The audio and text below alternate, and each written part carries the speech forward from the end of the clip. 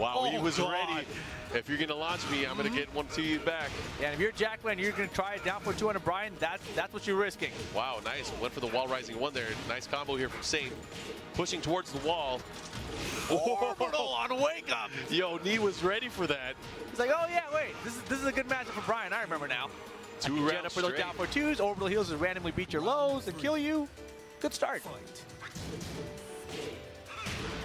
Forward 1 though. Can't count Saint out ever. Goes for the sidestep attack. Here comes the pressure. Oh my gosh, and another low parry from Knee. Again, once the stage transitions, no walls available. All right, nice shoulder combo at the end. Both players with rage. Rage drive is blocked. Look at this jab pressure here from Saint. Knee ducks the grab. He's looking for a low parry though, is what he's looking for. Got him with the second hit, did not commit. Oh my goodness! And he still got his rage drive available too. And this is an excellent battle of wills. Oh my goodness. He poked him out the air. I think he was going for that just in case he went for a low. Yeah, but instead he went with the mid there. Smart stuff from Saint. I mean, Knee obviously looking for those low parries. You saw him ducking multiple times. To do a low parry in Tekken, you have to hit down forward the stick, which puts you in a crouch state temporarily. Yeah, leaving you vulnerable as well. And that's, I think that's why he's using a lot of the jabs. I think he's trying to scout Ну out что, the ребят, orbital as скоро well. начнется. Yeah, a lot of down forward 1s here.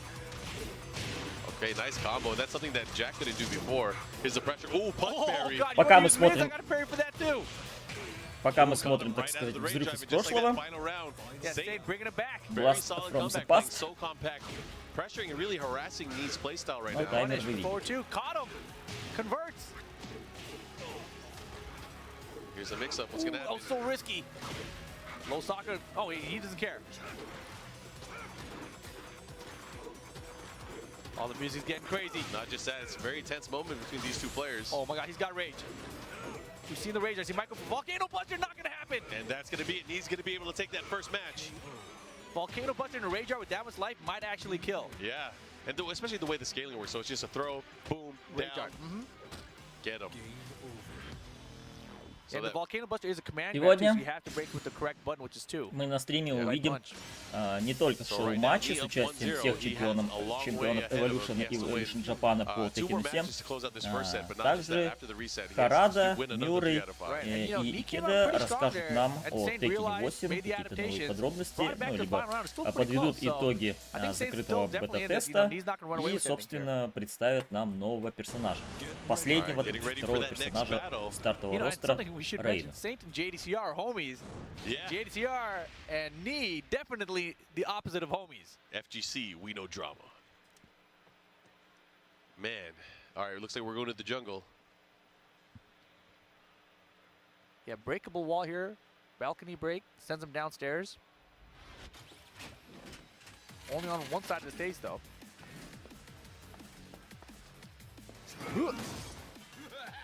All right, here we go. Knee versus Saint. Knee up 1-0 right now. Opening up the rounds with a nice jab flurry. МК-1 боевая лига, ну, так надо VPN подключать, либо DNS, либо прокси, одно из трех, потому что сервера Warner Bros. Блочат российские IP. VPN не помогает, значит другой VPN нужен. Пробуй другой VPN, либо пробуй прокси. Тоже разные надо пробовать. Надо понимать, что как бы, там не все способы работают. Причем, что интересно, с последним патчем, который ввел в игру Омнимена и который запустил второй сезон лиги, он там, короче, как-то какие-то коррективы внес, и я слышал жалобы о том, что у кого-то там отваливался комбат-лига отваливалась, у кого-то отваливалось, наоборот, вторжение. Ну, короче говоря, такое я слышал, так что, блин, тут только методом тыка надо искать метод.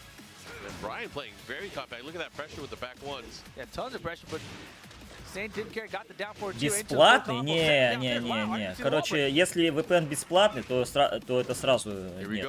То есть только платный VPN. Все бесплатные, ни один из бесплатных VPN,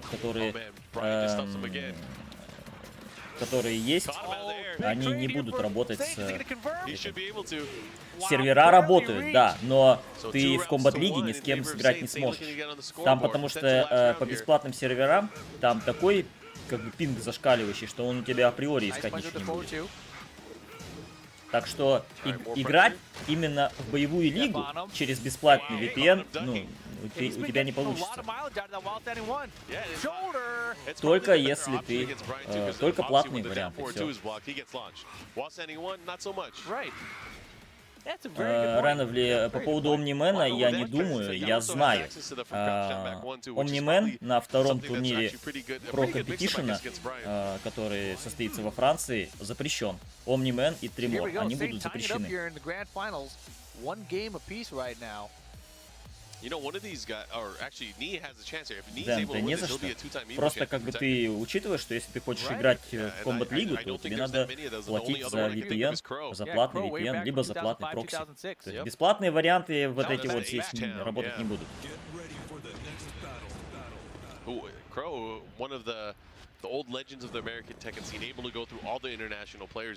Почему запрещено? Слишком, потому что он вышел совсем недавно. Еще времени не прошло. То есть, как правило, нужно, чтобы прошло где-то примерно минимум 3 недели для того, чтобы допускать персонажа на турниры. Вот. А поскольку Омнимен вышел совсем на днях, то, естественно, 3 недель еще не прошло, поэтому он пока не запрещен. Это стандартная турнирная практика.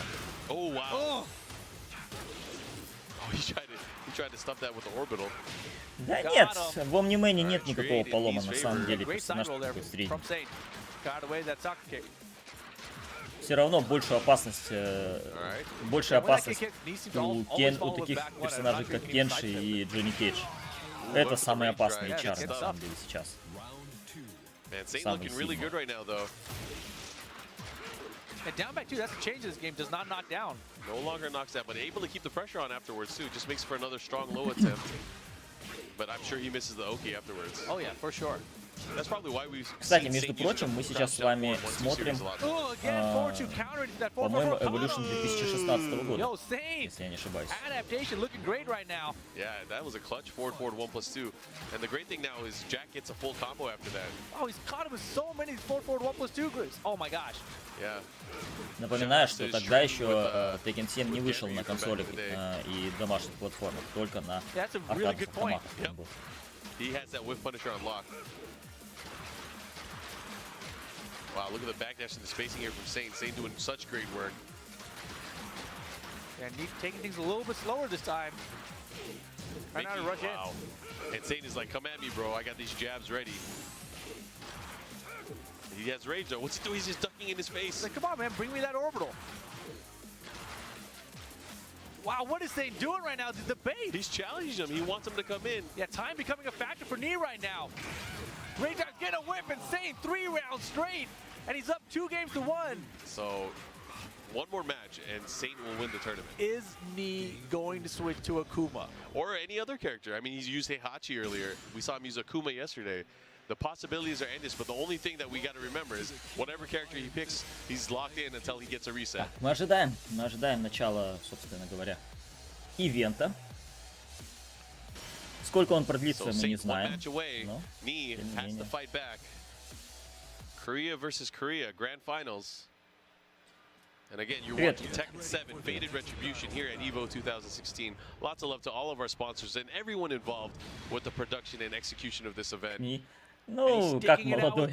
Он и на тот момент был не особо молодой. А сейчас он еще более не молодой. Brian versus Jack, potential last game of the tournament here. Knee trying to stay alive, Saint trying to become EVO champion. DLC, а DLC пока рано думать. Пусть сначала игру выпустят. А там уже дальше и DLC. Скорее всего, DLC персонажей нам представят, ну, или хотя бы одного, представят на январских финалах Tekken World Tour. I want to see what kind of adjustment Knee's going to make, because right now Knee is falling for whatever Satan is doing. Satan is just controlling the spacing game. I'd like to see more low soccer kicks. Yeah, and I mean, Jack can't really punish it that bad. It's hard to stop it coming in too, unless he's using forward two. Wow, and a rage art attempt? No. Wow, so yeah, uncharacteristic, right? We were thinking the same thing. Yeah, Like, I was gonna let you finish it. Why was he doing it? I mean, he's getting desperate. I think that's what this means. 4-4-2. I mean, he feels like he can't win with traditional Tekken right now. He's got to go to the new stuff.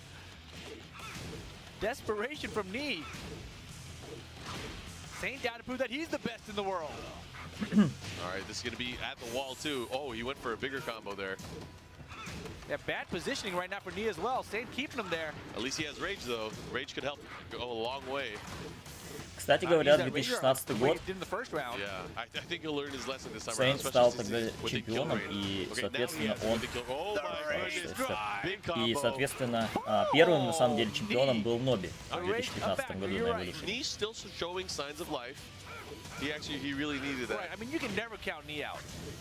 Вообще, я представляю, как много сложностей нужно преодолеть для того, чтобы в итоге привести аркадные автоматы в достаточном количестве по Tekken 7 на офлайн ивент. And Satan's such a surgeon with a lot of these moves that Jack has. Seemingly slower moves.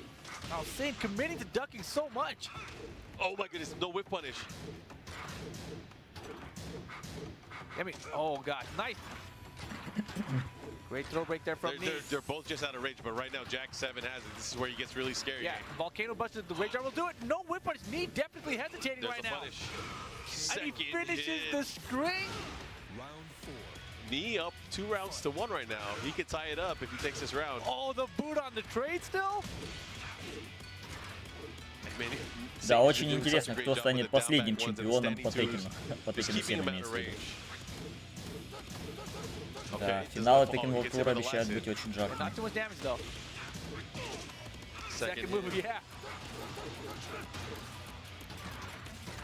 All right, both players looking for that final hit. Here comes Brian with Rage. Man, where's the soccer kicks? Wow, it's down the wire here. Oh, there it is, counter hit. Knee could be able to close it out here. He should be able to.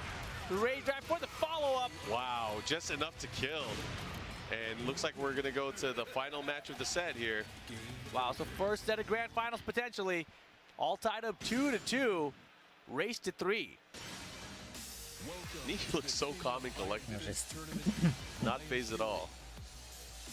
Да, на второй год аркадная версия там получила новое обновление и называлась уже Fated Distribution. All right, it's 2-2, and I believe Saint is going to stick to Jack. Yeah, most likely. I mean, it's been doing well for him. That last one was also very close. Да, какие тут могут быть ожидания по поводу Рейны? Но это будет фактически персонаж, которому отдадут большинство мувов Хейхачи. Я думаю, это совершенно очевидно.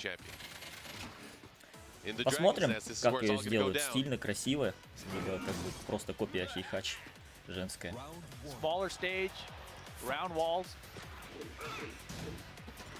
Сколько же у Хейхачи незаконно рожденных детей, интересно? То есть, вот, в Tekken 6 был Ларс, в Tekken 8 уже Рейна. Да, Retribution. Ну, не важно. Суть в том, что как бы они 2 года игру держали на аркадных автоматах, и вот после первого года, на второй год они выпустили ее в улучшенной версии, но тоже на аркадных автоматах. То есть допиливали только так.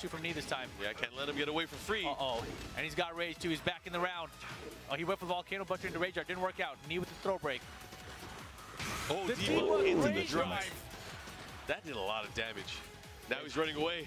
He's got the lead, 15 seconds about. Oh, and he stopped his rage drive attempt. And now Saint 2 more rounds. That's all he needs. Second hit again, getting so much mileage off of that move. Now Knee, slight disadvantage. Oh man, Saint has been using a lot of lows in this matchup so far. And he's got a huge lead for the second round. Needs a rage. Where's the punish? Yeah, could have had a jet upper after that as well. Oh man, again landing the from crouch. Again. Oh, counters the low stock kick, and he's got rage too.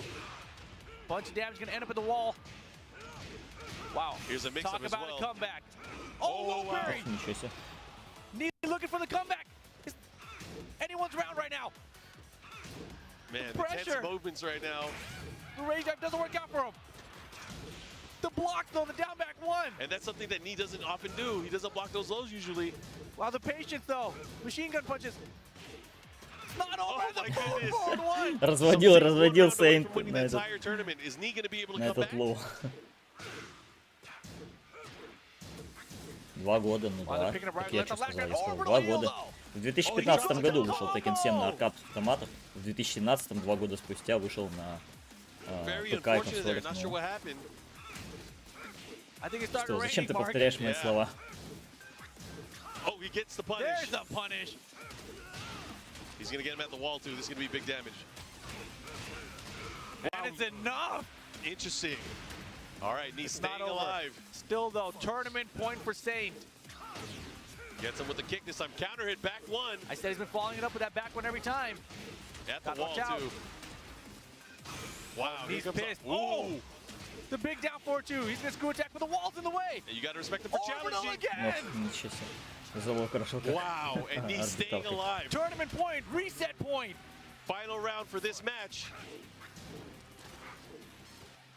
And oh man, look at Saint going for way more lows this time as well, pulling out the entire repertoire. And he has so much balls to use that Where's move. the punish?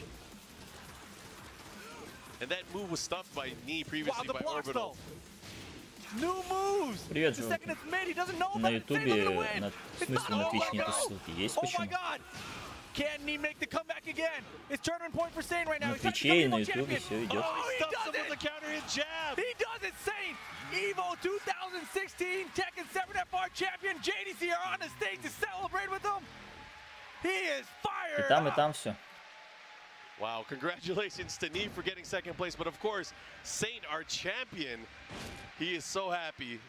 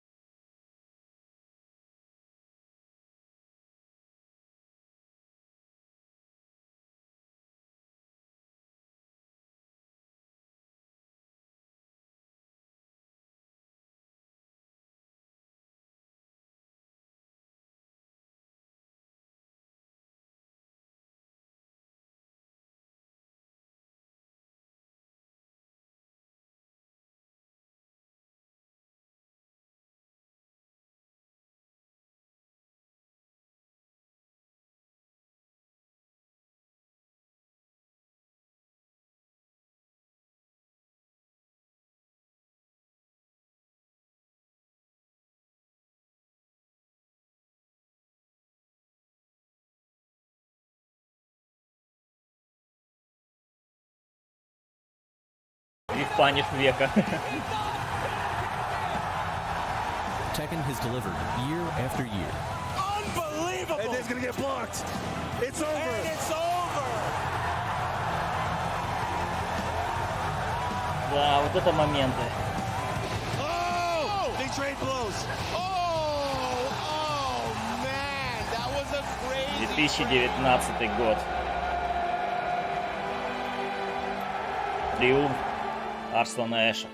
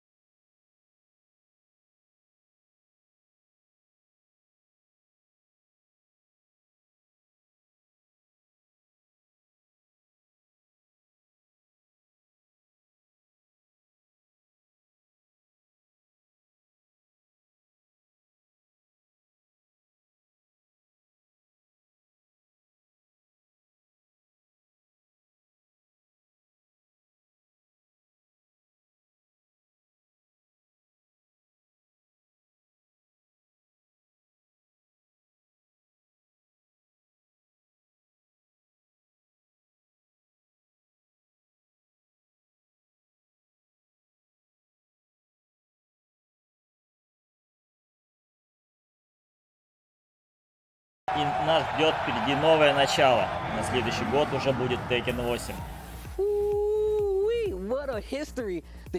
Эх, красивая, конечно, историческая справочка. Такая, ну, не столько историческая, сколько просто набор ностальгических эмоций, но клево было сделано.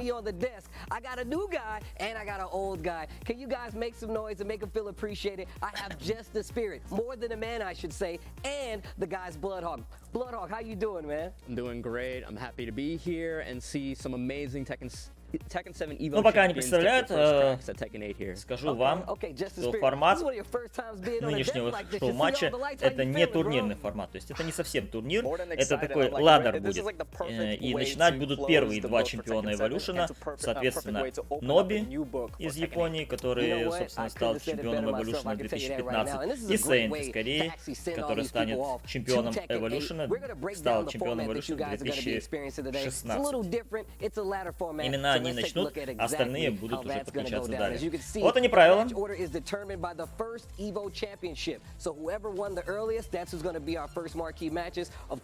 Каждый игрок выбирает 3 персонажа за матч, проигрывает, может сменить персонажа.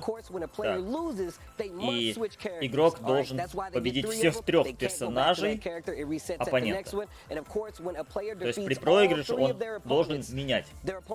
Обязан. И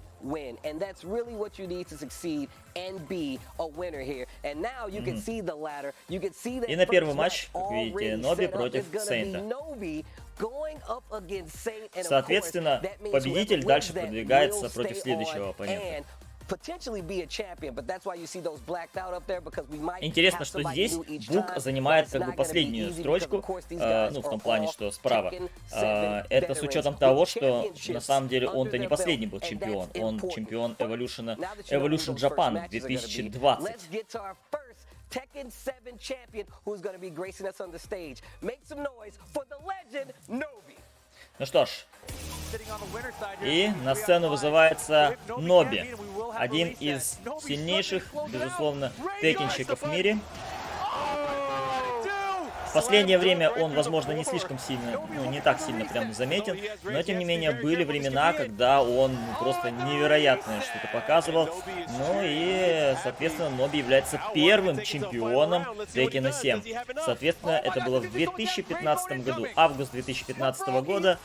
Evolution, первый Evolution по Tekken 7, еще на аркадных автоматах. И вы видите, Ноби выиграл этот самый турнир и этот самый Evolution 2015. Он был первым чемпионом.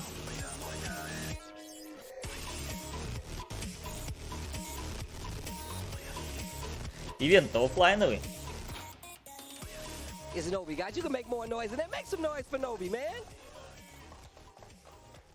Переводчик. Now, I got a couple of questions for Nobi before he gets to this game. Now, of course, we are going to Tekken 8. Are you ready to move from Tekken 7 to Tekken 8 now?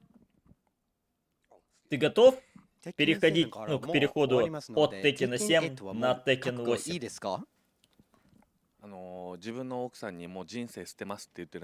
Только все только начинается.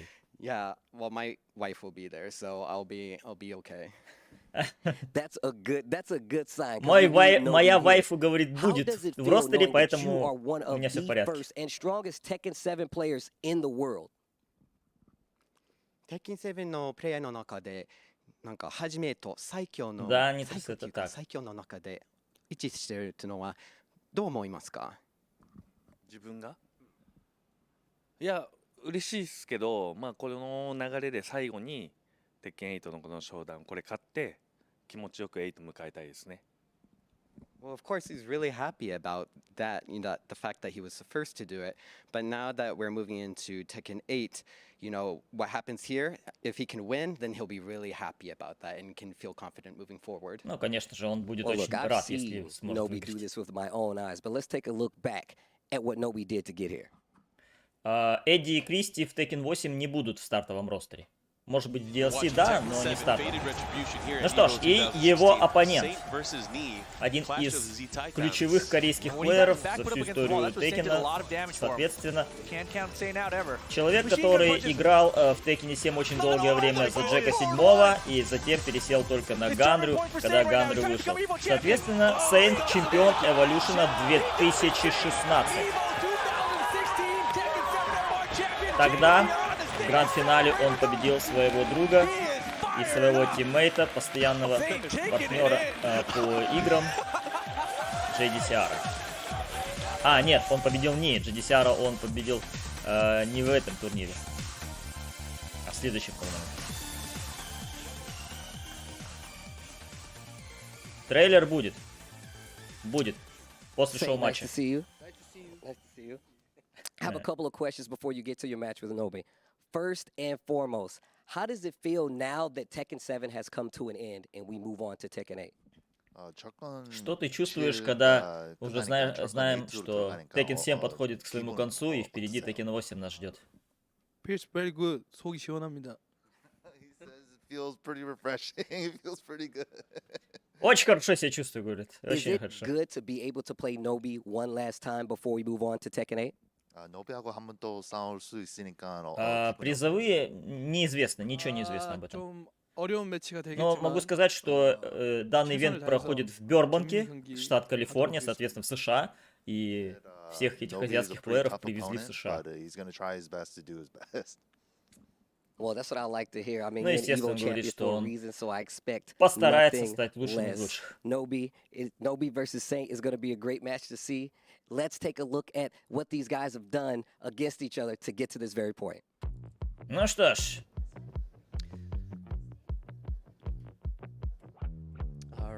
Так они уже встречались друг против друга в 2015 году. Тогда Ноби победил Сейнта 2-1. И, кстати, это был гранд-финал тогда.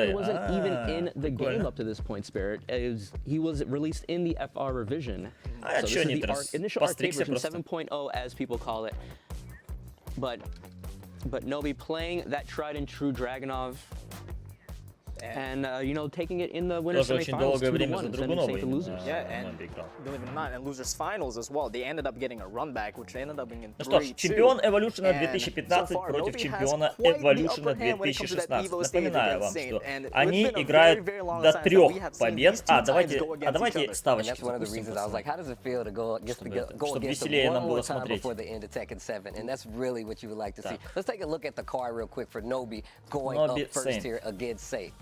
You see, still a young man, early 30s. Ну что ж, 32 года Ноби, не такой уж он старый, Нитрос. Входил в топ-8 на Эволюшене 2015, 2016, 2019 и этого года. Его оппонент, Сейнт, 35 лет из Южной Кореи, входил в топ-8 2015, 2016, 2017, Evolution Japan 18-19 и 23, чемпион Эволюшена 2016. А Evolution Japan не выиграл.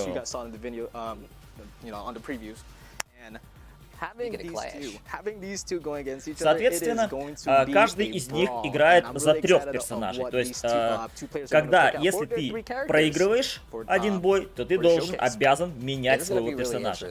Соответственно, таким образом, когда ты проиграешь всеми 3 персонажами, то ты выбываешь. Вот такой вот формат боя. Да, по сравнению со всеми остальными, Ноби-то еще молодой. Там-то, мне кажется, самый возрастной это Ни. Хотя фиг знает.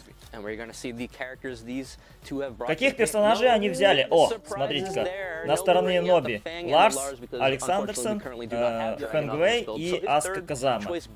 Сейнт берет Брайана Фьюри, Джека 8 и Маршала Ло. Вот так вот. Вот такой выбор. Но насчет Джека тут, конечно, не было вообще никакого сомнения. Наверное, они все-таки играют на бетке, которая была.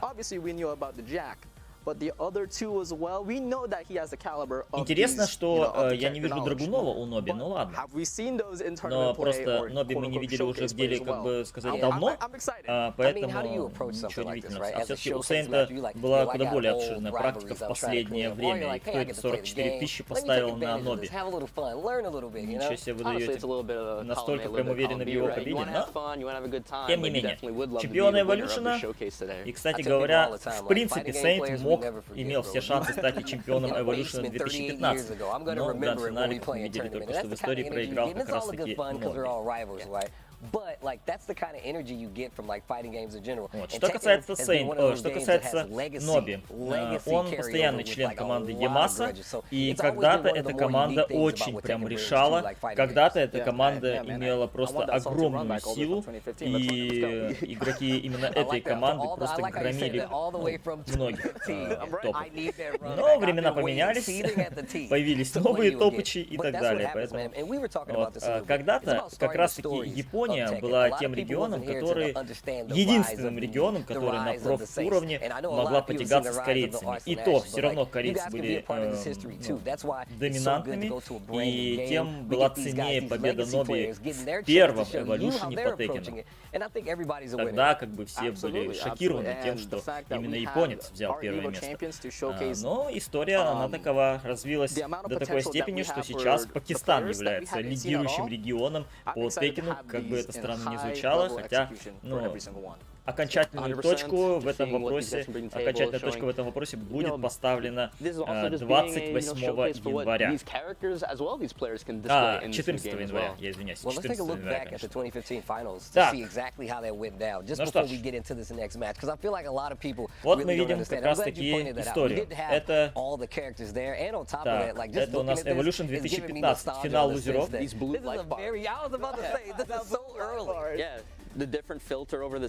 Ноби выбил Сейнта 3-2.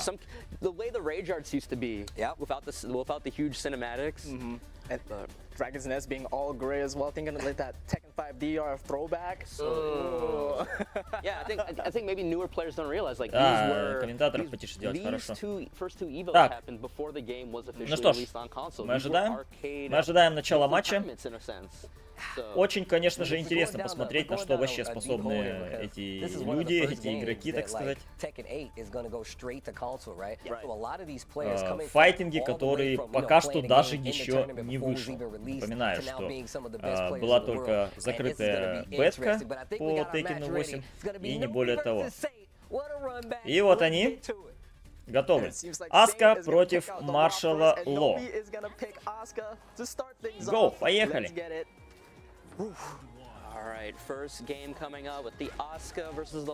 Первая игра. Оп, сразу же спэри начинает, Сильверсал начинает. Оп, найс лоу перри от Сейнта. Аматей, спасибо. Аматей, спасибо большое за 100 рублей. Спасибо за донат. Battlestain 4 и FF3 от Ноби. При помощи спешл мида D1 сбивает. Ох, какой трейд в пользу Ноби. Найс. Доконфермил. Хорошо. Так. Ой-ой-ой, ауру заряжает. Ну, по своему опыту могу сказать, что это не так уж и безопасно использовать эту ауру. Так, она дает дополнительный мув. Ой, Battlestain 4 хотел на оке. Так, активирует. Тихо, тихо. Но, смотрите, как Сейнт был осторожен, а. Хорош. Fighting back at the last instant, taking that first round. Nice down forward two by Saint. Remember, we now have tornado flips instead of screw, so it's a little 50 на 50, оп, поблочил Ноби этот лоу. Лоу слайд, и Battlestain 4 наказал. Все, поехали. А! Снова сбивает. О, как полез Ноби. Найс, достает Сейнт. Ага. Так, плюс. И на сайдстепе вправо поймал. Так. Так, хитбёрст надо заряжать. Нет. Ой-ой-ой-ой-ой. Мимо. 1-3. Наказывай. Ой, ох, на сайдстепе. Вроде бы отсайдстепил Ноби. Вот вроде бы, да, но все равно поймал Сейн. Так. Ох, еще мид. Плюсовый мув, судя по всему. Ой-ой-ой. Поехали, хит-энгейджер. Погнали. Так. 1+2 заходит от Ноби. Рисковый мув достаточно в данном случае, потому что он медленный. Ой-ой-ой, Васеньк 1+2 делает Ноби сейчас. Канкан хотел Ноби сделать, но сбивает его Сейнт. На самом деле, вот этот вот, вот эта аура, это достаточно опасная вещь, которая дополнительный мув Аски дает. Ну что ж, второго персонажа берет Ноби. Это у нас Фэнгвэй. Обратили внимание, что именно через хит Бёрст активировал хит Ноби. Но он, видите, пытается сыграть в Tekken 8, как в Tekken 7. То есть на те же сайдстепы. Нет, Нитрос, это не бесконечная арена. В Tekken 8 дело в том, что арены очень-очень большие, как правило. Но за редким исключением. Вот, например, вот эта вот арена небольшая. А так, есть очень большие арены. И вот мы видели вот ту арену, на которой они играли. Она не бесконечная, но очень большая. Так, хорошо. Окизема. Нет, не стал Окизема пихать. Он на плюсы свои много надеется. Ох, поднимается с киком Сейнт. Так, есть джепаниш. Ох, лоу. Пока что мы не видим, чтобы игроки прям так активно пользовались хит-системой. Могу сказать, что активация хита и просто держать активацию хита и не тратить ее на хит-смэш, хит-дэш, это тоже неплохая тактика. Просто потому что... Ой, как лоу пропускает. Просто потому что он дает дополнительный урон. Оп! Рейдшард! Бам! Все, арморчик сработал у Сейнта. Так, хит-таймер горит у Ноби. Хит активирует, хит-бёрст активирует Сейнт. Оп! Хит-энгейджер. Так, ой, хит-энгейджер, извиняюсь. Еще путаюсь немножко. Хит-дэш, конечно, не хит-энгейджер. Так.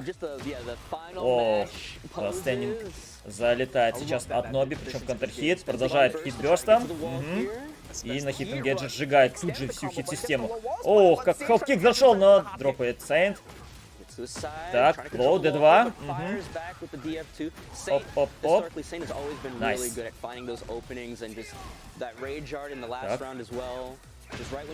Ага. Ловит Ноби. Окей, Зема гейм. Лоу. Оп-оп.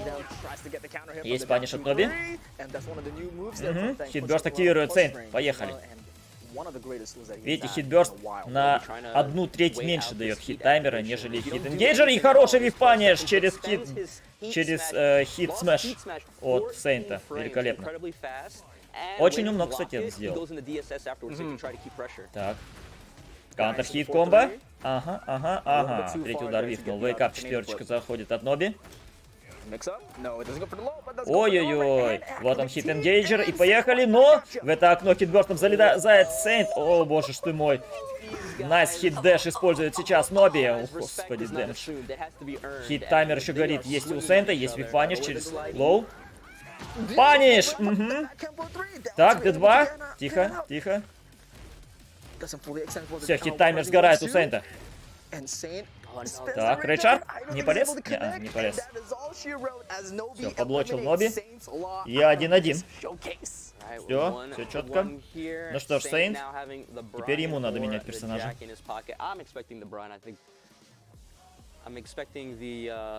Так, кто у него там второй? Брайан. Брайан Фьюри. Джека оставил на вкусненькое, на сладкое.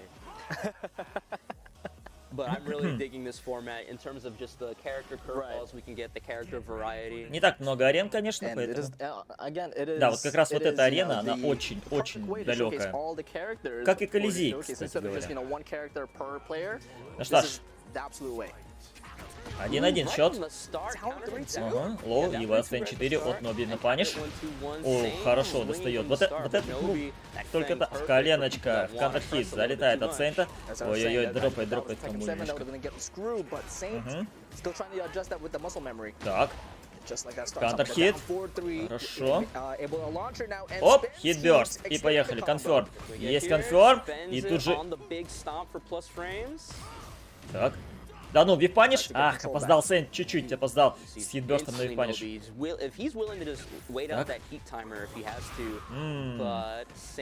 Окей. С орбиталочки начинает Сейнт. В наглую пихает. Джеб-джеб, паниш. Оп! Найс. Каждый раз контр-хит заходит Ноби. Так. Локоть в контрхит, вейкап 4. Чуть-чуть дропает Сейнт комбо. Оу, биг кантер. Так, лоу D4. Тихо. Хит есть у обоих. И вот он хитбёрст активирует. Так. Но все равно спокойно Сейнт дожимает. Пик. О, господи, орбиталочка на старте сразу же от Сейнта. Окей.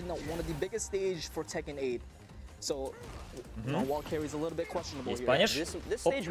Ой-ой-ой-ой, дебаггер заходит от Ноби в контрхит плечом. И хитбёрстом продолжает. Ах, господи. Вифнул и наказал хит-энгейджером Сейнт. Так. Плюс от хит-смэша. Хит-смэш на блоке всегда дает плюс. Ну, либо всегда, либо в большинстве случаев. 2-1. В пользу Сейнта.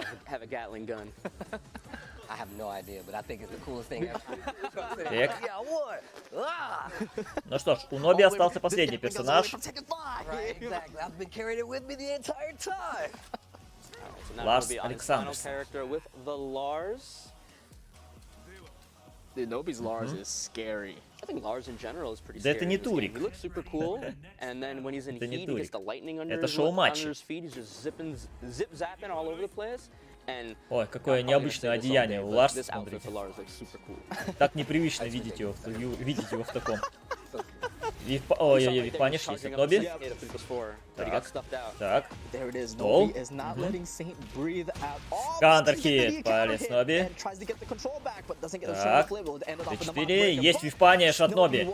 Хорошо. И хит-бёрст. И хит-смэш можно стащить. Даже не понадобился хит-смэш сейчас. Он на самом деле мог, в принципе, сделать хит-бёрст, там, комбу элементарную хит-смэш, и этого бы хватило. Так, меняет свой таунт Сейнт. Есть вип-паниш. Чуть не рассчитана дистанция. Наказывай! Эх, опоздал с наказанием Сейнт. Так, плюс. Джеб-джеб, лоу.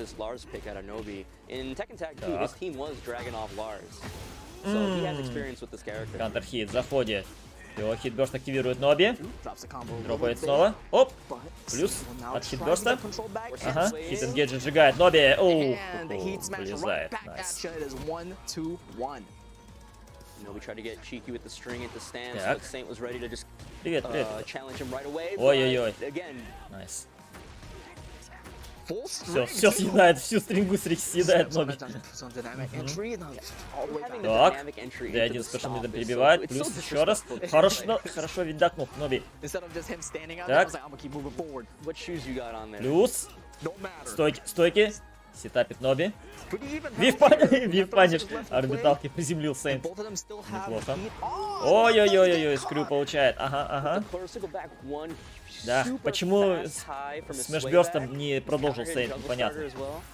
На сайдстепе ловит. И, да, есть хитбёрст уже от Ноби. Вив-паниш, машинган панч от Сейнта. Налетел.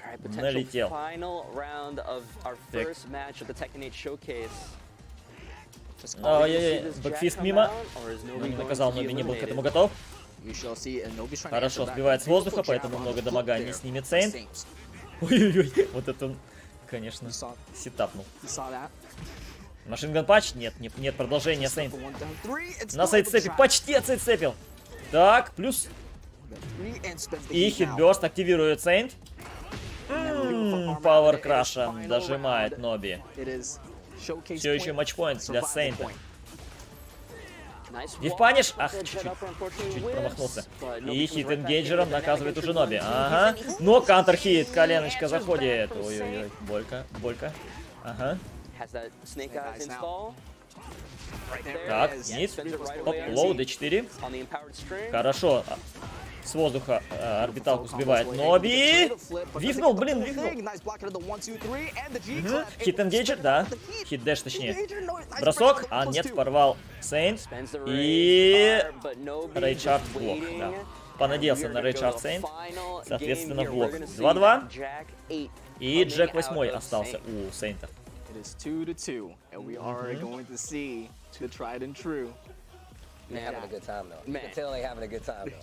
Интересно, кто-нибудь из игроков нам сегодня покажет Азусену? Вот ведь вопрос. No, it's getting tense right now. And they having so much fun. You can actually hear them like laughing and having a good time playing the game. That's a good sign already. But now we get the Jack versus the Lars. Так. New Jack 8 redesign, getting сразу начинает Сейнт. С этого лаунчера, вау. Ой-ой-ой, валаник.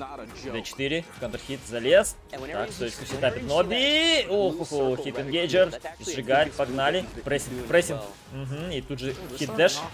Хит-дэш, обратите внимание, он отдал именно на прессинг, а не на то, чтобы продолжить комбо. Хорошо. Найс. Вот это... То есть, короче, у Джека, получается, хит-энгейджер является Перри. Ну, не Перри, а реверс. Так, но прессинг от Ноби. И вив-паниш есть. Лоу заходит. И это матчпоинт уже для Ноби. Да, как повернулась игра-то, а? Так. Оп, кантер-хит. И конферм через хит-дэш. Конферм через хит-бёрст, извиняюсь. Так. Пауэркраш сбивает при помощи лоу Ноби. Прессинг. Ой-ой-ой, хит-энгейджер, поехали. Хит-дэшем врывается Сейнт. Так. Лоу. И таким образом Ноби забирает этот бой. 3-2. Ух, как близко это было. Но с Джеком у него не возникло проблем, прямо скажем. С Джеком он так неплохо справился. Ну что ж, Сейнт таким образом вылетает, я понимаю. И Ноби ждет следующий оппонент. any hesitation of his GDR, decisions, по-моему, да? and Там картинку-то изначально показали. just kept it in your face, like rain zero at all times. No, it's one of those Высокий things that, тир. like, you really see. That's kind of like a matchup thing. Нет, Right? Lars потому is что known for, like, еще keeping нет it close. никаких And if тиров, you give him that потому space что where he игры kinda, еще like, нету. abuses quick lows in his stance, Когда Рейну dynamic entry, должны you показать. really По gonna get, like, окончании kinda шоу-матча overwhelmed, right? And Jack выступит is a star who's Харада, having a harder Кацухира, time Майкл dealing with that Мюррей kind of и pressure Икеда, anyway. I mean, расскажут obviously, he что-то has, про like, his Tekken moments 8 and еще, stuff like that to потом kinda deal with it, but once again, расскажет the об game's not out итогах yet. You gotta let him play, folks. You gotta let him learn. закрытого Sure, бета-теста, upcoming times, things и are потом going to уже в change. конце покажут Рейна. I mean, I Сколько guess все это we'll see, продлится, right? I mean, but неизвестно. that's one of the things that happens. We got a brand new game. There's a new engine to learn. Like, you have to take advantage of new stuff. Like, just knowing how, like, down 4-2 works with Jack now. It's a different move now. So even, like, committing to it in, like, certain situations really does change how you approach it. And it's going to take time for players to get used to it. Yeah, you see right there the result of 3-2? our first match of the day, 3-2 in the favor of Nobi, and we're gonna get some highlights here. The first match, the Asuka from Nobi versus the Law. And that law was a sight to see as well. Yeah, surprising. And then the Fang coming up against the Law, bringing it to 1-1.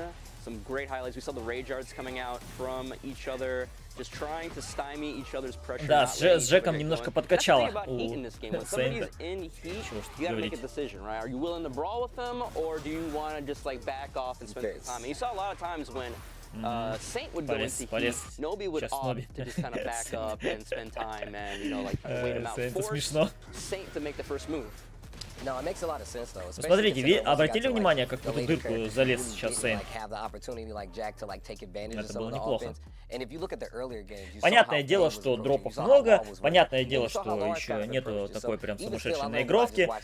Надо учитывать тот факт, что игры-то еще толком нету, то есть это всего лишь бета-версия. Но тем не менее, примерно мы можем уже оценить игру профессиональных игроков, которые там готовились, условно говоря, несколько дней. What's up, everybody? We just ended the first set of our EVO Tekken 8 showcase. Congratulations to Nobi, and unfortunately for Saint, that means your run here at the tournament is done. I gotta say, your law was very impressive. How do you feel about playing that first match? 그 첫 번째 매치 기분을 어떻게 생각해? Твои чувства от этого 먼저 матча? 첫 번째 패배자가 된 걸 굉장히 영광스럽게 생각하고, 그리고 못할 줄 알았는데 캐릭터를 전혀 다를 줄 모르는데 두 판을 이겨가지고 저는 이길 줄 알았는데 잭을 너무 못해가지고 전 세계에 있는 잭 팬 여러분들께 죄송한 마음을 가지고 있습니다. He said, I did better with the other two characters than Jack at the end. And he's like, I want to make an apology to all the Jack players out there for putting on such a bad showcase with the character. But he was like, yeah, I haven't really played too much Law or Brian, but you did better than expected with those two than Jack. I will say it was very entertaining. So I do want to ask you one last question. Before we let you go, do you have a message for the community? Anything that you want to say to the Tekken fans that are watching? Господи, месседж твой текинскому комьюнити. 참 오랫동안 이 게임을 했는데 여전히 재밌고 철권 8은 철권 7보다 더 확장되고 더 폭넓은 재미가 있는 게임이니까 많은 분들이 지켜봐 주셨으면 좋겠고 널리 퍼져서 좀 더 많은 사람들이 유입돼서 좀 다양한 더 많은 컨텐츠들이 나왔으면 좋겠습니다. He said that with Tekken 7 ending, Tekken 7's been so good, but they've added a lot more stuff to make 8 very exciting. So he hopes to see the scene keep growing and more like different countries to join into the fray and all that stuff as well. Он надеется, что Tekken 8 покажет не меньший результат, чем Tekken, а Tekken 8 покажет не лучший, лучший, наоборот, результат, чем Tekken 7. И, соответственно, мы увидим, что большее количество стран все-таки будут участвовать в Текене и поддерживать Tekken 8 и так далее, что он очень взволнован. В хорошем смысле. It's Steve explaining. We're going to start with Claudio, and we have 20 seconds. Что это? Стив объясняет. To talk about Claudio. Oh, you already started? All right. Claudio, one of the archers of Sirius, was introduced in Tekken 7 and was actually contacted by Heihachi and the Mishima Zaibatsu because he wanted to capture Короче, цель Клаудио — это ген дьявола Devil Jin, соответственно, он появился в Tekken 6, он помогал Хейхачи, но, как удивительно, Хейхачи его кинул в итоге. Между прочим, он потом в Tekken 8 он работает вместе с Лин Сяою, ну, помогает ей. Ну что ж, Ноби встретится против JDCR.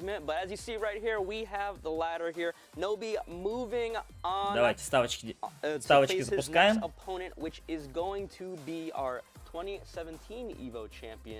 JDCR чемпион Evolution 2017, ни много ни мало.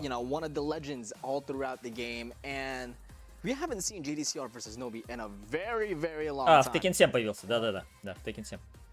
Now that we have one of our champions already eliminated, it's time to go to the next ladder match. Our next EVO Tekken 7 champion coming up will be JDCR. Ну что ж, следующий чемпион Evolution. Чемпион Evolution 2017. JDCR.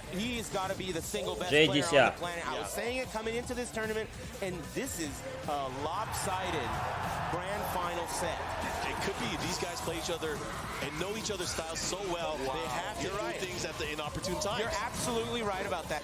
Not looking good, but one more hit could end it. He's in rage.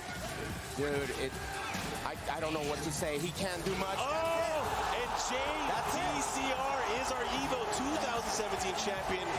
JDCR manages to pull through and win his very first championship for Tekken 7.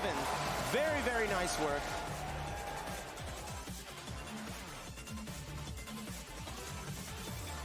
Извечный друг и противник Сейнта.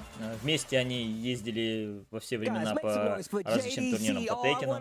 EVO Tekken 7 champions gracing us here with our presence. Now, with his presence, excuse me. Now, I have a couple of questions before you sit down and you get to play Nobi. One of my first questions for you.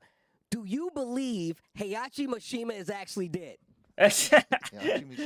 Просто он за Хейхачи играл еще же. Ты веришь, что Хейхачи действительно мертв? Говорит, что нет, конечно же нет. I would like to know, how does it feel now that Tekken 7 has ended and Tekken 8 is the next game? Are you prepared? Tekken 7 끝나니까 Tekken의 기분이 어떤지 생각이 어떤지. Yeah, I'm really looking forward to Tekken 8 because it's not only about like fighting game. I mean, there are so many content like lobby, and then you have like customized, right? I mean, I think it's gonna be so much like we can enjoy more with different many kind of content online. So I'm really looking forward to it. I like that. Looking forward to Tekken 8 like everybody else is. Ну, понятно, что он еще может сказать про Tekken 8. Понятно, что все его ждут. Let's take a look at the history between these two players, why they get situated. Ну что ж, 34 года JDCR. Вот. Попадал в топ-8 на EVO 2017-2018, в топ-8 Evolution Japan не попадал никогда, ну и победитель Evolution 2017, соответственно. Между прочим, это был первый год, когда Tekken 7 вышел, когда Tekken 7 проводился уже непосредственно на консолях, а не на аркадных автоматах на Evolution. Тогда это было большое дело, все ждали этого Tekken 7 на ПК и консолях как манну небесную. Играет он, смотрите-ка, Мастер Рейвен, Брайан Фьюри и Джек. То есть два персонажа у него, в принципе, совпадают. А на этот бой Ноби берет Пола Феникса, кстати. Пенга, Пола и Ларса. Слегка изменил свою команду.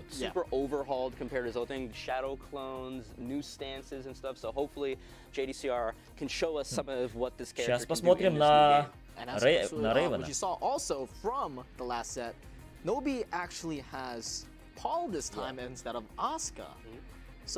Видите, как-то Аска не сыграла в предыдущем бою.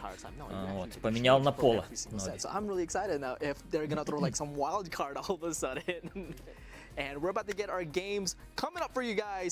Nobi versus JDCR. Let's get it.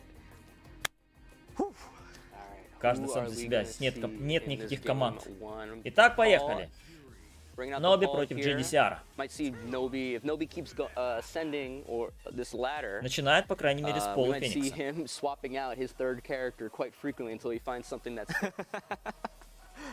That's a fair point. That's a fair point. But again, we saw Nobi picking up the Paul first, and JDCR поехали. with Brian. Yeah, we saw Saint showing off a little bit of what Brian can do here. Ох, какая стильная красная курточка кожаная у Пола. Let it rock, let it rock. Оп! Сюжетная завязочка. Нормально. И поехали. Так, стоечку отменил Ноби. И машинган панчем встречает JDCR. Ух, низ вперед 2. Наталкивается на этот мув JDCR. Ага, и Dead Fist. Ой-ой-ой, лоу в контрхит. Хорошо. Так. Еще один лоу заходит в трейд. Причем в пользу Ноби. Так, ой, хит-энгейджер от Ноби. Так, видите, хит-энгейджер, один из хит-энгейджеров у него это реверсал.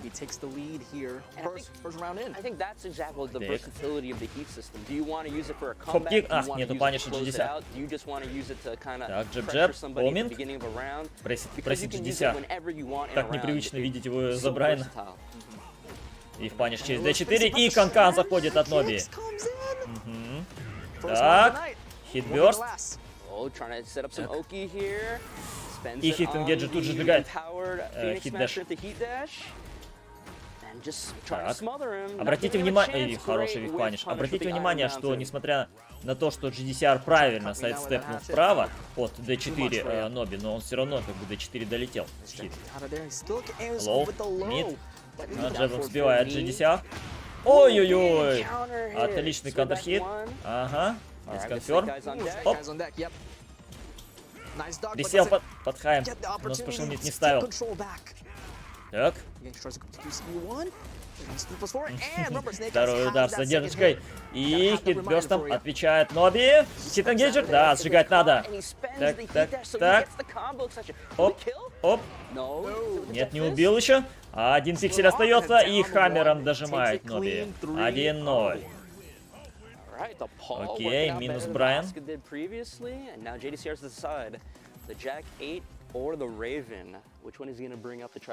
Ну что ж. Рейвен? Нет. Джек. Для начала. Стильно Джек выглядит. All right, first time today we're going to be seeing the Sanctum stage. Dude, this stage is sick. I love this stage so much. I love it. It's just, hey, here's a wall break. Here's another wall break. Yeah, I like the little, I don't even know, are those fireflies or those like will-o-wisp spirits? It's just like, just them fluttering around. О, сразу же прессинг начинает JDCR. Стом. Присел. Так. Есть паниш от Ноби. О, зарядил на полную сейчас JDCR. И вихнул. Вив-паниш через низ вперед 2 от Ноби. Хорош, стеночка. Ай-яй-яй, не проламывает он стенку. Хитбёрст активирует. Лоу заходит, причем так опасно заходил.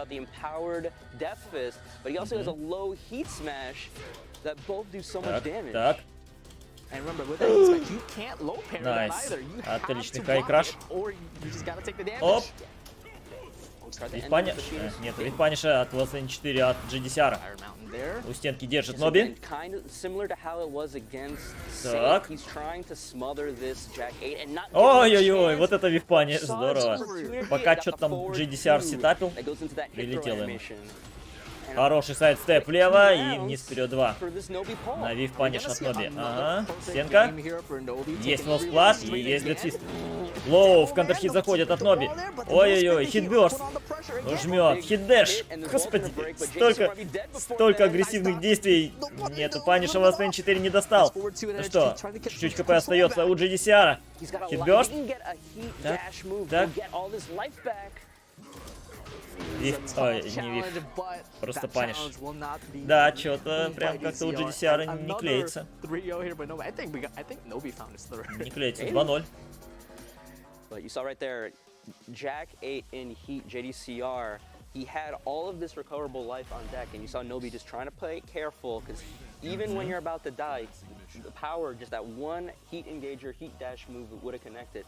So much life, JDCR would have put himself. Ну и последний персонаж остался у GDCR, это Рейвен. Вот сейчас посмотрим, на что он способен за Рейвена. Возвращение Рейвен, напоминаю, что Рейвен впервые появился в Теккене 6, но затем в Tekken 7 его уже не было. То есть его заменил мастер Рейвен. Паниш, у вас N4 есть. Оп. О, господи. Влетает сразу же хит-энгейджером, и тут же этот хит-энгейджер тратит на хит-смэш. Поехали, шадоу-клоны от GDCR, у Рейвена. Так, есть паниш. Ага, лоу заходит. Господи, вот это прессит. Запрессил уже этими клонами GDCR. Ноби там слегка потерялся. Так, коммент. Оп, оп. Мид. Но мне кажется, Ноби там поторопился свой хит-таймер потратить. Ах, так, ну и хотел прям на лаунчер наказать GDCR, но... Фолминент, ага, заходит на хит-энгейджер, жмет, и хит-таймер потратил там. Но раунд забирает Ноби. Вау, вот это лаунчер. Красиво. Джеб, ага. Нету паниша у вас на 4. Но лоу заходит, тем не менее, от Ноби. Еще. Так. Ой-ой-ой-ой-ой. Пускает Ноби. Так. И активирует свой хитбёрст. Ах, убивай, блин, не достал. Ну, вы посмотрите, он хит-смэш просто всадил все, что было на хит-смэше. Жесть. Еще раунд вытаскивает GDCR. Ох, биг лаунчер заходит от Ноби. Ага, на стенку положит. Дефист. Не стал. Но это так тоже неплохо. И хит-энгейджер заходит. Лоу, хит-смэш. О, боже мой, какой кошмар. Сколько дэмэджа сносит сейчас Ноби за один эпизод. И хит-энгейджер в ответочку от GDCR. Ага, и вы посмотрите, сколько хп он себе восстановил за счет этого. За счет активации хит-таймера. Хаммер. Так, ой, в хит попадает. И... Паниш! Вау! Как набейтил GDCR! Как же он набейтил! Из пикселя вытаскивает этот бой. 2-1. Ёпта мать. Как близко-то это было, а? Так. Ну что ж, Ларса. Ларса берет на второго персонажа Ноби. Жестко это было.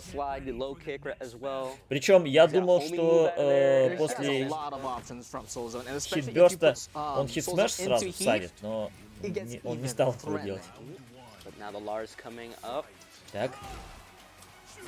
Лоу. Угу. Подъезжает слайдом.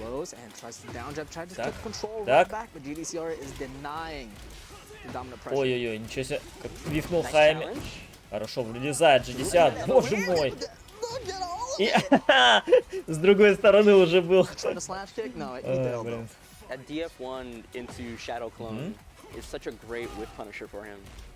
Наказывает? Нет, у вас тренинга 4. Ой-ой-ой. Ничего себе, влазит как Ноби.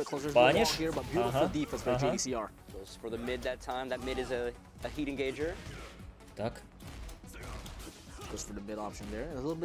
Использует этот команд дэш. Ноби. Ой-ой-ой, хит-энгейджер заходит. Плюс. Куда полез? Ага.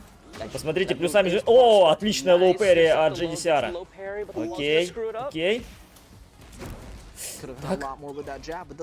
Хит-таймера больше нету у Ноби.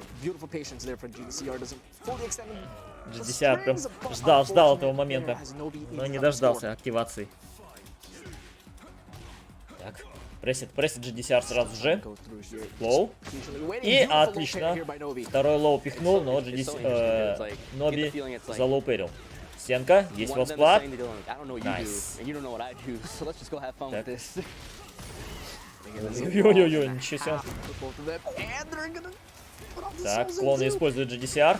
Угу.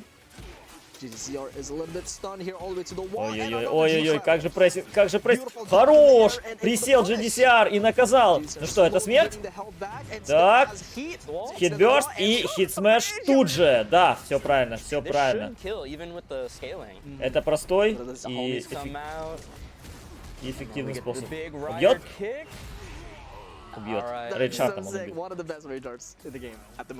То есть хитбёрст, рейдшарт. А не хитбёрст, хитсмэш. Дело в том, что хитбёрст, хитсмэш не снимает много урона, прям, поэтому он, видите, по максимуму рейдшарт пихнул просто. Виф, ну и наказал Ноби. Угу, плюс. Ой, на сайдстепе поймал виф паниш. Виф паниш от GDCR. Стеночку впечатывает, хорошо. Ой-ой-ой, пауэркраш пихнул, но однако был готов Ноби.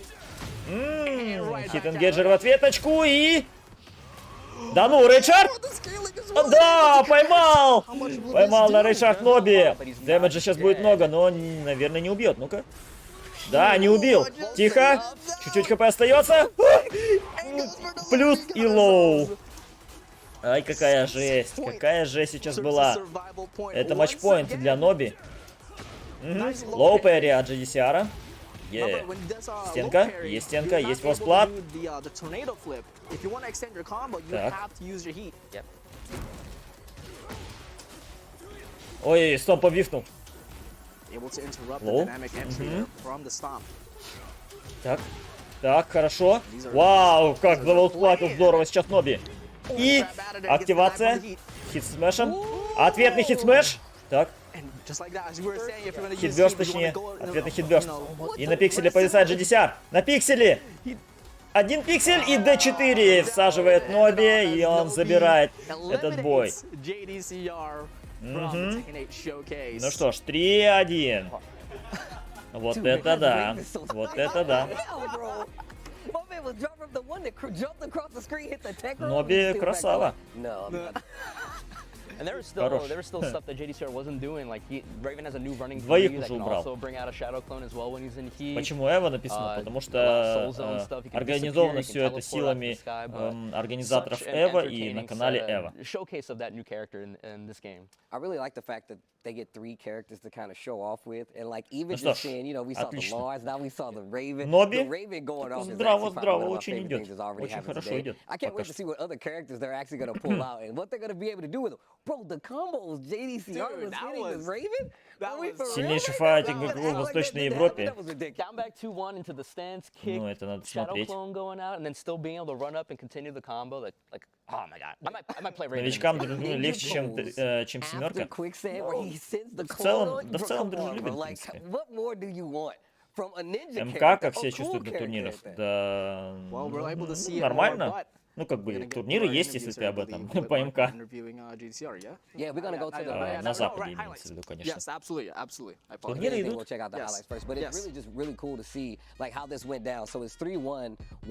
И, что интересно, GDCR был очень близок к тому, чтобы сделать счет 2-2. То есть, в принципе, Рейвен отлично здесь сыграл. Дочку покажут только после всего, в самом конце. Тут еще будет выступление Харада. Games, and then, you know, basically Nobi had a comfortable 3 characters to try and figure out this Raven against, and it worked out for him. That's a feels good moment right there. Честно говоря, я не ожидал от Ноби такой прыти, что он аж двоих сразу уберет корейцев. Это интересно. You talking about the quicksand, and then he gets the stance into the sliding low. It's like this character is like overhauled from his previous version. Привет, Михак. Нет, это не турнир, это шоу-матч. Это шоу-матч, который устраивает, собственно, Namco Bandai с участием 7 чемпионов Evolution на Tekken 7. По Tekken 7. Соответственно, они просто нам показывают шоу-матч такой, который проходит в офлайне, в Калифорнии, в городе Бербанк. Так что вот так вот. Это официальное мероприятие, если как бы ты об этом. Ну что ж, интервью GDCR. As he moves on in the ladder here at the EVO Tekken 8 showcase, I have JDCR with me. Unfortunately, you will be done for the competition. Talk to me. How did you feel about that matchup? Что ты чувствуешь с этим матчапом? My Jack is trash. And then, yeah, actually it was a little nervous, you know, like everybody practiced, but play on a like stage like this, it was nervous, but really fun experience. Well, I'm glad that you had fun. It was Интересный nice to see your экспириенс, reunion говорит, with your опыт, old main но character, волнение, конечно, Raven. сказывалось. I got to ask you again, do you have a message then for the Tekken fans as you go into Tekken 8? Is there anything that you want to say to all the fans that are watching at home? Tekken 8 is so much different than Tekken 7. The one thing, again, what I really like about Tekken 8 is that we got again so many content like ghost battle, lobby, customize. It's amazing, and then also the game system is super interesting. That you have like hit, right? So I think there will be a lot of like strategies, and then depends on the players, and then so yeah, it's gonna be interesting Tekken. Говорит, что Tekken 8 интересен, действительно, говорит, что много контента и переработанная механика, что вот на этом хите много чего основано, так что, говорит, в целом, но он доволен типа игрой. This time, Steve's playing it. We're talking about Yoshimitsu, one of the Что ж, OG говорит, characters поговорим о for quite Йошимитсу. some time. Let's start it. Yoshimitsu came into the game as what it said in my manual. He's a space ninja. Now, of course, he has been in every game since then. Каждой игре серии but he's он part был. of the Manji Party, which actually does these Robin Hood-esque kind of heists, steal and give to the poor. They've actually robbed the Zaibatsu quite a few times. Yoshimitsu's definitely going through some trials and tribulations, though, because he's got a sword that's obviously trying to take him over, that takes out the ill will spirits that he's currently taking down as a good guy, and he knows Dr. Boskanovich, and that is Steve Splainen. Ну и, конечно же, связь с доктором Босконовичем, ну, потому что фактически именно Босконович сделал, оживил, так сказать, этого ниндзя. Да, дизайн Йошимитсу классный. В отличие от 7-й части, где ему эти тентакли на бошку посадили, непонятно вообще нахер надо, а здесь они сделали реально нормального персонажа. Выглядит он классно, то есть, вот вообще говоря, вот лично у меня к дизайну Tekken 8 нет никаких претензий, они здорово сделали. Ну что, друзья, третьим соперником для Ноби станет Ни. Так что делайте ваши ставки. Ни, ни много ни мало, чемпион Evolution 2022, чемпион Evolution Japan 2018, чемпион Evolution по Tekken Tag Tournament 2 2013. То есть фактически он трехкратный чемпион Evolution, если брать, ну, как бы, в том числе и EVO Japan. Один из самых, так сказать, титулованных текенщиков, один из самых старых вообще игроков в Tekken.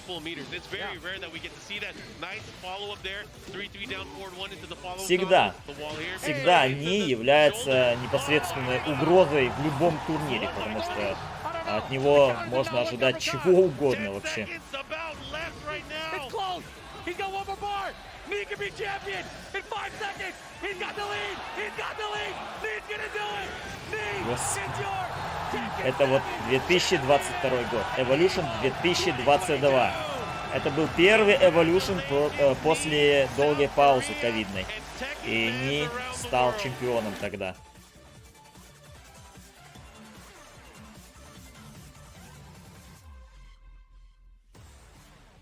Человек, который выиграл крайне огромное количество турниров, но у него нет в копилке трофея, который он всей душой хочет. Кубка чемпиона Tekken World Tour. У него его нет.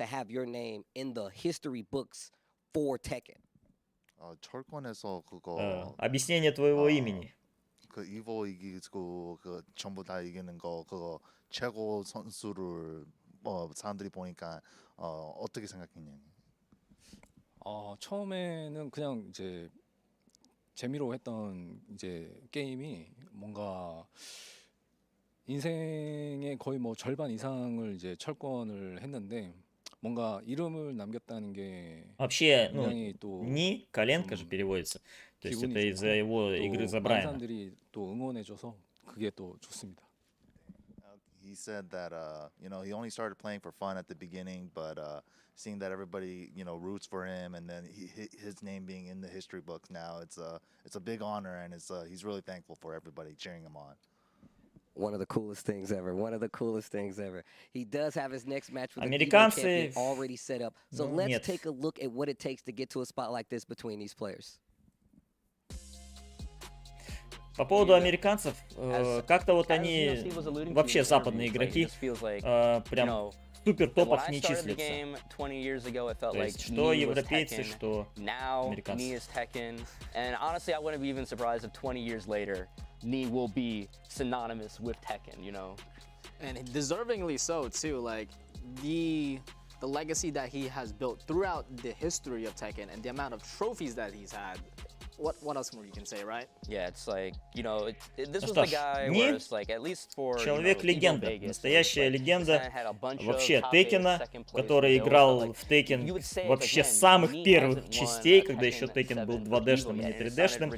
То есть он всегда, постоянно, это настоящий фанатик, знаете, есть фанатики настоящие своего дела, там, они можно отнести к фанатикам Текена. Он просто в этом плане повернутый на всю голову, потому что он всегда единственное его увлечение на все времена — это Tekken. 38 лет человеку, 4 года он заходил в топ-8, 2016, 17, 19, 22, чемпион Evolution Japan 2018, кстати, это был первый вообще Evolution Japan в истории, и чемпион Evolution 2022. Также здесь не указывает, но он также был чемпионом Evolution 2013 по Tekken Tag Tournament 2.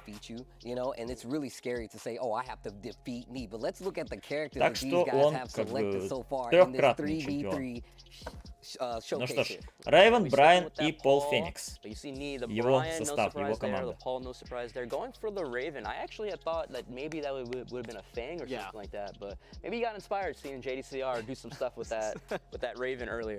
I just want to see more Raven now. Like I actually just want to see a lot more Raven. Not complaining at all. But yeah, as we were saying, we know Neve to have the plethora of characters. You know, every tournament he will always Конечно же, Ни, yeah. как правило, на всех турнирах занимает какие-то топовые места. Ну, как правило, за редким исключением. Другое дело, что, конечно, порой его матчи разворачиваются каким-то самым драматическим образом. Причем это бывало на многих турнирах.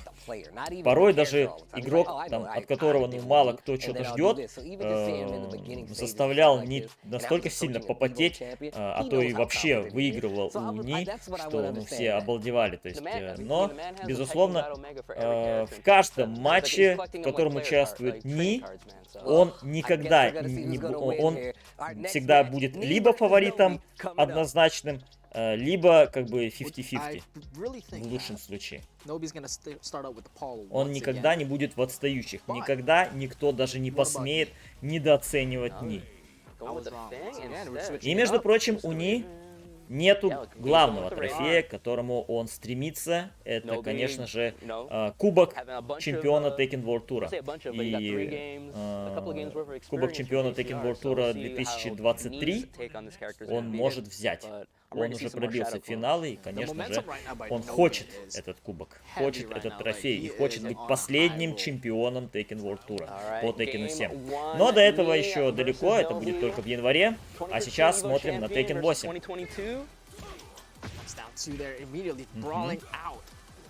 Лоу, мид, ага. Так, с Рейвена, кстати, начинает Ни, что интересно. D2, так, на сейстепе ловит, ой-ой-ой, хорошо, лаунчер всаживает Ни, так, найс, ай-яй-яй, чуть-чуть задропал, так. Да-да-да, это гарантия. Когда стойку поменял. Угу. И хит-энгейджер активирует Ни. Так, хит-бёрст в ответочку. Так. Опасная ситуация, да. И тут уже дальше хит-дэш, скорее всего, был бы, если бы попал в блок.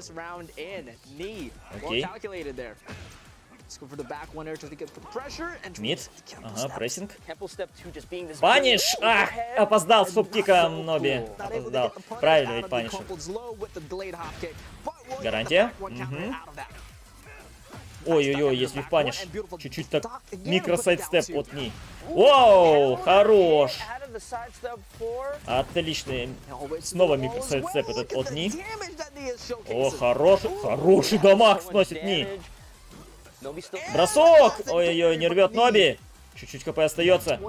Так, хитбёрст.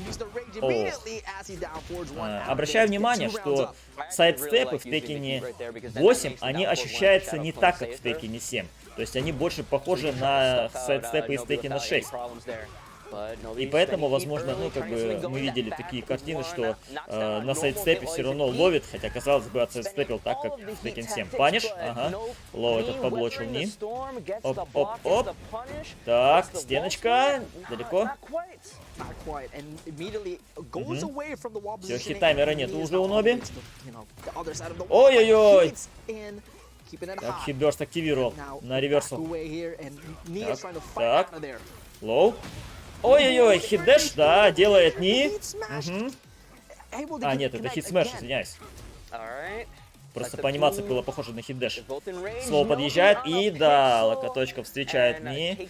Очень уверенная первая игра, 1-0. Однако.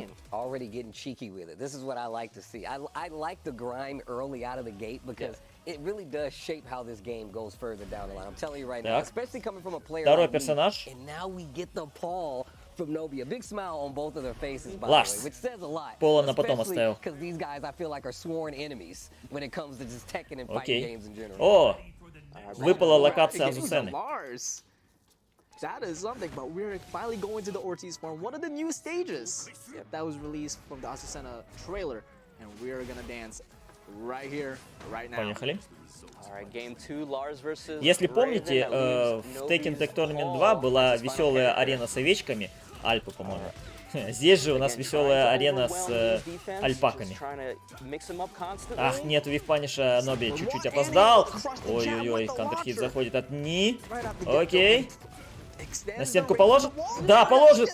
Ах, но не доконфернул, к сожалению. О, волстейни 2. Так.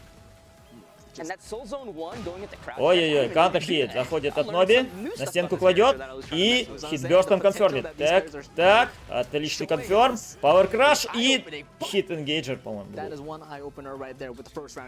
Хит, дэш. Так. Привет. Ах, трейд в пользу Ни, но чуть-чуть не доконфермил. Прессинг через вниз вперед один от Ноби. Плюс на блоке. Джебами влезает все равно Ни. Найс дак. Паниш трейд. В пользу Ни. Опять никакой конферм. Ах, где паниш, блин, этого вейкап 4. Воу, лоу, влетает. Ага. Да, музыка была. Типа тан-тан-тан, тан-тан-тан, тан-тан-тан. Хорош блок этого лоу. И наказание от Ноби. Так, так. Найс. Плюс. Джеб. Так, хитбёрст активирует Ноби. И хитбёрст в ответочку. Так, хитбёрст на реверсал. Ах, нету паниша. Плюс. Еще. Ой-ой-ой. Так. Так, вейкап 4, заходит в хит. Блин. Ой-ой-ой, мид. Чуть-чуть хп остается, но хит-таймер еще есть. Есть хит-таймер. Так, лоу. Ай-яй-яй-яй-яй. Ах. Да, промахнулся, не сейчас видели. Он прям хотел хит-таймер под самый-самый конец использовать для хит-смэша, но нет. Не тут-то было. Ну что, скидывает он. Рейвена. Кто там следующий? Брайан? Или Пол?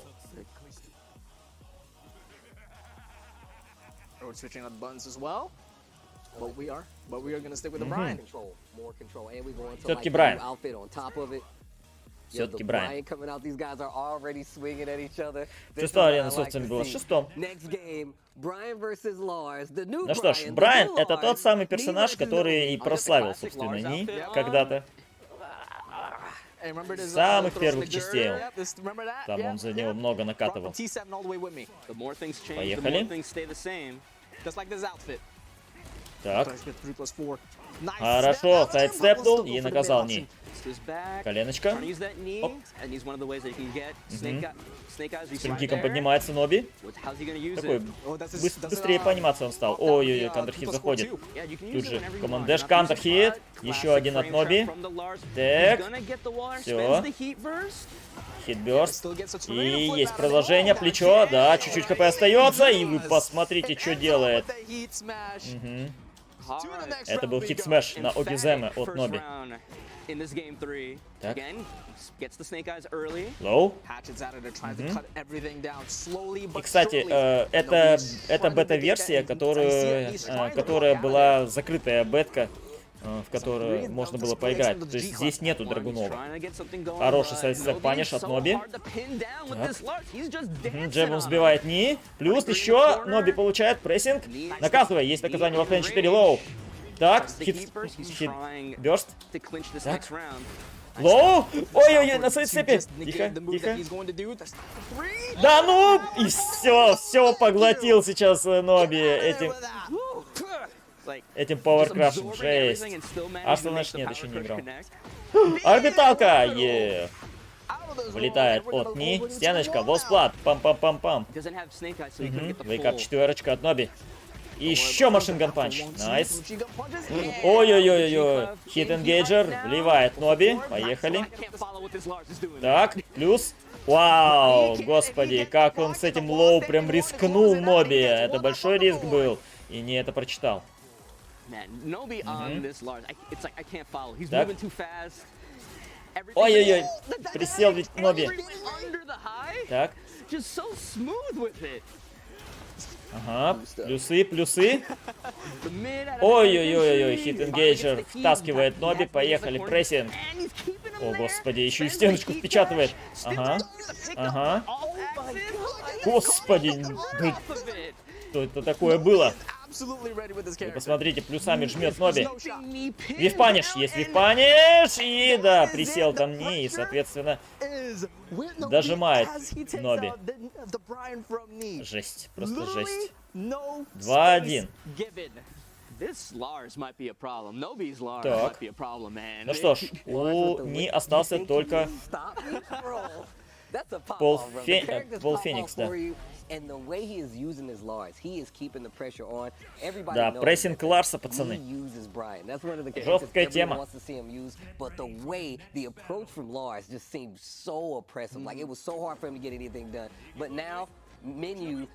что ж. Неужели и третьего корейского плеера сейчас Ноби уберет? Ну, тут, конечно, жесть. Так. О, кантер-хит, заходит от Ни. Лоу. Еще один кантер-хит. Ой-ой-ой, четверка в контер. Блин, все в контер заходит от Ни. Есть вивпаниш от Ноби. Ага.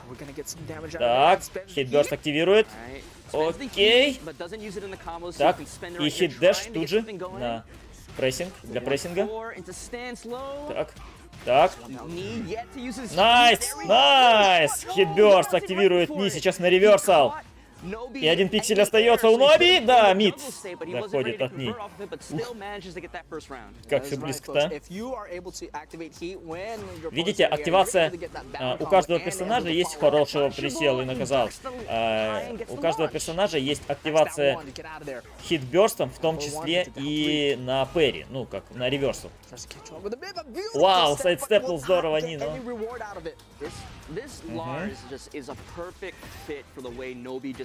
Так. Так, хорошо. Оп, лоу. Паниш, в SN4 есть от Ни. Вниз вперед 2 заходит. Ой-ой-ой. Хитбёрст будет жечь? Нет, не стал, не стал. Ах, почти завивпанишил. Так, хитбёрст уже от Ноби. Плюс. Вот он, хитбёрст в ответочку. Да ну, неужели рейдшард... нет, нет. Рейдшард делает Ноби на реверсале после плюса оппонента. Но не был осторожен.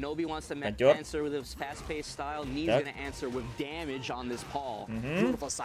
Найс, хорошо. Оп.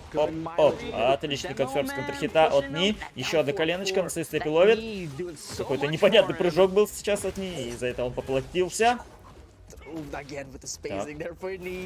Холминг, ответный. Прессит. Ой-ой-ой. Поехали, хит-энгейджер. Так. Ответный хит-энгейджер, поехали. Бросок рвет Ни. Ой-ой-ой, хит-дэш, да, есть конферм через хит-дэш и убивает Ноби. Прекрасный конферм.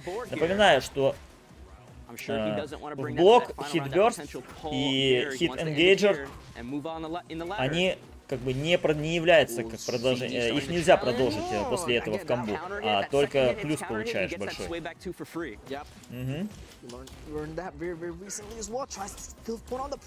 Так, паниш, есть паниш в оцене 4. От Ни. Вау, хороший сайд-цеп и найс, отличное наказание. Так, коленочка, хитбёрст активирует Ноби, поехали, хит-таймер горит. Ой-ой-ой, вау, вот это влазит здорово, Ни, и убивай. 2-2. 2-2. Отлично.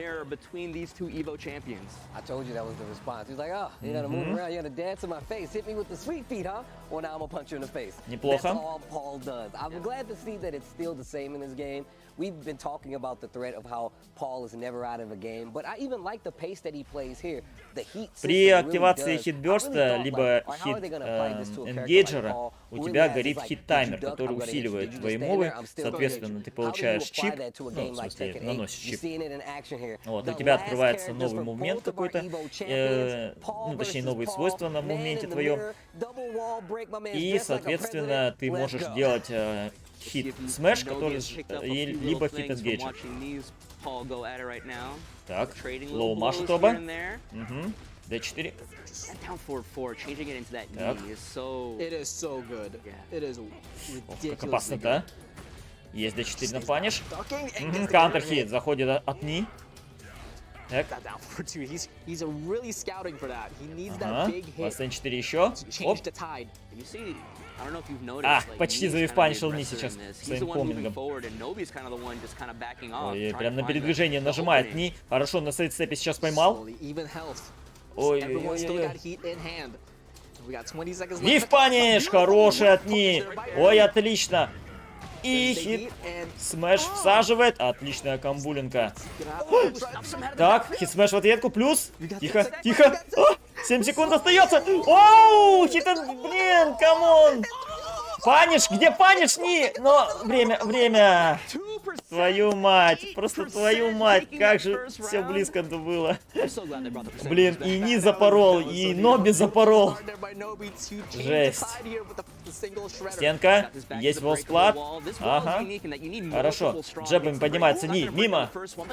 Оп, так. Хитбёрст зажигает Ноби. Так. Хит-энгейджер, да, сжигает хит-энгейджер. Есть конферм, убьет. Да, под корочку хватает этого. 1-1 по раундам. Боже мой, какой решающий матч-то, а? Решающий бой. Бросок не рвет Ни. Так. Лоу. Ой. На сайдстепе, по-моему, поймал Ноби сейчас. Стенка. Есть волсплат. Так. Неплохое продолжение. Найс, дак! Паниш такой себе. Оп, хитбёрст. Активирует. Ответная активация хитбёрста от Ни. Так. Джеб-джеб. Воу! Найс. Ну что ж, матчпоинт для Ноби. Да ладно, Ноби, камон, ни черта себе. Лоу. Холминг. Оп. Кантер-хит. Ой-ой-ой. Лоу в контрхит заходит от Ноби. Ага. Так. Ой, четверочка. Но не в контрхит. Джеб-джеб. Оп, контер! И хит-энгейджер, смерть! Да. Хороший. Ну что, друзья, последний раунд. Решающий. Решающий. 2-2 по раундам. Так. Лоу. Оу! На сайдстепе, да вниз вперед 2. Поймал сейчас Ни. До стеночки доведет? Да, доведет. Окей, лоу. Хитбёрст не стал делать Ноби сейчас. Так, хоумингами машет оба. Воу! Лоу краш от ней! И хит-энгейджер тут же! О, боже мой, это смерть? Нет, это не смерть! ВК-4, последний шанс Ноби! Но Лоу он пропускает и не забирает все-таки этот матч. О боже, как же все это было, черт возьми, близко. 3-2. 3-2 в пользу Ни. Ох, жесткач, просто жесткач. Какой близкий матч мы увидели. Долбануться можно. Ну что ж. Сумел Ноби двоих корейцев убрать на своем пути, но Ни уже был непреодолим. Хотя он, конечно, близок к этому был. Но, кстати, это прическа из какой-то из частей Текена. Ну, у Пола Феникса.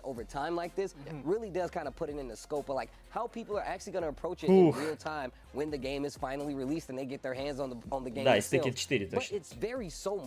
Between the characters, like how Nobi approached it with Lars comparatively to Paul was different. Like obviously этот Ноби очень был близок к тому, чтобы третью победу подряд одержать. Но не сумел. What are we about to do right now? Let's take a look at the results of what we just saw there. 3-2 in favor of me, and man, that was an amazing set. But that's what you get when you see a player like me go up against Nobi. I mean, the matches here have been good, ridiculous. But let's go back to that first match, Fang versus Raven. Yeah, they're just bringing out so much interesting stuff with the Raven. I saw combos, that JDCR wasn't doing, like the little things. And then later on with the Lars, this Lars is a perfect. This version of Lars is a perfect pick for the way that Nobi wants to play Tekken. Просто на встречных курсах. Like the Steve reminder, bro. I feel like this is like he's always in your grill. He always wants you to like respect his space. Look how close he can get these small whip punishes and start his offense. It didn't work out though. He had it didn't work out. But that stage right there, I feel like if it was any other stage, that's a whole different story would have been told. Yeah, I think the big thing was like you saw. И вот здесь вот куча дропов просто от обоих. Посмотрите. A couple of key counter hits by Paul. You saw that down 4-4 counter hit knee into the guarantee. И вот последний эпизод. И Лоу, да, пропускает здесь уже Ноби и, соответственно, проигрывает. And nothing less. And I like the fact that was the last one. There's like, you know what? How am I going to do this? It's going to be Paul. But we have an interview with Nobi who will be removed from the ladder. Let's take a listen. Небольшое интервью с Ноби. A big congratulations to Ni for moving on in the ladder here at the Tekken 8 EVO Showcase. I got to ask, you know what, Nobi, it looked like you had a lot of fun playing all those matches, defeating all those previous champions. How do you feel about the games that you played? 今のゲームは超楽しめたみたいですけど、今は感想を述べてください。めちゃめちゃアドレナリンが出てる。もう最高のゲームでした。He says there's so much adrenaline running through him. It's such a great game. Now, I got to ask you just an extra question because I really want to know personally as a fan. You were our first EVO champion. Which character are you looking forward to playing the most when the game comes out next year? ゲームが発売されてから一番やりたいキャラは誰でしょう？本当はドラグノフって言いたいんですけど、どうしてもビクターがかっこいいなと思ってるんで、まずビクターをメインキャラとして候補にしてます。So of course he really wants to play Dragunov, but the character called Victor, yeah, he's super looking forward to он присматривается к Виктору, кстати. Getting to see if he can put him into a main. Understood. То есть вполне возможно, what is your message to the Tekken fans, everyone that's watching? Вполне возможно, он как бы будет пробовать на старте Виктора. По крайней мере, Виктор его заинтересовал. 多分この後の試合もあると思うんですけど、これ見てもらって楽しくないって思うはずがみんな絶対ないと思うんで、少しでも面白いなって思ったら皆さんぜひ鉄拳8プレイしてみてください。So everybody who watched this game and did the favor of watching him play, he thinks you probably don't think that it's not a fun game. He's sure that you are a little bit excited for it. So he just wants everyone to try it out and have a fun time themselves, just like he got to do today. Awesome. Well, thank you, Nobi. Thank you, Peter, for coming here to the EVO Showcase event. We're going to throw it to our friend Tasty Steve. Обращение для тех, кто скептически относится к Текену, мол, вы должны сами это попробовать. All right, we already know what time it is. It's Steve explaining. We got a new game coming out, but we got returning characters. One of those returning characters and historic characters, one of my favorite. You can see him on my shirt right here, King. King. Now, King is King II right now, but the first King was actually killed by Ogre. He actually has an orphanage in which he actually takes care of kids. So that's the best story you can have for anything. But during the events of Tekken, the first king actually got killed, and one of the orphanage's kids actually takes up the mantle of the new king. He actually goes to avenge the murder of him, also actually goes to avenge the murder of a second Armored King, the first Armored King, who was his mentor, who taught him after his first mentor died. And still in Tekken 8 right now, Steve explained. Если коротко, то все эти King, Armor King, там, то есть потом место Кинга занял Armor King, там потом уже был второй Armor King. Короче говоря, если коротко, то вся эта Санта-Барбара с Кингом и Armor Кингом там постоянно они, ну, типа, меняются. Итак, и нас ждет следующий матч, это Ни против Лоу-Хая.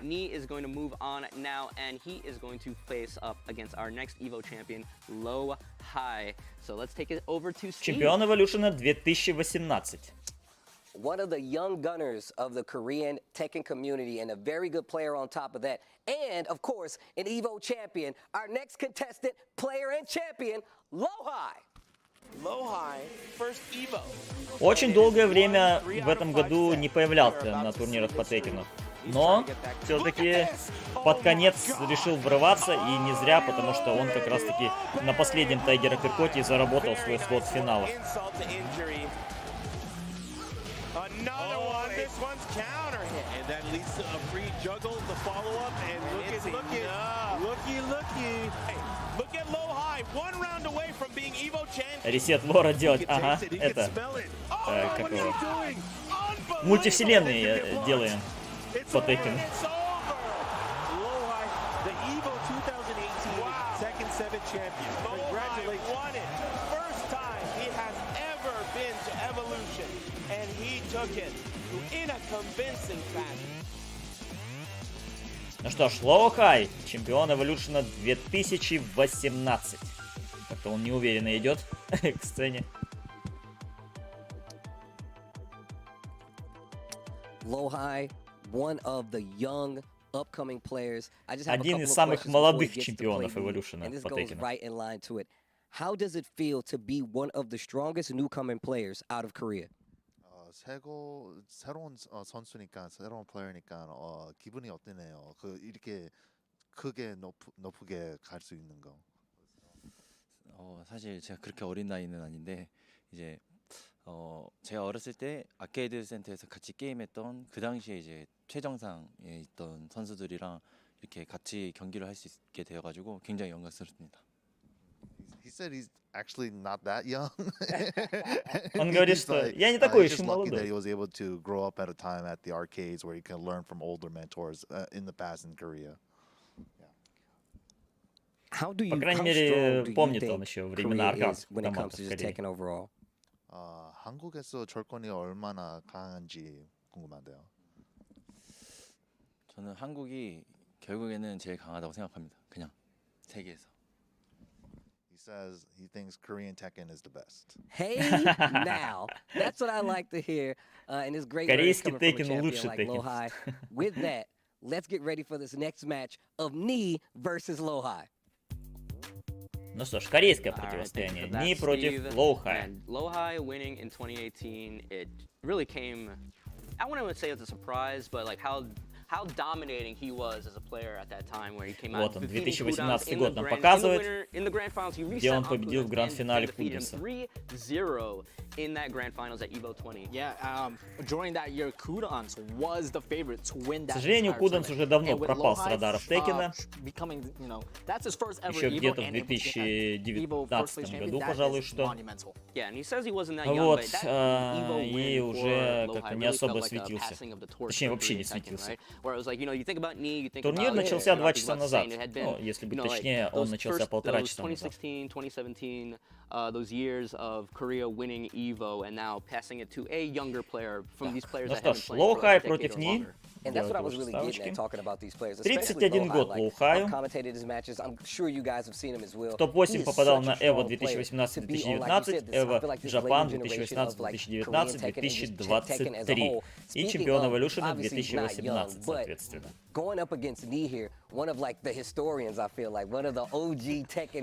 Вообще, Лоухай против Нил встречался неоднократно на множестве турниров с переменным, естественно, успехом, так что, в принципе, тут битва может быть очень даже равной. Так, какой состав у Лоухая? Это Брайан, Маршал Ло и Казуя Мишима. I'm interested to see how he brings it out, but I think he's very similar to Nino. He just plays the game constantly, he plays at a high level, doesn't let you get away with anything, and you know, so you play him and he kind of feels like makes you feel like he knows your character better than you do. Yeah, that's definitely like the need like quota. He's like, oh, you want me to play your character against you? Такой состав у Лоухая. I know more than you do, and it's always intimidating. Не знаю, тут сложно предсказать, естественно. Live up to that, and on top of that, I love how experimental he is with just his gameplay overall. I remember seeing and talking to him about how he would. В любом случае, Лоухай просто-напросто один из тоже сильнейших игроков. И на самом деле он не настолько прям считается классическим игроком в Tekken, как может показаться с самого начала. Понятно, корейская школа Tekken, естественно, присутствует, но все-таки он не так давно в этом варится, как тот же Ни, например. Итак, с Брайана начинает Ни, Лоухай начинает с Казуи. Поехали. Skilled mechanically and mentally, but you got to watch out for these rage arts in these clutch situations. He is willing to bet it all, especially if it's going to kill you. He definitely has those moments with the rage arts and clutch. Just name a better duo. Так, машинный панч, есть конферм от Ни. Джеб-джеб. Так, Вестен 4, еще один. Так, вейв-дэш от Лоухая и хороший сайд-степ. Вообще, именно что Ни, пока что из всех игроков, да, он очень зрячий сайдстепит в нужную сторону. Так, хорошо Лоу заходит, и один пиксель остается, да, еще один машинган панч заходит от Ни, и забирает он раунд первый. Так. Мид, еще один. Ой-ой-ой-ой-ой, и все-таки в каунтерхит третьим мидом залетает сейчас Ни. Найс, найс. EVO сплат. Ох, какой дамачок шикарный. О, боже мой, еще и хитбёрст активировал. Так, поехали. Хит-энгейджер. Да, плюс. Как влезает Ни. Жесть. Два очень быстрых раунда. О, с хелл-свипа начинает Лоухай, и за это, конечно же, наваливает ему Ни. Тен-тен-тен. Стеночка, волсплат, да, хорош. Так. Есть вив-паниш через хит-энгейджер от Лоухая.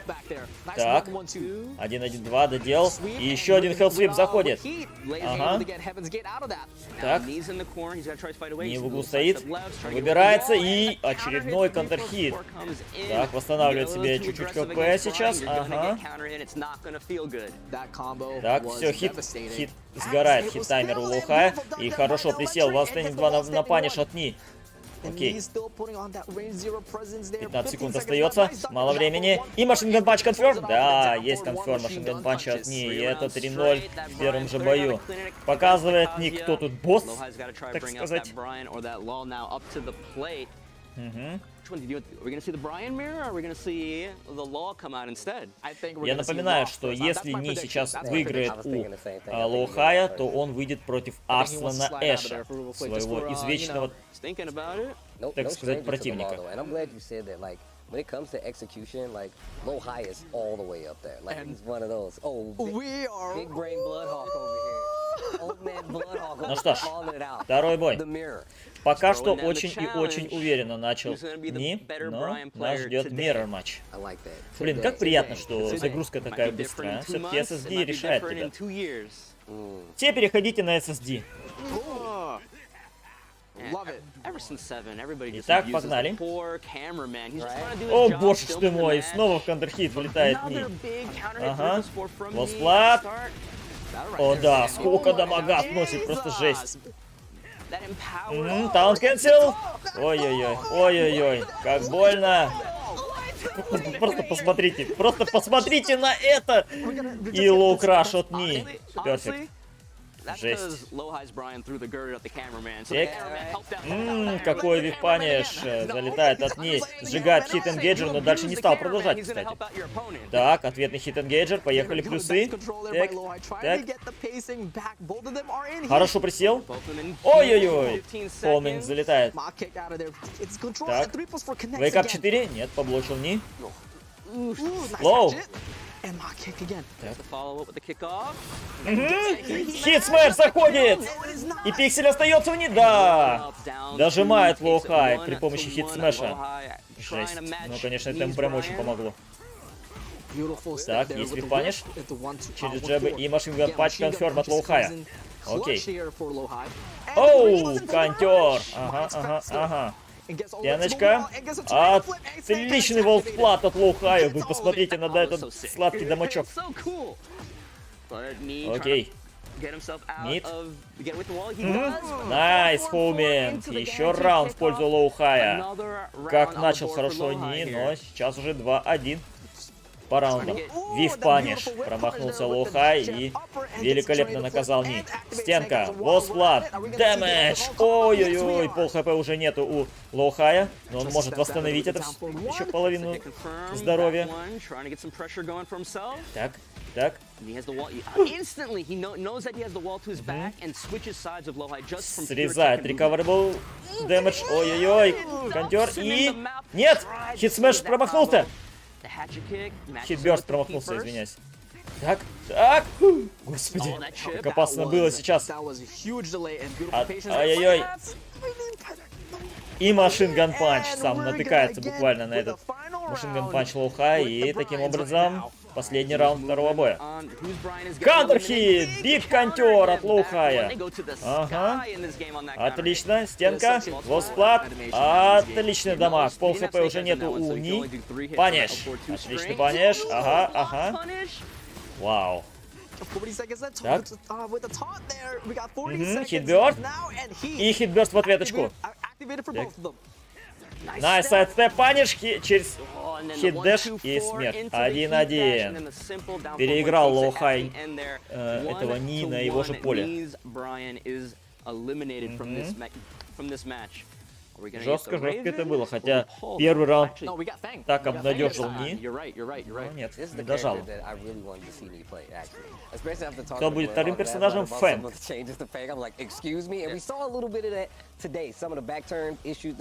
Options that he has now, but that's going to be the next one. And that's exactly what we're going to get.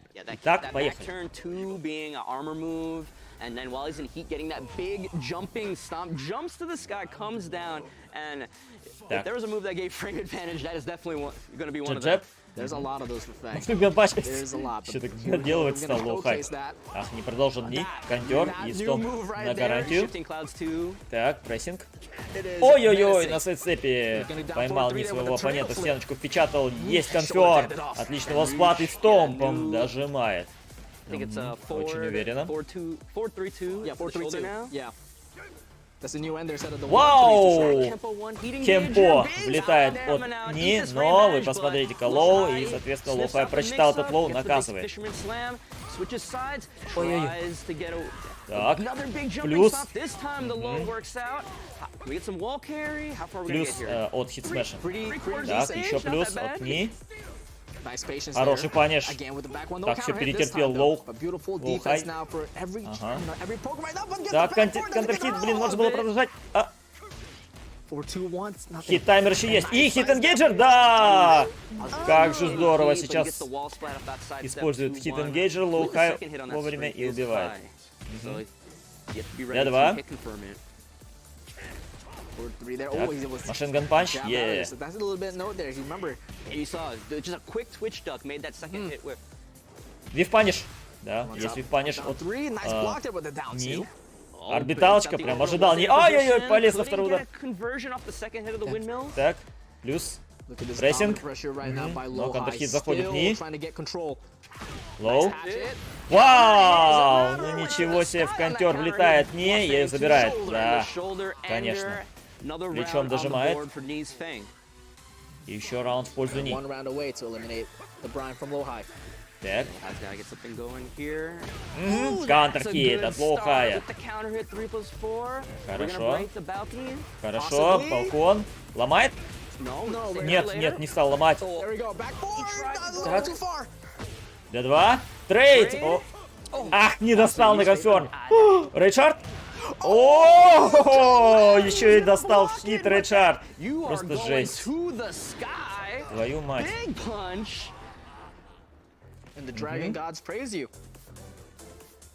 Хит-таймер сохранили оба. И, да, хит-бёрст на паниш от Ни. Так. Ой-ой-ой, хит-энгейджер. О. Но там в данной ситуации мог лоу-хай уже даже в чип-дэмэдж, в принципе, убить. Наказывай. Есть сайдбок. Ага. Найс. Есть конферм. Окей. Поминг. Так, опасно. D2 паниш. Есть паниш от лоу-хая. Хороший конферм. Так. Есть вип-паниш через хит-энгейджер. Ой-ой-ой-ой-ой. Все, это спер? Да, конечно, конечно. Там, в принципе, он мог еще он мог добить при помощи хит-смеша. Ну что ж, 2-1. И у лоу-хая остается... He's really cool. I can't take that away. I Mashallah. think he's whack, but in this game, he just looks so cool when he does moves, bro. If you could see the look on my face right now when Steve said that, it's like sounded like you were really upset. Scream at it. I want that. That suit. Ёпер-мать, какой модный костюмчик у маршала, I want the да? glasses, I want the shirt, I want the pants, I want the shoes, I want the Модная whole гавайская рубашка. ensemble. Тик. But potential final round of this match, Knee versus Low-High. Лоу, еще лоу. Low-High bringing it Еще all лоу the way. и еще лоу от On the Ни. back turn Господи, down он столько three. лоу напихал, What we got ужас. here? Так. Full wall carry. Ага. Ай-яй-яй, последний удар не зашел сейчас от лоу-хая. Паниш прекрасно прочитал этот лоу Ни и, соответственно, наказал. Only does the first hit of the string to keep Найс Low-High сайдстеп. close. Окей. The legend kick. Джеб-джеб. D2. Оп. Так. Так. Вау! Как же в контер влетел сейчас лоу-хай, жесть. Красиво это было. Раунд за ним. На сайдстепе, кажется, поймал. Так, так, так. Отлично. Есть паниш от Ни, этого пауэркраша поблочного. Так. Ой-ой-ой. Нету наказания. Наказание сейчас. Ага. Жмет неактивно. Наказывай, есть наказание. Да ну! Да! Хорошо, хитбёрст заходит. Плюс. Оп! Найс! Ой, найс! Хорош. Еще из-за хит-таймера, видите, этот мув как бы так много снял. Паниш. Лоу поблочил, лоу-хай, наказывает. Так, стенка.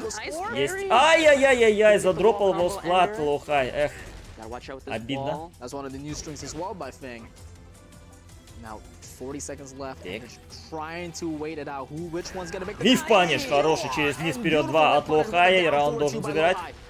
Нет, не забрал. Чуть-чуть КП остается у Ни. Одно попадание на один хит.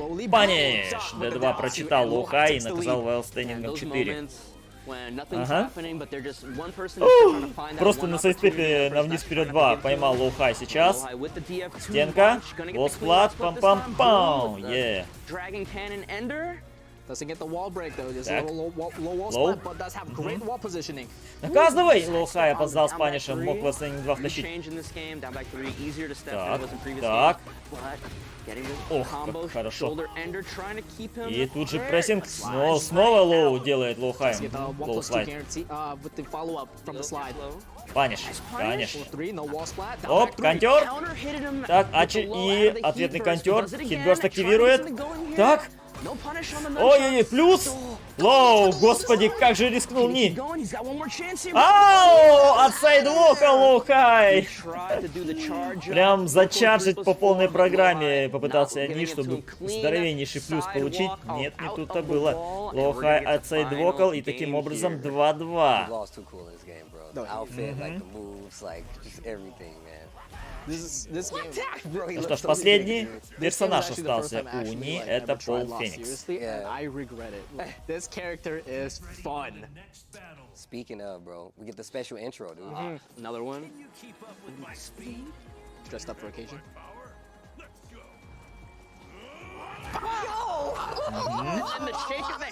Поехали. Так. Сюжетное интро между Полом и Лоу.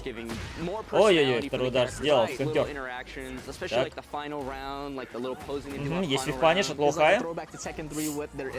Паниш. Отлично. Найс. Ой-ой-ой, хит-энгейджер и Лоу. Найс. When Paul gets that clean heat engager and you have to force that 50-50, is he gonna death fist me? Is he gonna heat smash? Do I gotta worry about something completely different? And you see the movement out of his Paul right now. Лоу заходит от Лохая. Окей. Хорошо, джебом перебивал. И отличный сайдстеп сейчас был вправо от Лохая. 50 на 50. Снова не угадывает Ни. Так, так. Джеб-джеб. Вау! Вниз вперед 2. От Лохая заходит. Ага. Так, хитбёрст. Есть продолжение. И чуть-чуть ХП остается у Ни. Хитбёрст в ответочку. Так, так.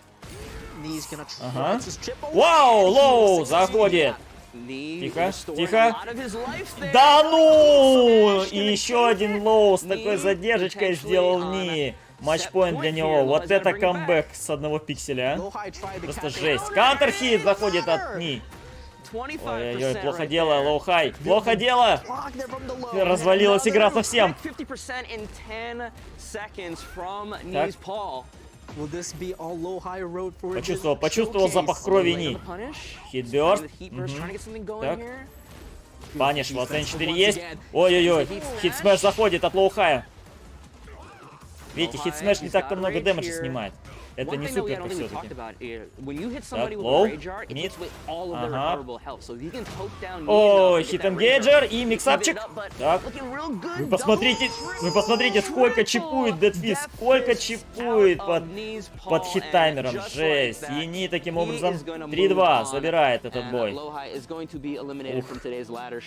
Вот это было жестко, да.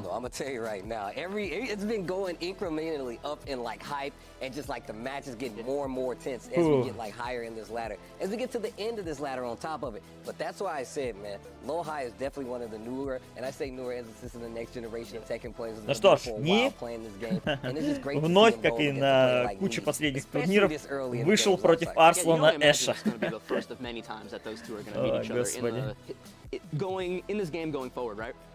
And wow, what like that's just a a teaser of what we're going to see, and it's crazy. I was like, it's already this hype. What are we supposed to expect when the full thing's out, right? We might see that matchup, that might be a future Tekken 8 EVO top 8 in the making. I mean, if you think about like what's happening here in this showcase, it's a ladder showcase of all the previous champions, right? So obviously, this could be like a top 8 of any future tournament, you know what I'm saying, of an EVO, a TWT, LCQ, or whatever the case. Let's take a look at the replay from the last game, Lowhigh versus Knee.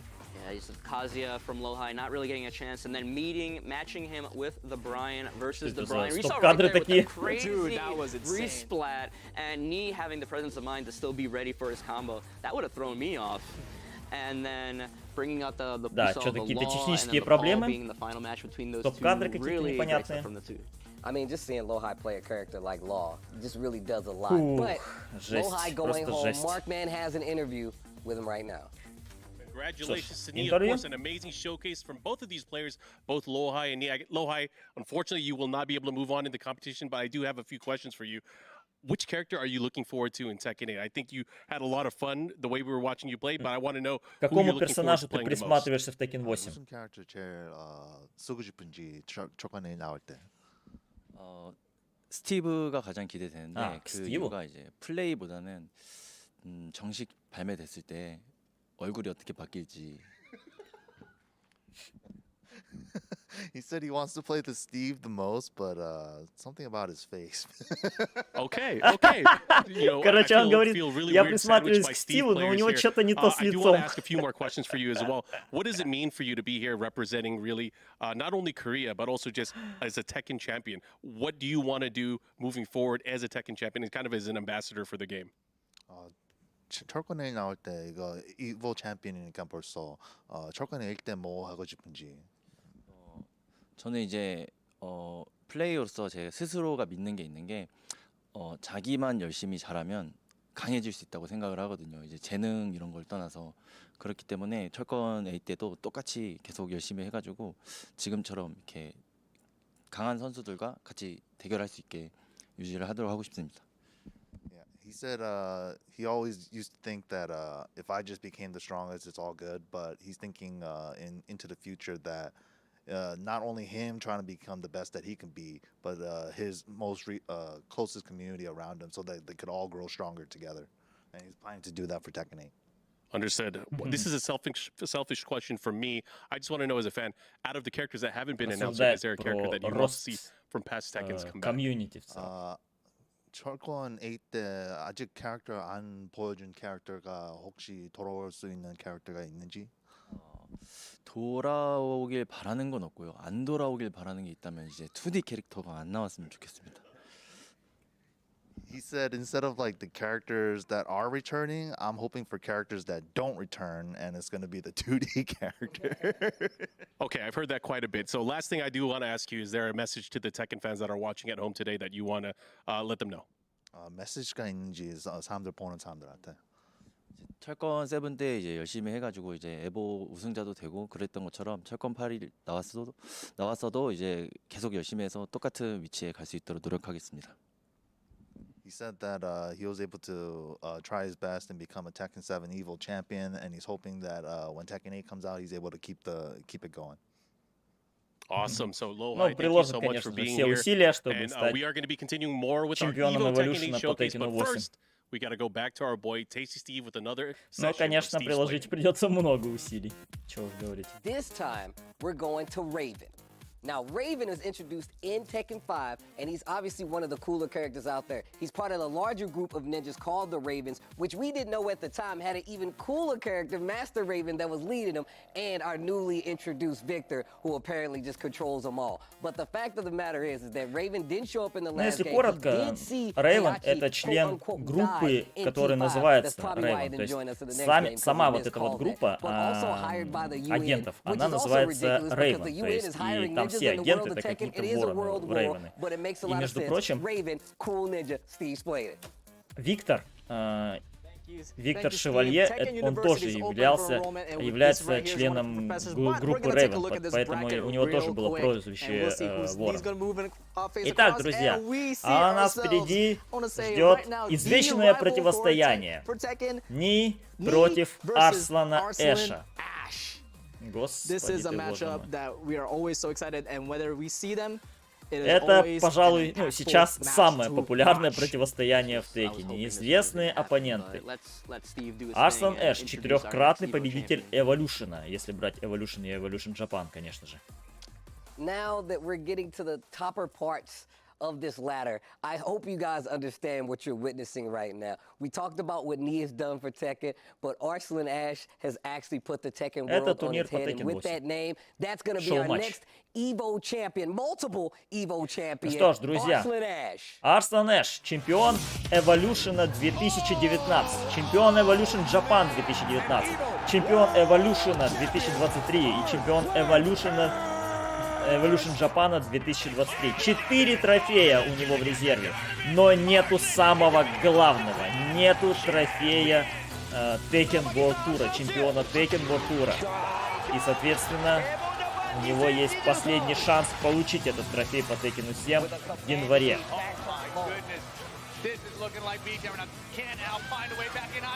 Нет, не 24 января, а 14 января. 4-кратный чемпион. Настоящее открытие. Этот человек, Арслан Эш, он не просто чемпион, он открыл миру не только себя, он открыл миру все пакистанское комьюнити, которое очень долгие годы было скрыто от посторонних глаз, нигде не появлялось. И именно этот человек открыл это комьюнити миру. И именно благодаря этому человеку мир Теккена узнал, что есть сильнейшие, одни из сильнейших игроков в мире, которые играют именно в Пакистане. 4-кратный чемпион Evolution.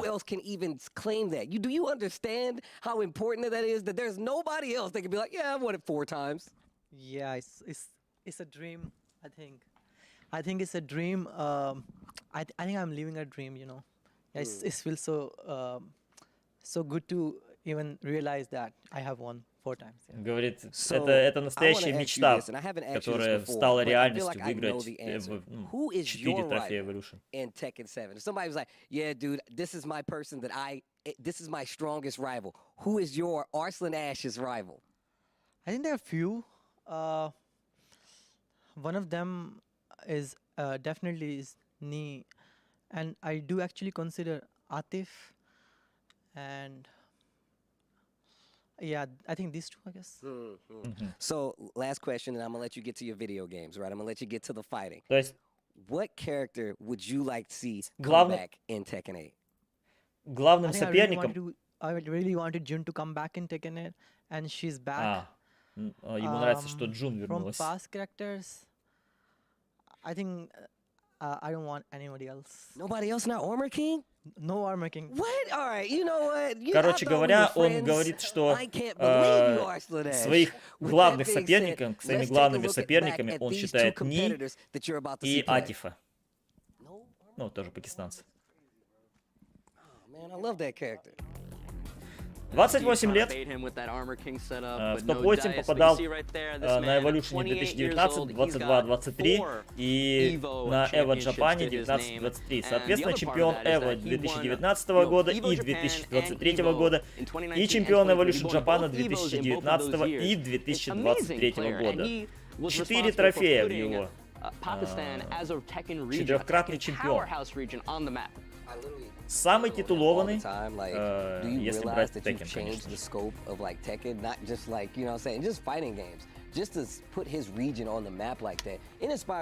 Ну что ж, делайте ваши ставочки, друзья. Противостояние Ни против Арслана Эша выходит на новый уровень. Вот это у него команда, а? Азусена, Джун и Нина Уильямс. Ну чё, друзья, вот это да. Наконец-то мы увидим в деле Азусену.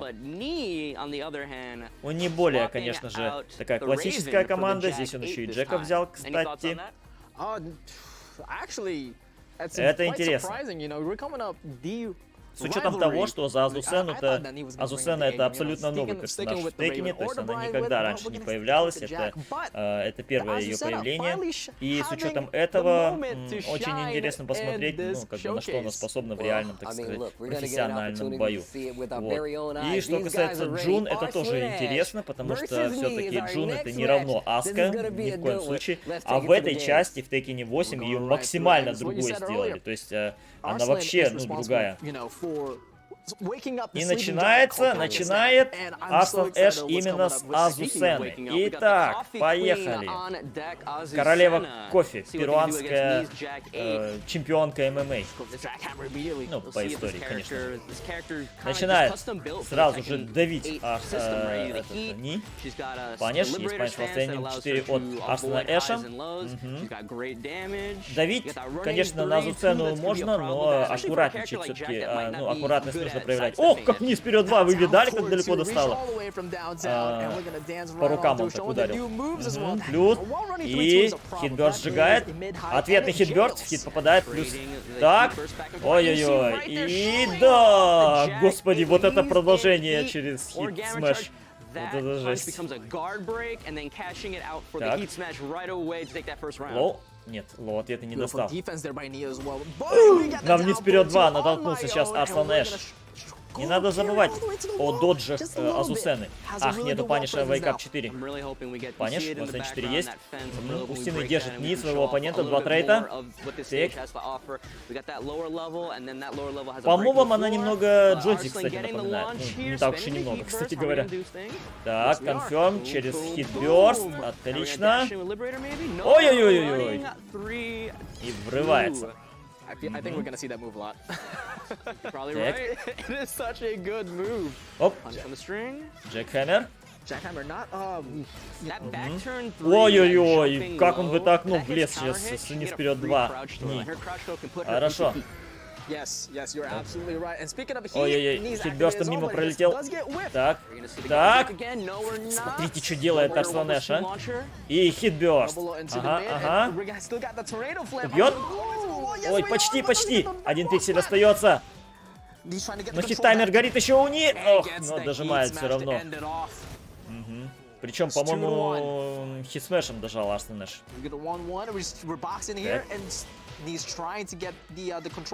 Да мувлистом. Ты что, не видишь движения? Прям похожие у нее. Особенно ноги, руки, ну как бы. Вот эти движения все, они очень похожи на мувы Джойси. Вот прям 1 в 1. Только, ну, чуть-чуть изменим. Так, плюс. Есть паниш от Ни. Ой-ой-ой, ничего себе, как выпрыгнул. Так, так. Хитбёрст активирует Арслан Эш. Ответный хитбёрст есть. Оу, и в паниш! Хороший! Там хит-смэш что-то там, по-моему, прожимал сейчас Арслан Эш и вифнул. Ой-ой-ой. Вифнул. Паниш, в Арсен 4 есть от Ни. Еще один Джекхаммер. Вот это да. Так. Ага, врывается. Лоу. Это лоу? Такой, ничего себе. Джеб-джеб. Так, плюс и хитбёрст. Окей. Блин, каждый раз Арслан Эш вырывает эту муву. Жесть. Просто жесть. Ну что ж, 1-0 в пользу Арслана Эша. Азусена, конечно, прикольный персонаж, ничего не скажешь.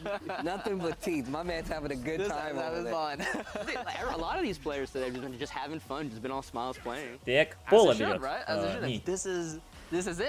Tekken 8. This is what it right does. There, bro. We're literally right there. It's almost time for the next battle, bro. So close. All right, need to bring out the Paul right now for the Azusena. No, because Paul better movement than Jag, better side. So one thing that you can do to deal with that really oppressive running 3-2 is that you can side. It's a mid-high, but it jails. You can sidestep the first hit and then duck the second. Коленочка. I don't think Jack could do that. I'm sure Paul can. Так, врывается. Посмотрите, еще и плюсовый мув, судя по всему. Хороший вип-паниш от Арслана Эша через низ вперед 2. Найс. Лоу. О, господи, и на сайдстепе ловит Арслан Эш. Какой быстрый первый раунд второго боя. Being a menace with his Azusena right now. Оп. Ничего себе, надо отменяет забавно. Так, хит энгейджер, поехали. И хитберст. Веточку от Арсена Эша. Останавливает он Ни. Останавливает этот прессинг. Оп, плюсы. Ага.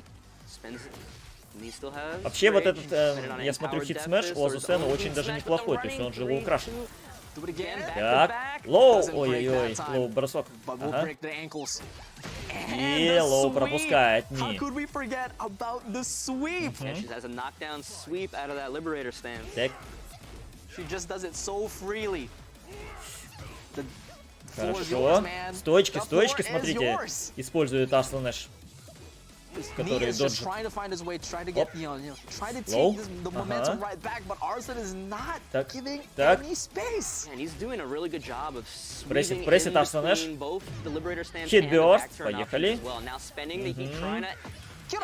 Но лоу порвал, смотрите. Лоу бросок порвал. Ой-ой-ой, из-за лоу крашил Арсен Эш. Он, видите, обратили внимание, он этот хит смэш делает именно как в качестве лоу краша. Что, 2-0?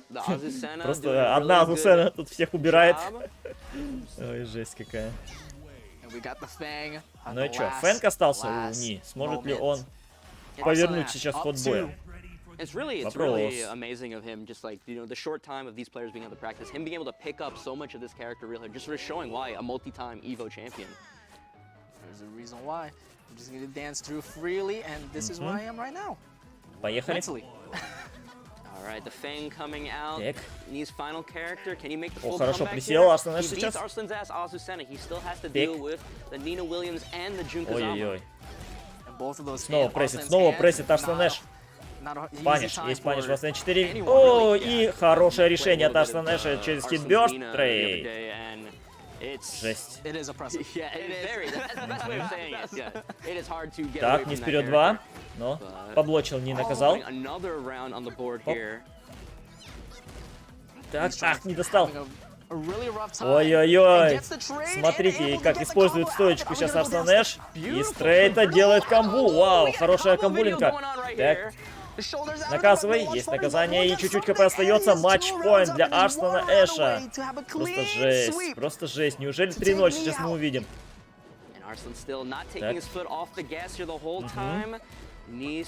Наказывай. Да, есть наказание от Арсена Эша. Ага.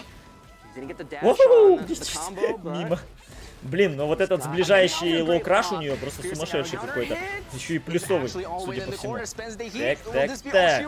Пиксель остается. И одно попадание. Да, паниш. И 3-0 в пользу Арсена Эша. Какая уверенная победа. Просто Азусена всех укатала. Вот она, Азусена, вот она.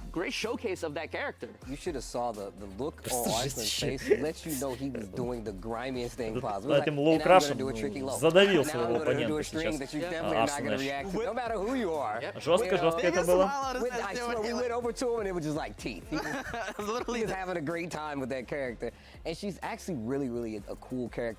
что ж, это такая серьезная заявочка от Арсена Эша.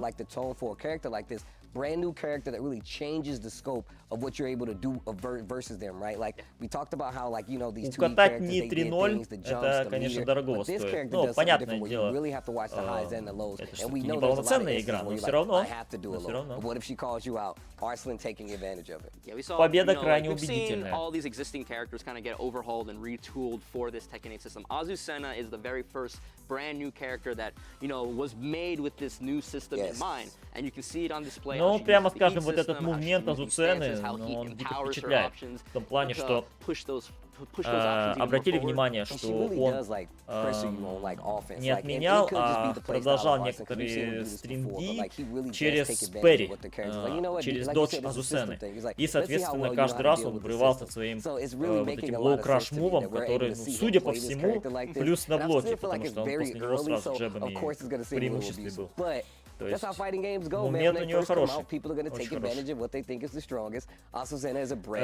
по бою я не очень понимаю, пока что не очень понятно, насколько этот мув линейный, можно ли его просто или не просто отцепить, это не очень понятно было по матчу, но, тем не менее, видите, Ни каждый раз на это попадался.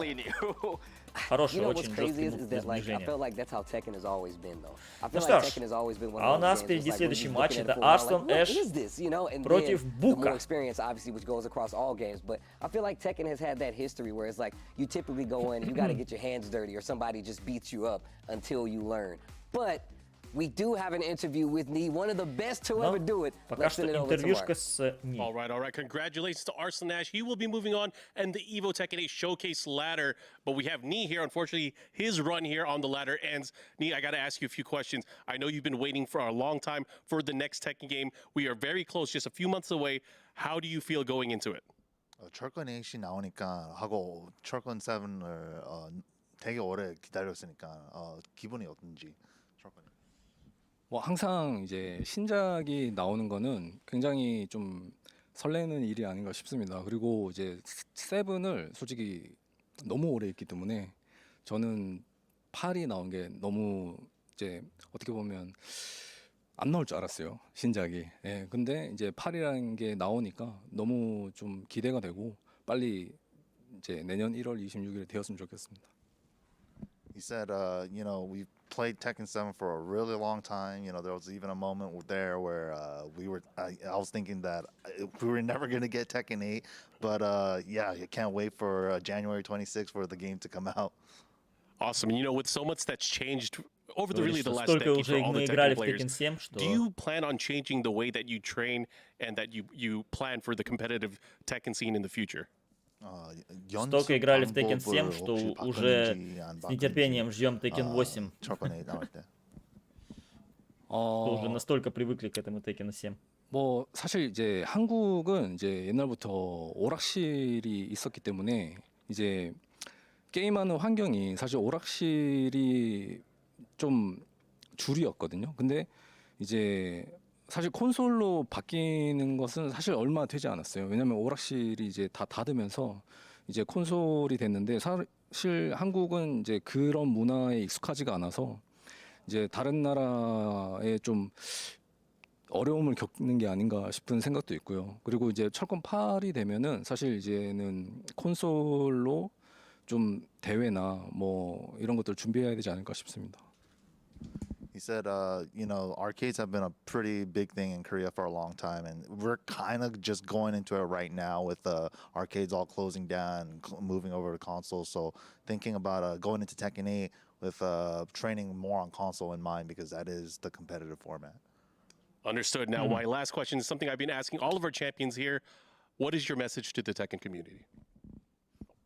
Он как бы говорит, что уже мы столько играли в аркадную версию Tekken, что привыкли к тому, что сначала аркадная версия, а сейчас у нас есть Tekken 8 выходит прямо на старте с тренировочным режимом, все так удобно, короче, и так далее. То есть и это 좀 믿기지가 않습니다. 그만큼 정말 재밌기 때문에 지금까지 할 수 있다고 생각하고 또 철권 8에서는 이제 대회나 이런 것들이 좀 더 커져서 철권으로 이제 좀 생계가 되는 그런 좀 시대가 왔으면 좋겠고 더욱 이제 프로 선수들이나 이런 뭐 상금 규모가 좀 커져야 되지 않나 그런 생각이 듭니다. 그리고 앞으로도 이제 열심히 할 거기 때문에 응원 많이 부탁드리겠습니다.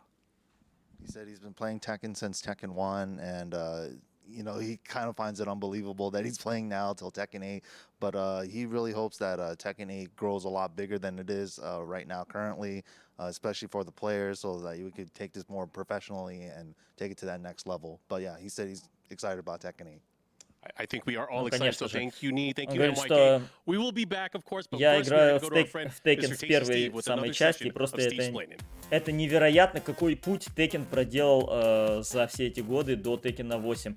И, соответственно, желает, чтобы Tekken 8 играло как можно больше людей, он выходил на более профессиональный уровень. Panda is not the same as Kuma, and that's because it's Ling Xiaoyu's pet panda. It's actually still trained in the Mishima style Zaibatsu, but it also has used the same kind of like Kung Fu and karate as Ling Xiaoyu. But what's crazy is that it's actually raised in the high school for Ling Xiaoyu, so it actually gets to travel around. The bear that it was supposed to be up there was Kuma, who she actually hates, but Kuma loves her. Домашний питомец и телохранитель одновременно Линг Сяою.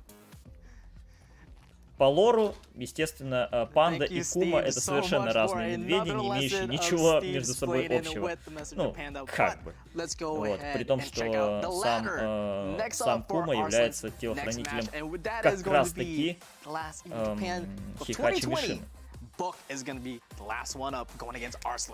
Ну что ж, последний матч сегодняшнего дня, ребята. Бук, чемпион Evolution Japan 2020 против Арсена Эша, 4-кратного чемпиона EVO. Well, look, I talked to Book about this himself. He questioned his Leroy win at EVO Japan. I didn't question it. I was there. Тогда, как вы помните, вышел как раз-таки Лерой Смит, и он был лютейший просто имбой.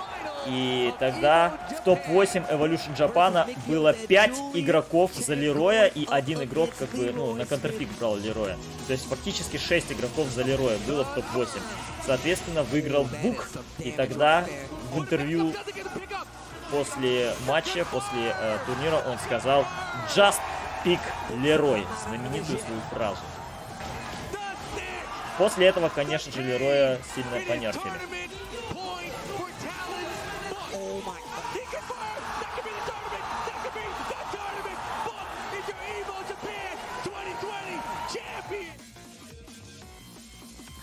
Игрок из Таиланда. Между прочим, он заявил о себе очень громко, когда победил Ни на Тайгер Апперкоте. Now, I was there for that historic Leroy win. Is Leroy part of the stable now? Is this a character that you always have to play? I mean, you won EVO with it. I want to play him honestly, but I'm quite not sure that the tool that he got is fit to my playstyle. Ему нравится Лерой, но он не уверен в том, что плейстайл как бы подходит. I think his is something that, like, right now everyone consider is overpowered. So I just hope that when the final game release, maybe there's something change or improve something. But totally, like now for me, I enjoy Tekken 8 a lot, even right now. Well, that's good to hear. That's good to hear. Я наслаждаюсь Tekken 8, ну и рассматриваю Лили, кстати. Member of this ladder bracket. With that, let's get to the stats and see what it took for these players to get here. Ну что ж, 26 лет ему всего лишь, игрок из Таиланда, чемпион Evolution Japan 2020. В топ-8 входил на Evolution Japan 2019 в 2020 году и на Evolution 2018. Самый молодой игрок из всех здесь присутствующих.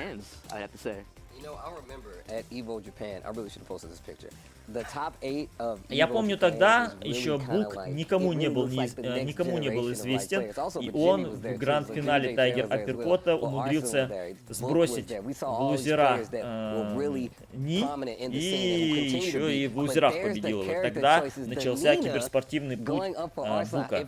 Тогда он начал, в какой-то момент, точнее, не начал, а получил спонсорство и действительно стал одним из сильнейших представителей своего региона. Обратите внимание, что в его команде нет Лероя Смита, хотя в ростере он есть. What Jun's really about in this game, but like you said, the Jin, no thing. But this is gonna be the Джин, естественно, всегда у него в команде, он всегда играет на Джине и очень сильно напирает на своего, точнее, на его Перри. He's definitely right now on the, like, you know, I like how you did this up at the top. S++ kind of tier right now, but we're gonna stop right there because we're gonna get into the match, our final match, Book versus Arslan Ash. Ну что, последний матч. Бук против Арслана Эша. Арслан Эш начинает вновь с Азу-сцены, а Бук с Клаудио. Так, поехали. Джеб-джеб. Так, второй удар заходит от Арслана Эша, почти завив панишел через низ вперед 2. Так. Джеб. На сейстепе поймал Арслан Эш. О, второй удар в контер. Но он больше не лаунчит. Напоминаю, что в Tekken 7 этот мув, ну, второй удар в контрхит лаунчер. Здесь уже нет, как видите. Так. Конферм через хитбёрст. Оп, есть паниш. О, как While Running 2 влетает от Бука и через хит-дэш. Там еще и мог законфермить, ко всему прочему. But Arslan fighting back here, doing a lot of damage within 7 seconds with all these strings and pokes. Оп, вейкап 4 от Арсенэша. Найс дакнул. Ой-ой-ой-ой-ой, вы посмотрите. И в контер влезает Арсенэш. Чуть-чуть КП остается. И да, лоу пока. Достаточно длинные поки, на самом деле, у Азусены. Джеб. Так. Есть паниш. Ага. While Running 2. Все еще плюс. Так. Каунтерхит. Бэкфит заходит в каунтерхит, но не продолжил комбу Арсенэш. И есть вив-паниш, да. Бук вифнул. За это наказан был. Ага. Так. Ой-ой-ой, вифнул сейчас Бук. Отличное наказание от Арсенэша. Так, кусочек рвет. И хитбёрст поджигает. Ответный хитбёрст от Арсенэша. Ага, ага. Так, чуть-чуть КП остается у Бука. Еще плюс. И хит-смэш, да. И при помощи D4 забирает раунд Арсенэш. Так, дакнул. Паниш. Ага, есть паниш этого хоп-кика. Так. Ой, джеб-джеб. Ой-ой-ой, нет паниша, упустил паниш свой Бук, и Арсенэш за это сам наказал, присел под хаем, и это 1-0. Улыбается Арсенэш. Ну, пока что все хорошо получается. Итак, какой будет второй персонаж у Бука? Джун. Джун Казама, она, между прочим, у нее есть мувмент, который был у Unknown в Tekken Tag Tournament 2. Здесь она, Джун, достаточно комплексный чар, кстати. Она совершенно по-другому ощущается, нежели в других частях.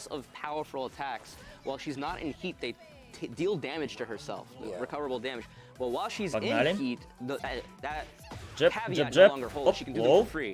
Сразу же прессит Арсенэш. Мимо. Трейд в пользу Арсенэша. Ага. И хитбёрст. Конферм через хитбёрст. Окей. Ничего себе, сколько дэмэджа он сносит. Плюс и хитсмэш. Плюс. Господи, так плюсами прям жмет. Лоу бросок. Ага. Спринт-киком поднимается, и хитбёрст сжигает Бук. Так, так. Ой-ой-ой, как опасная хит-смэш. While Running 3 вылетает от Бука на самой дальней дистанции. Ничего себе. Раунд он забирает. Так. Лоу. Окей.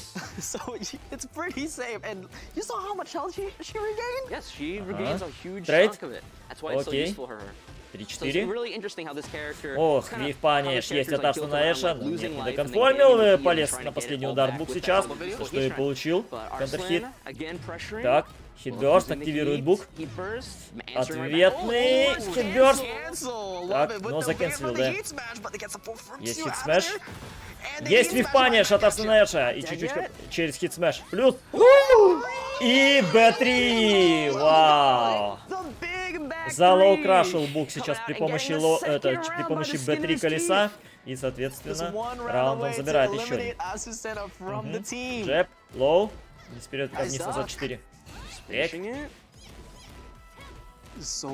Ага. Так. Холминги, стихает.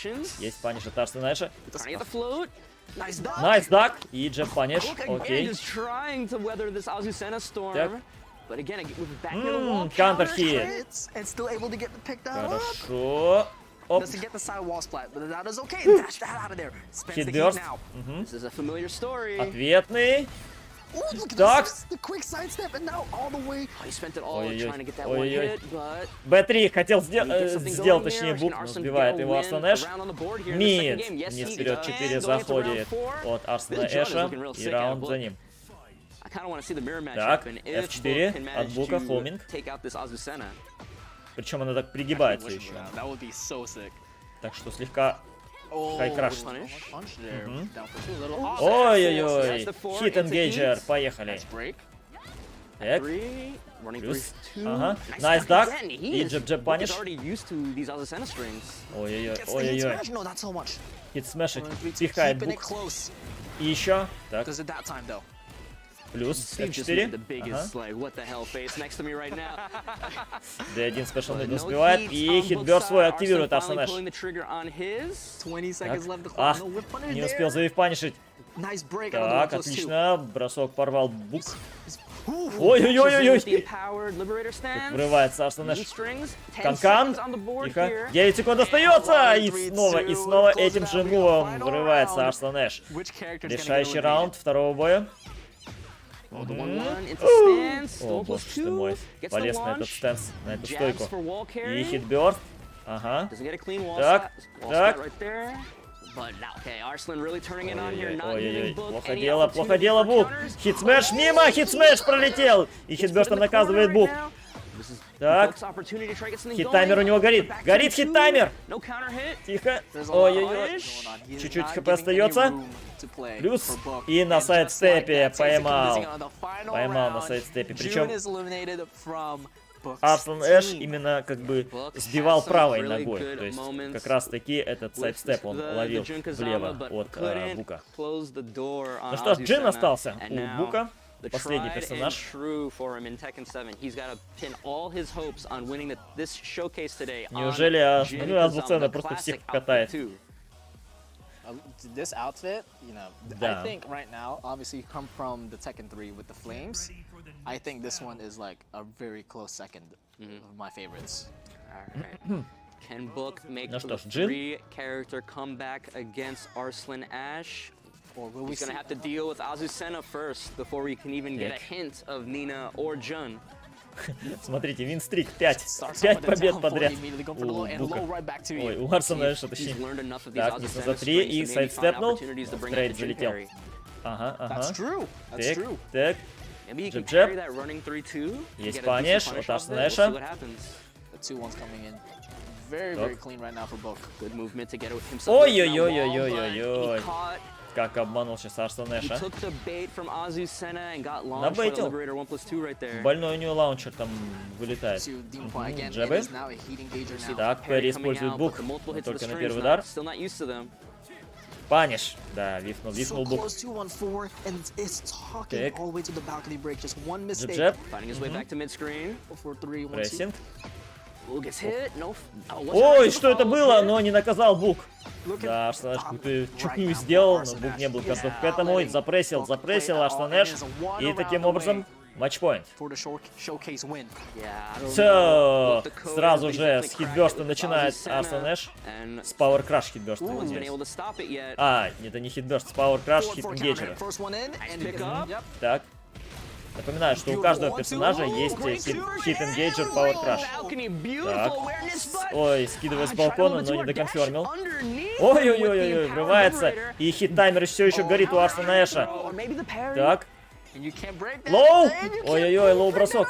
Тихо, тихо. Ага, хит-смэш сжигает, плюс... Хитбёрст твой активирует Бук. Power Crush. И врывается Арсен Эш. Ну что, друзья. Жесть. Арсен Эш 3-0 повторяет Азуцена. Азуцена всех вкатала. Вот это да. Просто 6-0 в пользу Азуцены. Минус Ни, минус Бук. Жесть. Oh goodness! Like I remember when Asusena came out, everyone started abusing it, and I was like, this и таким образом is a problem. Арсен Эш становится победителем этого небольшого, так сказать, турнира, этих шоу-матчей. Соответственно, именно он является последним победителем. It makes sense that he's able to take this gameplay, adapt it into a day strategy, and then make this character a threat. But once again, it goes back to what you were saying before. При этом не проиграв ни разу и сыграв за Азусену только, по сути. And I really like just how different she is from everybody else. And I've always been a fan of having to change up the regular Moreau like gameplay, where like you have to change it. Ну, скажем так, более чем убедительная победа Арсена Эш. Кстати, довольно долго они играли в итоге. We know he's an amazing player, four-time EVO champion. It could be. You know, 2,5 часа. Maybe, just a little bit. But the ability to, on very short notice, really have Хотя, this very казалось бы, cohesive мы game увидели plan with всего this 6 character and матчей, execute просто, it. ну, как It's бы super интервьюшки, It's not the easiest thing to do, пауз. but Arslan Ash gonna be our EVO Showcase Tekken 8 winner here. And like we've done before, Mark, man, we'll be having an interview with Arslan Ash. Let's take a listen. All right, congratulations, Mr. Arslan Ash, and of course, thank you, Book, for competing as well. Arslan, I gotta tell you, man, you did some very impressive work there with Azusena. How do you feel about that character? I really like that character. Azusena? Yeah, I think she's so fun.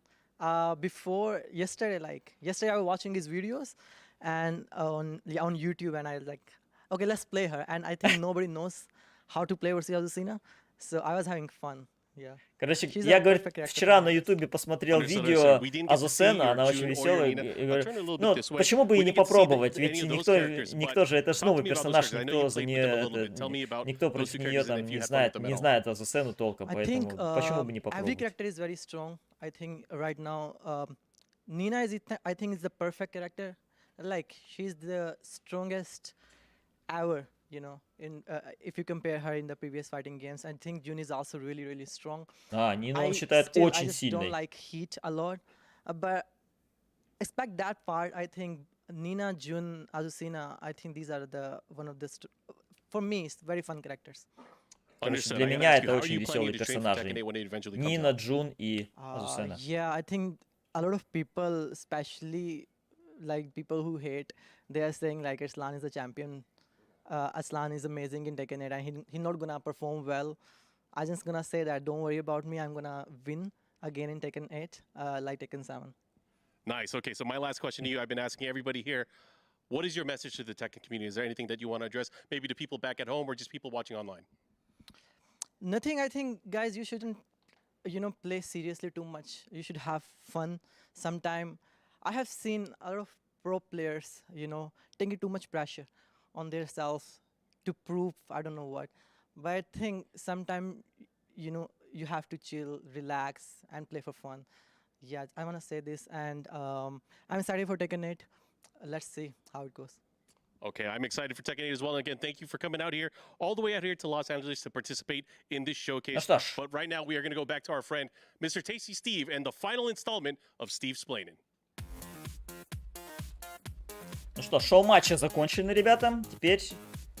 All right, this is a hefty one. I am supposed to break down the lore of Tekken in 2 minutes. They've already started the timer. It started when Kazuya was a kid, and he got tossed off a cliff by his father, Heihachi, at the time. Not only did he toss him in there, he's like, hey, look, if you're my son, he'll be okay. He'll make it back. He changed that story a little later, but that's not what happened. Then he activates a tournament. He says, you know what? We're going to have a tournament to see, since my kid didn't make it back, we'll see who out there, what martial artist can actually take up the helm. What ends up happening? Kazuya survives, makes it to the finals of the tournament and says, you know what? Now I'm going to return the favor. Takes the body of his father, throws it off the same cliff, mind you, the same cliff, just so he knows that there's a bit of familiarity there. And then he's like, you know what? Now I have the control of Mishima Zaibatsu, and I'm going to take over the world. Now, when that happens, he doesn't understand that, surprise, Heihachi is still alive. Heihachi climbs out of said cliff, obviously because of the opening of Tekken 2, and actually goes and enters the tournament because Kazuya says, you know what, I want to take over the world, I'm going to start my own tournament. And this is also where Kazuya meets his future baby mama, Jun Kazama. Now, with that being said, how much time I got? 48 seconds. Now, Kazuya wins the second tournament, like I said before, throws the body off the cliff of his father, meets Jun, and then we fast forward like 18 years. Jun is born, he's being trained slightly by his mom, and she's teaching him in the way of Kazama karate, right? But she says, yo, if anything happens, go find Heihachi. He's like, all right, cool. She gets attacked by Ogre. He goes to find Heihachi, and when he finds Heihachi, he's like, you know what? Heihachi's like, you know what? I'll train you, but not because I think you're good, because I think you have like the devil gene in you, and I'm always trying to control that. But what ends up happening then is that they throw another Tekken 3 tournament, all new challenges on top of that. Paul thinks that he defeats Ogre. He did not defeat Ogre. Jin goes in there, fights Ogre, wins the tournament, and then Heihachi is like, you won, crap, that's Steve's play. This isn't fair. That's not enough time to explain Tekken at all. Блин. Сумасшедший лор Текена, господи, какой ужасный там все-таки сюжет, честно говоря.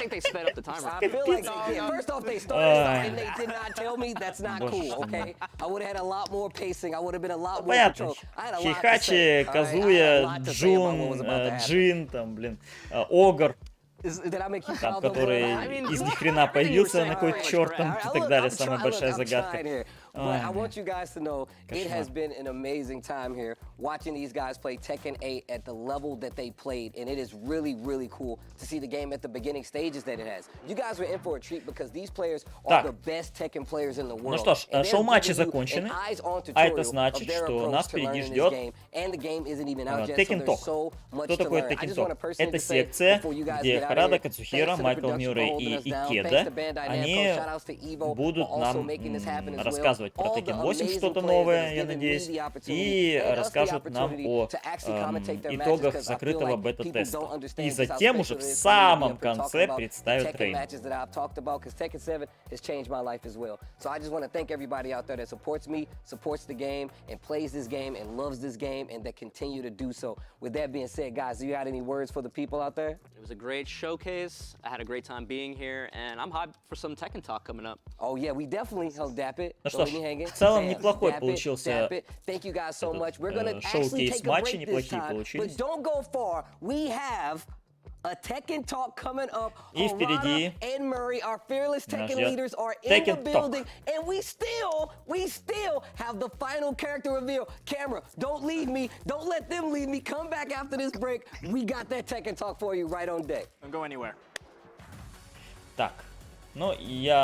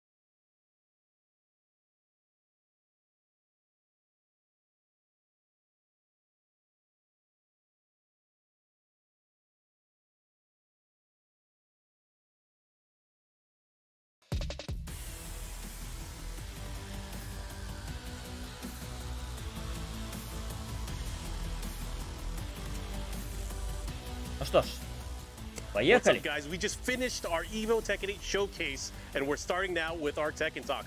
My name is Mark Mann. I'm the Director of Business Development for EVO, and I have some very special guests with me. I'm going to let you guys introduce yourselves. First off, Michael. Ведущий Марк Хулио. Michael Murray, И Tekken Series представляет он producer. Майкла Мюррея, Кацухиро Харада и Кахея 皆さんこんに Икеда. ちは、原田です。テッケンシリーズの、なんだ総合プロデューサーとかディレクター的ななんかそういうのいろいろやってます。はい。よろしくお願いします。 And I'll be translating for him, but this is Harada. I'm sure you're all aware, the chief producer and director of the Tekken project. はい、鉄拳プロジェクトの池田です。鉄拳8ではゲームディレクターを担当しております。中津と呼んでください。よろしくお願いします。And this is Kohei Ikeda, who is actually the game director on Tekken 8. Game He's director probably more well Ikeda. known by the player name Nakatsu. All right, guys, we are going to get into this. It's going to be very exciting. Of course, everyone wants to talk about Tekken 8, but before we get into that, let's talk a little bit about Tekken 7 and the Tekken World Tour. Но для начала поговорим о Tekken World Tour. Okay, so I believe we have a slide. Слайд. Пожалуйста. Here we go. So first off, I would just like to say thank you to Ну everyone и who перво-наперво participated in the 2020 благодарим Tekken всех World участников Tour Tekken to World make it one of Tour. the most exciting years Все to date. квалификационные ивенты, кстати, уже Slide, please. закончились. Next slide. And so the top 19 placements on the global 19 leaderboard will лучших be automatically игроков invited to рейтинга participate in the global квалифицируются на финалы And not just that, Tekken World Tour. Starting November 17th, we will be reaching out to the 20th through the 60th placers, and they will get priority for registering for the LCQs. Yeah, the LCQ, of course, the last Так, chance qualifier. регистрация на Last Chance So be Qualifier sure to начнется confirm with 17 us though by ноября. the 26th, because after that we will be opening up those slots for the general registration. Так, And the global finals themselves will be held at the Civic Theater in New финалы Orleans, пройдут USA. this на time. Civic With the Theater LCQ в first Новом occurring Орлеане, on США. January 12th, and then the global finals taking place over 12 2 days on января January 13th through the 14th. Last And Chance of course, if Qualifier, people want to find out more 13-14 information on this, they can check out the финалы. information at TekkenWorldTour.com. Во. But talk to us about the global finals. There's not only the LCQ and the global finals, kind of as you Кстати, mentioned, время даже but дают. what's the process? How does the LCQ guy go to the global finals? В 9 So часов if you're утра. not one of those lucky 19 and you want to register for the LCQ, we're going to be opening up the registration over 3 phases. This is to accommodate different time zones, etc. So the tickets themselves will be going on sale at То есть в $40, 3 I фазы believe, регистрация and that проходит. also includes spectator passes for the global finals. And then also $40 for the global участие finals стоит, themselves, you can кстати, also register в for Last Chance that. Qualifier. That opens up December 4th, and those are $25 each. Please keep То in есть, mind that чем this- раньше, that's короче, only for the ты global finals регистрируешься, spectator тем pass. меньше платишь It за doesn't регистрацию. include LCQ. Next slide, please. And for the detailed ticket sales, like we were saying, it's going to open up in 3 phases to allow people in different time zones to be able to Но purchase нам them. это не особо So this will интересно. start at the То есть 27th and регистрация run на through, Last Chance November Qualifier 29th и for the покупка LCQ. билетов. If you want a spectator pass for the Туда. global finals, that will start from Так December называемый 4th. Spectator And Pass. also, please check out TekkenWorldTour.com for details regarding that. And regarding the information and rule sets for the LCQ and also the global finals, we'll be releasing that info on the same time as the first wave of LCQ tickets. Короче, до 27 ноября билеты продаются. Соответственно, на веб-сайте, соответственно, после этого и будут опубликованы детали LCQ. That one last spot, right? Yeah. Also, another exciting thing we're doing this year, we did it once previously, but we're doing this fan art campaign. So if you have any cool Tekken art that you have, please upload it to X, formerly known as Twitter, with the hashtags Tekken or Короче, fan art. публикуйте Both, арты would be с вот этими preferable. хэштегами. And we'll be selecting these to be aired during the broadcast of the global finals. So you have until January 7th to do that. И мы Also, if отберем you've uploaded some really cool art in the лучшие past and you want to be considered, please re-upload it. для And, Tekken we'll World be Tour. looking out for that, so please take part in it. И лучше покажем на Hopefully финал we'll be able to Tekken see, World of Tour. course, a lot of you Tekken fans out there at the Tekken World Tour Finals in January. But let's go ahead and talk about the Так, closed beta that just happened for теперь Tekken 8. I think Tekken 8 поговорим is о really what the закрытой focus of today's бете event is, Tekken but I 8, think которая what прошла everyone is не excited так for that's давно. coming out in early January. I'm excited. Yeah. じゃあ原さん、鉄拳トーク始めましょう。あと中津。 Okay, let's get started. で、中津からどうぞ。I guess Nakatsu's going to take it away. Go ahead and drive. はい、そうですね。まず10月にクローズドベータテストを行わせていただきました。多くの参加ありがとうございました。おかげさまで結構好評で、ゴーストだったりこのロビー含めた体験が雰囲気も含めていろんなお声をいただいて、今開発も最後の追い込みに紛争しております。あ、ごめんなさい。俺喋るパートだったもんね。So Nakatsu was just mentioning that we did have a closed beta test, which we assume many of you took part in, and you were able to see for the first time areas, not only just the characters we introduced, but the online lobby for the first time, as well as the ghost and that system. And so the dev team is hard at work taking that feedback and implementing that into the game that we're currently still working on. Вот с этим лобби их. オンラインロビーというかね、Бета-тест прошел с 20 по 23 октября.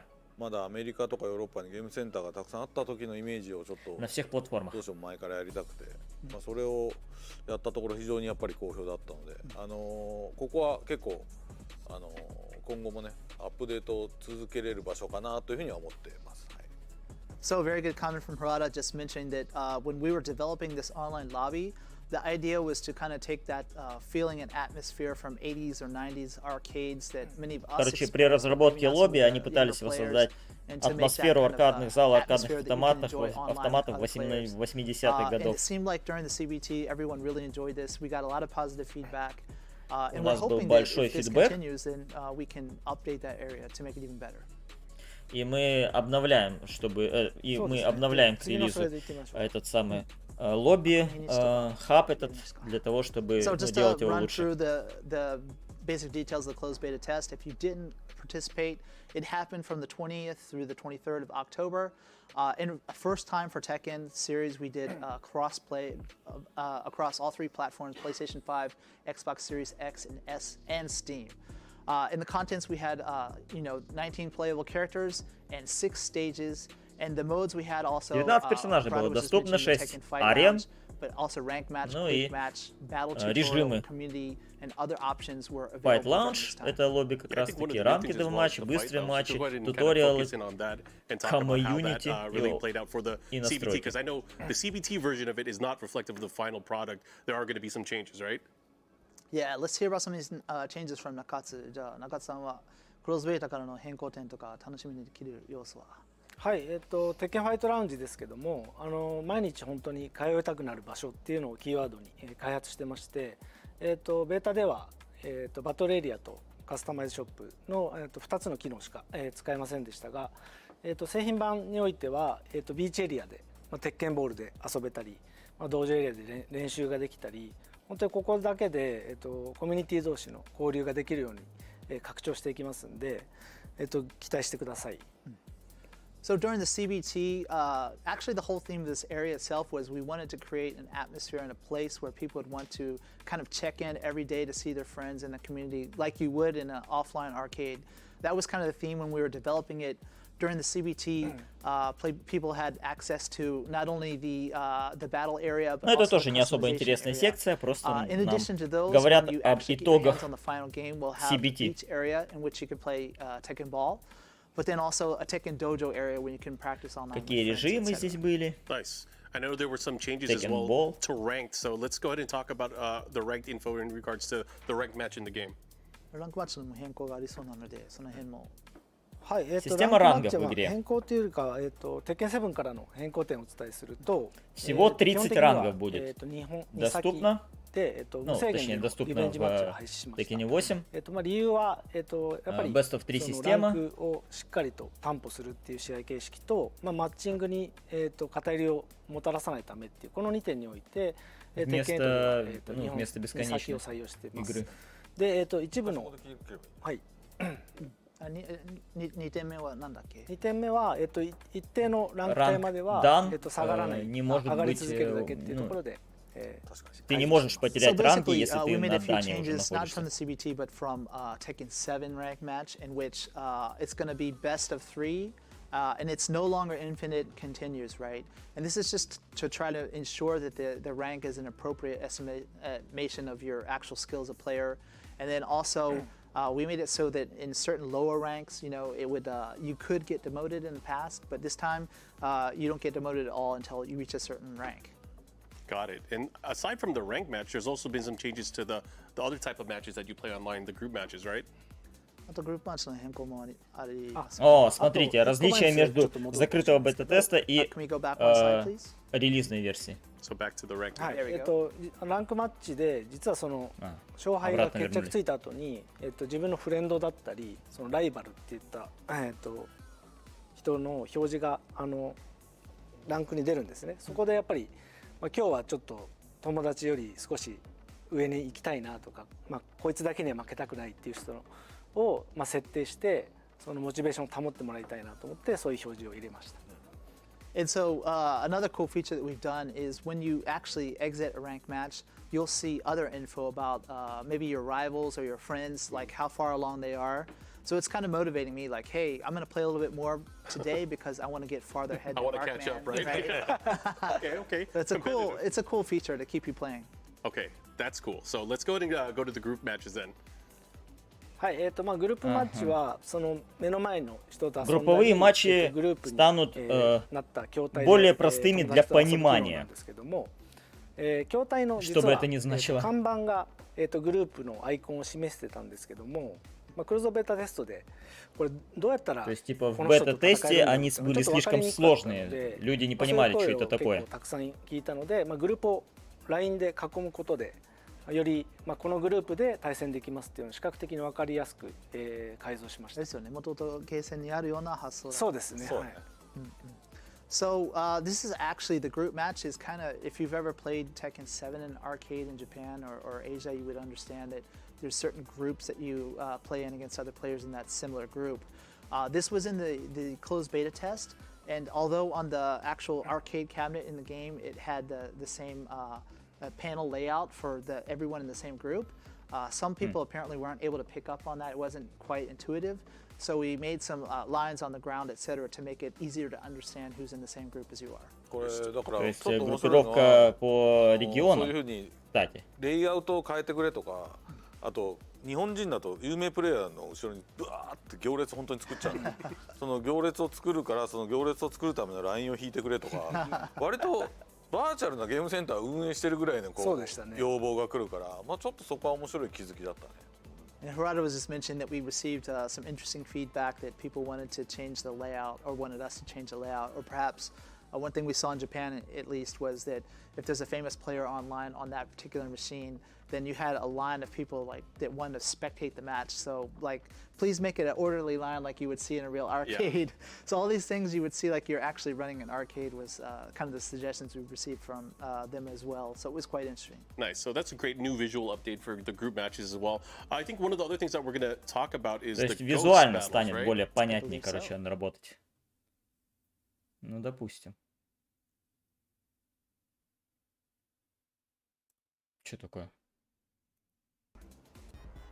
So, Super Ghost Battle について。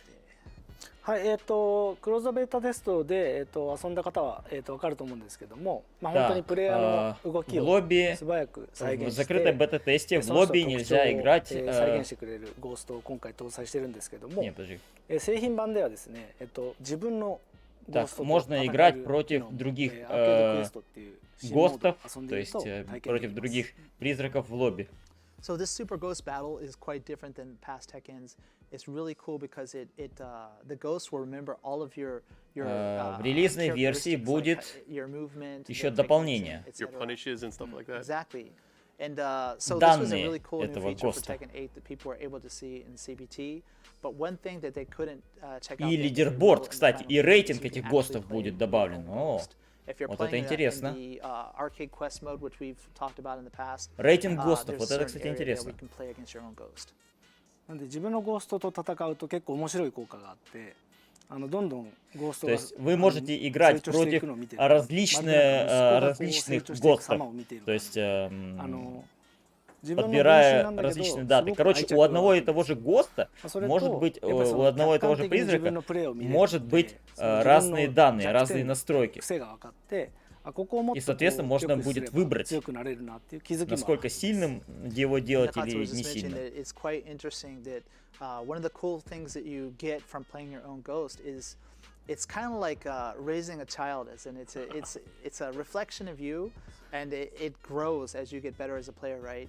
But another cool feature of it is that as you're playing your own Ghost, it may lead you to find some of your weaknesses that you can't necessarily see from first-person perspective, right? You got to take a step back to notice that, which is something that you'll find when you're playing your own Ghost.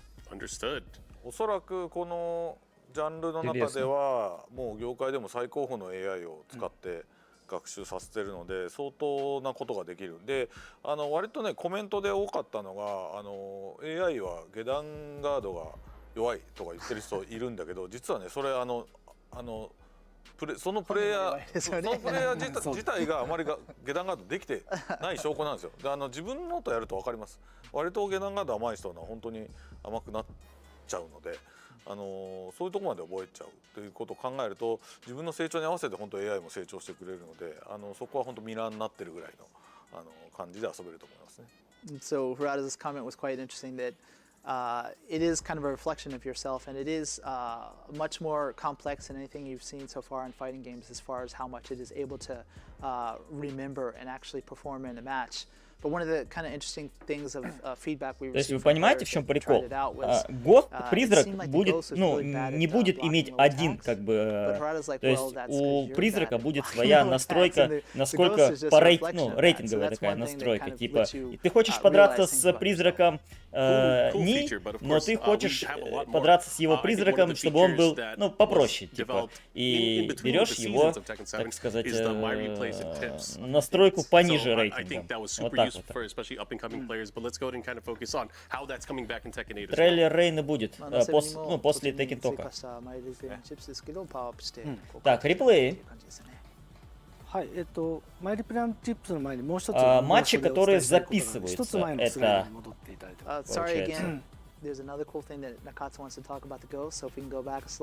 Так, нет, сначала снова про гостов. ゴーストバトルにはですね、実はそのリーダーボードから、ゴーストをダウンロードすることもできて、そういうことができると何がいいかっていうと、例えば新キャラクターだったりいろんなキャラクターと対戦したくてもマッチングしないじゃないですか。だけどそのリーダーボードからゴーストを選択して、対戦することでそのキャラクターの対策ができたり、苦手とする人がもしいた場合はその人の癖をつかむといったロビーで会わなくてもできる、疑似対戦みたいな形もできるので、結構このゴーストの遊びはかなりテッケン8で力を入れて体験としても強化した部分なので製品版に期待してほしいです。Another important difference from the CBT that you just had to mention was that in the CBT you had to be online with someone. I had to meet you in the lobby to play your Ghost. Yeah. But you can actually in the product go through the leaderboard to do that. So I can find a famous player to fight against a Ghost. Or another useful measure is if there's a certain character that you don't see much online, you can find that in the leaderboard and play against that Ghost to kind of learn more about that character. Understood, understood. 今回もね、ほらプロ同士のね、実は裏でこうプロ同士のゴーストを作ってゴーストプロゴースト同士の対戦させるんだったら、さっきの試合みたいに本当ノビがボンボンボンって3連勝してたけど、本当そんな感じでさっきの結果に似たような感じでね進んでいったもんね。そうですね。検証中のちょっとバージョンでやらせていただきましたけど。素晴らしい。だからそれぐらい結構いい面白い遊びがどんどん今後広がっていくかなという予想がありますね。俺のゴーストもね、中津のゴーストに勝ったしね。俺のゴーストはチープだしね。So he was just Harada's mentioning there's other stuff we plan to do in the future if people really enjoy this aspect, like have maybe a champion's ghost each fight each other. Oh wow. Something we do in the dev environment currently, where I mentioned. В общем, я так понял, они возлагают большую надежду на эти госты. And of course, Harada's is a pretty cheap ghost as well. So please look forward to that. Okay, we're gonna look forward to that for sure. Let's go back to the my replays and tips again. You were kind of talking about one of your favorite sections or updates to the game. How is it in Tekken 8? Так, матчи, которые записываются, то есть онлайновые ранкет, быстрые матчи, групповые матчи и плеер матчи. Оффлайновые матчи, аркад квест, битва с гостами и просто версус. スーパーゴーストバトル、いわゆるゴ Кроме ーストとの対戦でも、そのマイリプレイ&ティップスに対応して Кроме いるので、 компьютерных матчей. 例えばちょっと対人戦で、挑んでその改善点をこう自分で見つけるっていうのはちょっと抵抗がある人にも、オフラインでの遊びの中で自分の改善点が На бумаге ГОСТы кажутся очень ゴー хорошей ストと対戦 системой, してリ революционной, プレイで но 改善点を как будет на релизе 練習 вопрос. するみたいなこういった遊びもできるんで、その辺は製品版で楽しみにしてほしいです。 So what's really cool about this My Replay and Tips is you don't have to actively go out and look for the information. You can just boot up the game and look at it, and it'll tell you what you need to improve on to get better as a player. And so you can use this with not just your online plays against other people, but if you're playing in various modes or with another ghost character or something like that, it will also give you access to My Replay and Tips. So I could play against someone's ghost rather than playing them directly. And it kind of lowers the hurdle a little bit if you feel really nervous about going online. なんで、もしかすると、そのオフラインの、バトル、ゴーストとのバトルだったり、オンラインでもそのプロフィールからゴーストと対戦できるって機能があるので、対人戦は一回もやったことないんだけど、すごく強くなりましたって人が生まれるかもしれないです。 So you can even go online and visit someone in a lobby if you find a very strong player and play against their ghost and just keep doing that. And it's a good way to level up as a player and without even playing against another human opponent. So then when you do get that chance and you do make that step, that you're going to be a monster, right? Yeah. It's really cool because again, a lot of these players will get the Да, experience. хорошая тренировка для тебя, хорошая, So that's good stuff. Cool. So I think we're going to хорошая go on to разминка. the next Можно slide. играть как против Talk живого about типа all человека. of the playable characters. Ну что, 31 играбельный персонаж стартового ростера нам известен, и сегодня будет представлен последний, 32-й. 公開しています。で、最近、公開した、4キャラクターですね。ザフィーナ、リー、アリサ。Немного про персонажей, кстати, сейчас расскажу. こちらの、映像を、見たことがない方もいると思うんで、まずはおさらいで一旦流していただけますか。So obviously there was a few characters that we announced recently. Zafina, Lee, Мы Alisa, анонсировали с последним трейлером несколько еще персонажей. Victor. But before we do that, Зафина, Алиса, Ли, Девил Джин, Виктор. That's right. You know, a lot of the players have been following, obviously, the game since the announcement, the closed network test, the closed beta test. We actually talked to some of the players, some of the champions that were here this weekend, and got some questions out of them that they wanted to ask you guys for your personal opinion. So the first question I had from one of our players is, what is your personal purpose for making Tekken? Do you want it to be more of a attractively casual game or a more competitive esports title?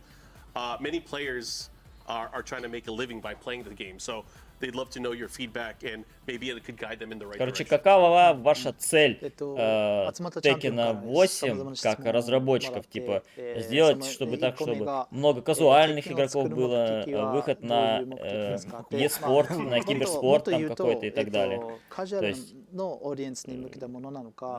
какая ваша целевая аудитория и какова цель? どういう人のために作ってるのかという感じですね。で、この人もそうなんですけど、その人の周りにもこの自分のなりわいとして、eスポーツプレイヤーではあるので関心がありますと。そうですね。まず簡単に言うと、もちろんできるだけ広い、層の人に遊んでもらいたいというふうに考えてます。かといってじゃあうちの母ちゃんに遊んでもらいたいかって言ったらそういうところをターゲットにはしてませんけど、ただeスポーツのタイトルとして作ろうっていうふうには最初からそういうふうには作らないですよ。裾野を広げて、結果的に楽しむ人が増えたら結果論として競技する人も出てきたっていう形が理想だと昔から思ってやってるので、できるだけ極端しオンラインで遊ばねえぞという人がパッケージで買ってもこのストーリーモードとかいろんな充実したモードをすっごいお金かけて作ってるので、実はそっちの方がむしろねなので本当にパッケージゲームとしてオフラインのゲームとして買っても満足いくぐらいっていうつもりで作ってますが正解だよね。そうですね。多分理想はバスケみたいな同じ競技ですけどすごい軽くに遊べる人もいるし、それを極めた人が NBA とかで活躍するという感じが理想。А он сейчас переводить на английский будет. So Harada was just mentioning that, you know, we obviously want to appeal to a wide audience. Whether that's casual or not is kind of maybe a different way of measuring that. But that said, it's not like he's expecting his own mother or someone to be playing Tekken avidly. So we hope to appeal to, you know, a casual audience, but also people, esports players, etc. More than that, though, it's not just that base core game. It's more about all the one-player content, the story mode, all the other stuff that we have that you can enjoy by yourself. So it's a very a wider audience than perhaps this question kind of hints to. And I just said it's kind of like basketball, right? You have the same kind of Короче, цель охватить максимальную аудиторию, не только киберспорт, но и одиночный контент, чтобы было людям чем заняться, даже если они как бы просто в одного хотят поиграть. И веселье типа баскетбола, то есть волейбола. This one's going to go a little bit deep because it kind of talks about the Tekken series as a whole. What does the team think personally about some of the attractive points or maybe even the negative points of the Tekken series that they kind of want to shape into how that would reflect into the development of Tekken 8? 3人で考える鉄拳の強みと弱点を考えて、まあ鉄拳どう持っていきたいかっていうですね。結構難しい。При разработке Текена, ну как удалось какие-то негативные, может быть, опции сгладить, там, принять что-то вот, изменить там и так далее. В общем, целевая аудитория у них вот, по возможности вся и побольше. He started off as a player of Tekken. Then he was a journalist who actually interviewed Harada about Tekken. And then he joined the development team. So he's got a variety of different experience surrounding this. そうですね。鉄拳シリーズのやっぱり Харада считает, что это надо обязательно, чтобы люди получали удовольствие от игры. То есть они только... И ему самому нравится разрабатывать вообще вот Tekken. Он получает от этого удовольствие. やっぱりたくさんのその実在の格闘技から、まあ我々オリジナルの格闘流派も含めて、いろんな技動かしていって楽しい技をたくさん提供するっていうところで。本当になんていうんですかね、裾野がすごく広くて受け皿としてもとても魅力的なコンテンツだと思ってるんですけど、まあ、それをやっぱり一番こうどんどん長年積み上げていくと、まあ、どうしてもかなり数が多くなったり習得するまでの時間がかかったりって、まあ、これ魅力の部分でもあるんですけど、まあ、そういったところをどんどんテッケン8で良くしようと思って。スペシャルスタイルみたいなものをつけたり、そのアーケードクエストとか、まあ、ゴーストを含めて、まあ、よりカジュアルな人にも遊びやすくするってところで魅力が反面裏返しでこうマイナスポイントになるところを、まあ、いろんな機能モードで補っていくことでたくさんの人に遊んでもらえるようなゲームにしたいと思って開発しました。Very good answer. So he was mentioning that if you're familiar with Tekken, which I assume most people watching the stream are, that we have a variety of different characters, whether it's a master martial artist or you know, some kind of a bear or animal, or even robots who are like Alisa or Jack or something like that. So obviously all these different unique fighting styles, some of them real, some of them created by us, and all these characters have so many techniques on their own, right? And so it appeals to a wide audience because it's likely you'll find a character that you really can connect with. At the same time, if you're brand new to the series, it is a lot of content that you have to kind of remember and get up to speed on before you can really jump in with people who are long-term fans. So it's at the same time like one of the strongest benefits, but that's one of its weaknesses, right? Стили, существующие персонажи, роботы, люди, все это смешивать как бы в одном файтинге. Особое отношение к Also, Arcade Quest, which as you're playing, it kind of teaches you the ropes of Tekken, and the buffed tutorial mode, the practice, and these various things that we've implemented in the game to make it easier to make that jump into Tekken.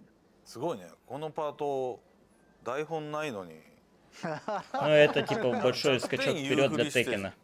製品のアピールポイントを喋ったからねこの人。さすが中津でも同じこと考えてた。よかった。いや俺危ない。俺最初だった俺変なボロクソ変なこと言うとこだったんだけど。よかったです。よかった。もう言わんとくわ俺。Боже мой, как же это все нудно. Laughing. He thought it was interesting that Nakatsu.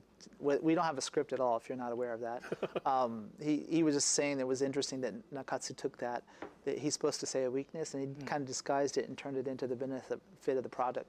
And I was like, well, we're on the same wavelength because I was thinking the same thing. And Murata's like, I was just going to say something out of left field, so maybe it's better that Nakatsu answered that one. All right, well, thank you for the answer. Thank you. We do have to move on, of course. We were just talking about all of the playable characters. You know, you just mentioned Victor as well.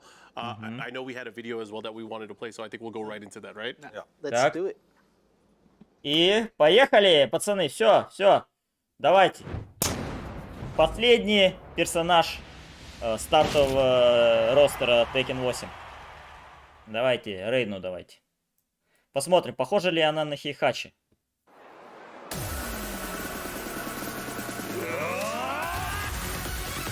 Нет. Извините, это не тот трейлер. Это трейлер старый, который представил там Алису и так далее. Нет, это еще до этого трейлера, который был. Привет, Дироту. Да. Извините, что обнадежил, это старый трейлер. Алиса тоже здесь пришла, да. Все верно. Последний трейлер, который... нет, предпоследний. Последний был Виктора.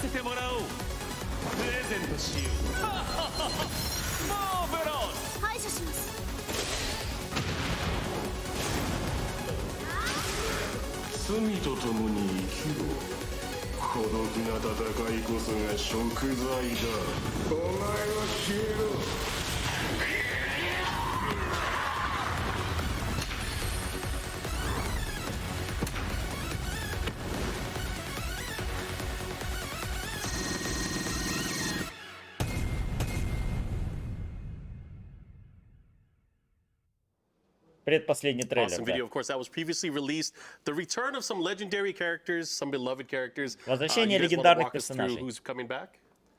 Well, there's obviously my favorite Devil Jin, my main character. Мой main любимый персонаж Devil Jin говорит. それについて何かあります？そうですね。今回こういった機会いただいたので、あまりなかなか世に出すことがない開発のデザイン資料をお持ちしたので、それでそちらを見ながら何か伝えられればなと思ってます。So Mark, actually, everyone's seen the trailer probably already, but we actually have some special kind of behind-the-scenes artwork and other details regarding these characters that we'd like to talk about today.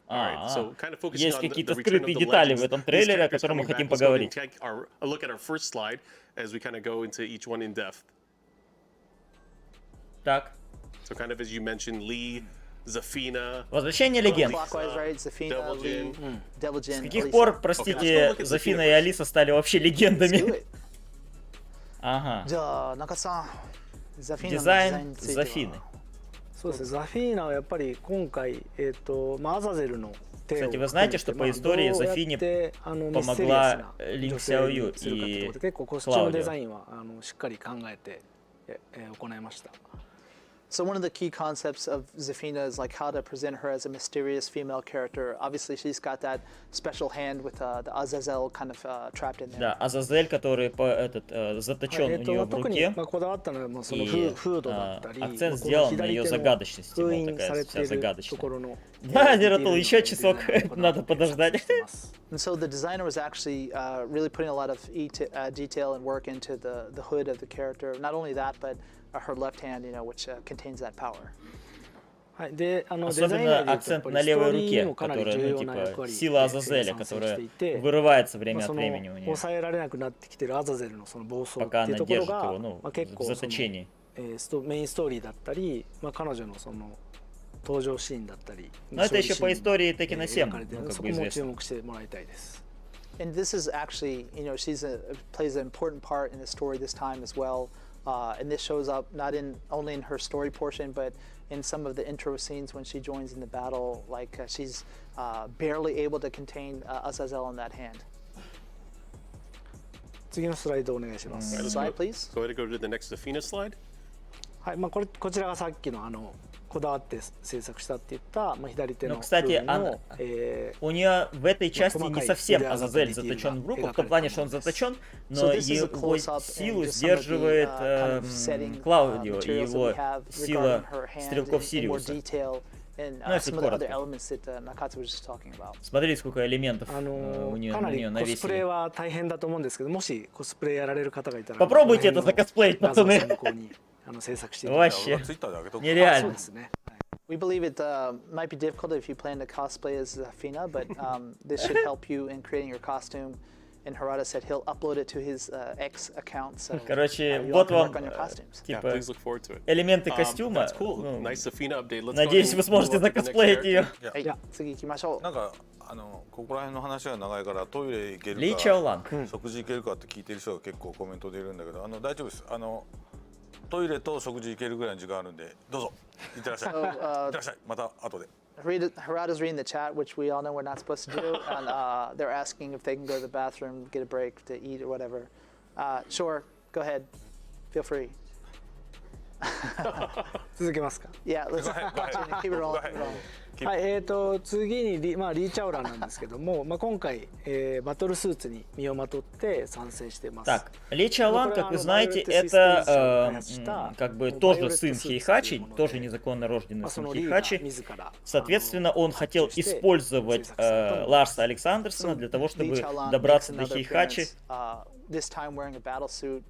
Но в этот раз у него есть вот этот вот костюм, Violet Suit, так называемый. Чудо, творение, суперсложной технологии, которая оснащена многочисленными функциями, которая отражает саму эстетику Ли Чаоланга. Новая броня, короче, у него такая. Но он настолько был впечатлен Ларсом Александерсоном и его стремлением изменить мир, что он присоединился в итоге к нему, не стал его использовать как последнюю проститутку и присоединился к повстанческой армии Игдрасиль, противодействующей корпорации G.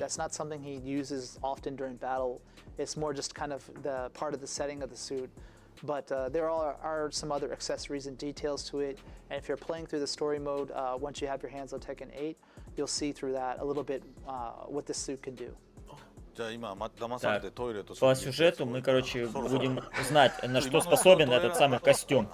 Типа, много функций имеет.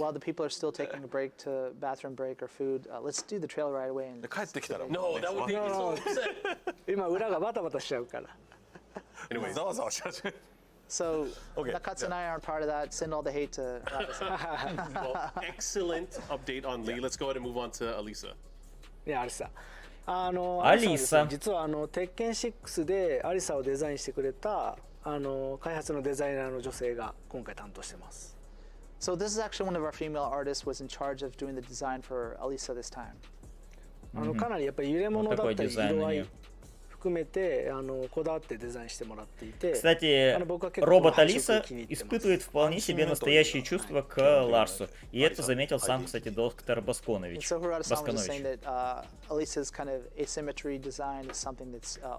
Несимметричный дизайн платья у Алисы, это традиционно. One of the things that they focused most on was that kind of delicate coloring to the character, and also the wavering of the cloth and the materials. То есть это во многом подчеркивается еще из предыдущих частей. And Nakatsu is really a fan of the coloring, how it turned out. 次のスライドお願いします。Здесь в ее истории, кстати, делается акцент, что она, ну типа, теперь свободна от приказов Джина, для которых она изначально разрабатывалась. チェーンソーの型番は実は原田のこだわりがすごいとこでして、毎回型番が名前が変わっていて、よく見てもらえると分かるんですけど、 внимание, что дизайн пил тоже изменился немного. NVIDIA のもう言っちゃって。Да и крыльев тоже. ビデオカードの型番っぽい感じの名前になってる。名前になってるので、その型番含めて結構ディティールがしっかり作られてるので。その辺見てもらっても面白いと思います。So along with Alisa's new costume, she's actually her features are kind of powered up, got upgrades, you could say, the thrusters and the chainsaws that she's famous for. One of the details in particular, if you weren't aware, is Harada always loves to put like a model number to the chainsaws, right? And this time it's changed to reflect that kind of being upgraded And if you are very knowledgeable about certain graphic boards, you might see where the inspiration came from, I guess we could say. Easter egg to look forward to. Awesome update for Elisa. Let's move on to another fan favorite, one of your favorites, Yes. Mr. Devil Gene. It's time.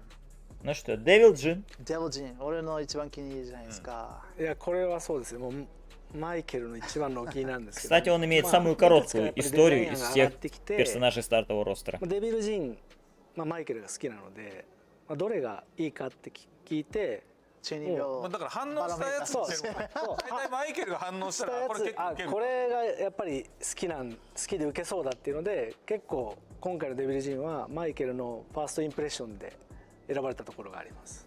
So everyone knows I've been a long-time fan of this character, and I think a lot of people like me tend to fall for this character. So they have this test where they lay out a few designs in front of me. The one that I just go the most tasty Steve-like on, that's the one they choose. They're like, that's got to be the right one. Got it. はい、次のスライドお願いします。Такой более монотонный, кстати, у него стиль стал. 結構、ジンがデビルの力を使いこなせそうになってる中参戦するときподчеркивание вот дьявольского стиля, чтобы он там максимально был, насколько это можно, не похож на обычного Джина. 描いて、このデザインになってます。で、ストーリーに注目していただくと、デビルジンがどういう関わり方をしていくかっていうところも描かれていくので、プレイだけじゃなくてストーリー面も含めて注目してもらいたいです。And so the overall design of Devil Jin is quite unique. If you followed the story up until now, you kind of know that he's gaining a little bit more control over his abilities. And kind of to reflect that, we have Jin Kazama as a more like a white outfit look, where the Devil Jin is like the dark side. It has more of this black outfit. Да, Devil Jin — это темная сторона обычного Джина, really awesome and fun to play. But as you're playing through the story, который потерял там всякое здравомыслие из-за дьявольского гена. こう各キャラクターのこの採用されてるデザインだけど、この裏にはもっと数限りないボツになったデザインがたくさんあるので、そういうのはいずれまたこういう機会で皆さんに見せていきたいなと思います。Gerardo's just mentioning, keep in mind these are the final designs, but we had many in the process that didn't end up making it into the game. So maybe at some other point we'll be able to share this with you. Типа финальный дизайн, но в процессе еще может какие-то детали добавить небольшие. И мы увидели, говорит, ревил еще одного персонажа, мистера Виктора Шевалье.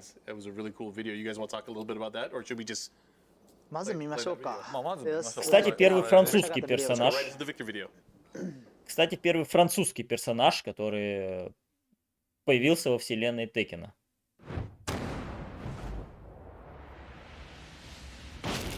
Между прочим, служил на военно-морском флоте когда-то. Вот.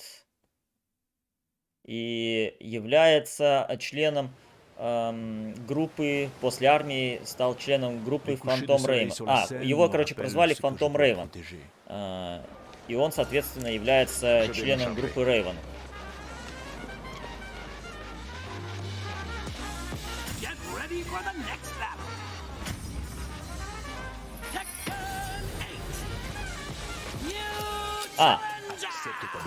Не членом группы Рейвен, а он является его руководителем. То есть он лидер подразделения Ворон.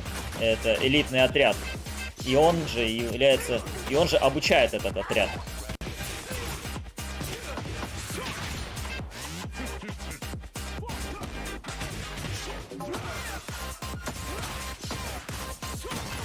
Лили из Монако, да. Она не француженка. У нее французское воспитание, но сама она не из Франции. Где новый? Ну, скоро появится.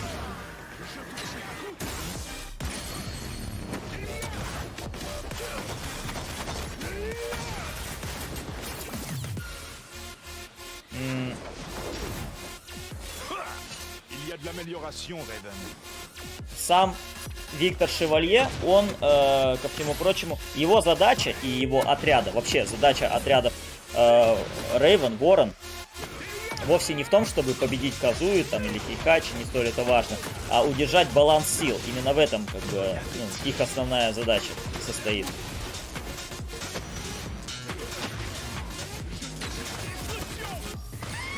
Кто выиграл? Арсен Нэш.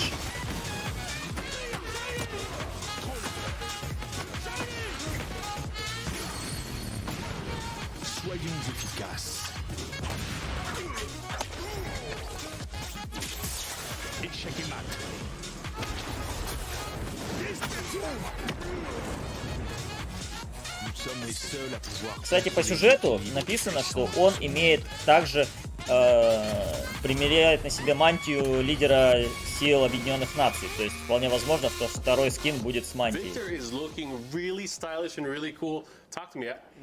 Очень, говорит, стильный и крутой. One of my favorite newcomers, right?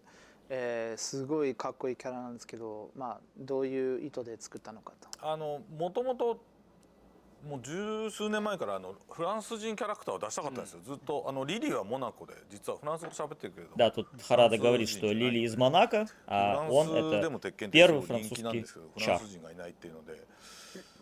実現するのがちょっと遅くなっちゃったんですけど、一番最初にもう一言目で俺Вот, как раз таки про баланс тут и говорится. Нам надо удержать баланс в мире. ボイスを本当に本人が当ててくれることになるっていうのは全く想定してなかったんですけど、本当にフランス人をコンセプトにしてバンサンカッセルっぽくってやっていったら全然また違うキャラになっちゃったんだけど、結果的にはすごく皆さんに受け入れてもらってて、とてもありがたいと思ってます。はい。So this was in the works for quite some time. We wanted to make a French character. Tekken is quite popular in France. Many people kind of assume that Lily is that, but she's not. She's actually from Monaco, although she does speak French. So we wanted to make this character, and the directive from Harada at first was, hey, Nakatsu, make a character kind of like Vincent Castle.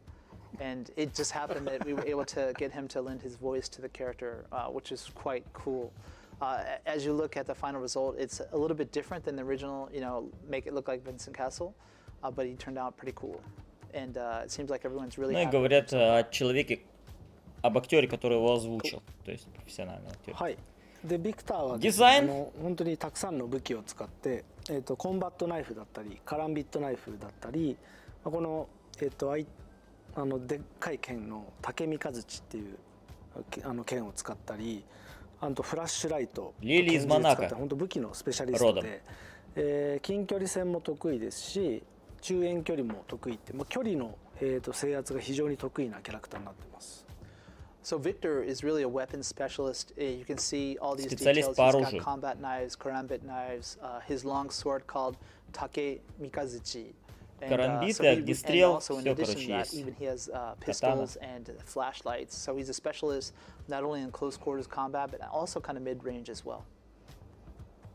はい。でやっぱりそれだけでなくて、軍隊格闘術だったり、忍術、あとスパイアクションも含めたもう本当に何ですかね、もうスーパースパイ CQB っていう男の子が好きな、男っていうか男女問わず好きな。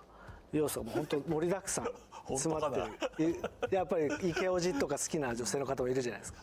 なんで本当いろんな要素を詰め込んで一つかっこいいキャラクターを作ろうってとこで本当に時間をかけて作り上げたキャラクターです。So he's a very cool, unique character. He uses kind of a mix of Это государство сейчас оно независимое. А Франция это как бы раньше было He's also made to be, you know, very to appeal to both male and female audience, and that's when Harada cracked up and said, "Really?" But true. I mean, at least Nakatsu's image is that you know there's many women out here who like a really refined, good-looking older man like this. Cool. So let's actually talk about Victor's stage, his battle stage. バトルステージについて。これはね、マイケル覚えてるかどうかわかんないけど、20年ぐらい、20年以上前に僕とマイケルがパリ初めて行った時に、арена какой-то корабль 行っていきなりこれに乗った。На фоне Эйфелевой башни. その時の風景そのまんまなんですよね、これね。So the original kind of inspiration for this was Harada and I 20 years ago, if you believe that. Went to France, Paris in particular, on a business trip. Короче, 20 лет назад Харада увидел нечто подобный пейзаж и вдохновился этим. This was your first experience in France, okay, in Paris. Awesome. Any other details in regards to this? Просто Монако это маленькое, очень карликовое государство, и оно граничит с Францией. Она раньше была французской колонией, но сейчас это независимое государство. То есть это, оно не принадлежит Франции. Это отдельное государство. その動いていくことで風景が変わるっていう面白さがあるんじゃないかっていうところで背景のスタッフと一緒にまあ、イメージを共有しながらできたのがこのステージです。そうだから背景スタッフも行ったことないのに、ここまで作り込んでちょっと作って俺が見てこんな感じって言うっていうのを繰り返すみたいな。そうそうそう。So keep in mind, Nakatsu's never been to that location, nor have the artists who are working on it. Okay. So it was pretty much they consumed a lot of movies and other content to try to get a good image of what it would be like. And as they keep creating it, Harada and I are kind of like, oh yeah, that's exactly what it was like. And it is kind of interesting that the boat is moving, so as the time progresses during the match, you're kind of going slowly down the river, which is kind of a unique twist on that. So yeah. We hope that you'll check it out. Yeah, so not just does he have a cool stage, but he also has a cool design story. I know we have a little bit of behind the scenes from when you guys were creating the character, so I think we're going to go to a short video as we kind of talk about a little bit more about Victor. Behind the scenes. Еще небольшое видео об Викторе. Что это за небольшое видео про Виктора? Ну-ка.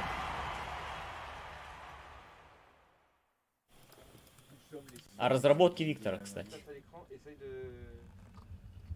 Nous sommes les seuls à pouvoir contrôler l'équilibre de cette planète. Vincent. Je suis le maître de l'univers. Alors moi j'ai découvert Tekken en fait dans les années 90 et je me suis intéressé à ce jeu-là en particulier parce qu'il y avait un personnage qui s'appelle Eddie Gordo et qui était un capoeiriste. Et à l'époque je faisais de la capoeira. Donc j'ai acheté, je ne jouais exclusivement qu'avec le personnage de Eddie Gordo. Lars Alexandersson, le lion de la rébellion. Très bien. Contactez Yggdrasil. Super. Génial, parfait. T'as vu, ça fait pro? C'est cool. Get ready for the next battle. Tekken 8. New challenger. Accepte ta défaite. Tu as perdu d'avance. Victor Chevalier. Qu'est-ce qui me plaît dans le personnage de Victor Chevalier? D'abord le fait qu'il soit français et le fait qu'il y ait un français dans un jeu aussi internationalement reconnu. Le personnage de Victor Chevalier, en fait, il a une caractéristique, c'est qu'il est très élégant. Et j'ai l'impression qu'il colporte à travers sa manière d'être et de s'habiller une certaine idée de l'élégance française. Plus le fait qu'on m'ait appelé pour le faire, ça m'a flatté. Il faut une opération conjointe. Et le moto? Nous sommes les seuls à pouvoir contrôler l'équilibre des puissances de ce monde. Il y a plusieurs manières de faire du doublage en fait. Quand on est appelé pour doubler un dessin animé ou une animation qui existe déjà, qui a été fabriquée à l'étranger, où en fait tout d'un coup moi je me retrouve juste en tant que doubleur français, en fait on doit se caler plus ou moins sur ce qui a été fait. En revanche, quand on participe à la création, en fait on travaille avec des petits sketchs pas du tout terminés, des choses presque figées. Et en fait, ce qu'on va faire dans la salle d'enregistrement va servir à l'élaboration du personnage. Tu peux écouter? Commencez les préparatifs. Commencez les préparatifs. Nous sommes les seuls à pouvoir contrôler les puissances de ce monde. Fais en sorte d'être à la hauteur quand tu combats en face de moi. Dispersion! Dispersion! Dispersion! Échec et mat. Dispersion!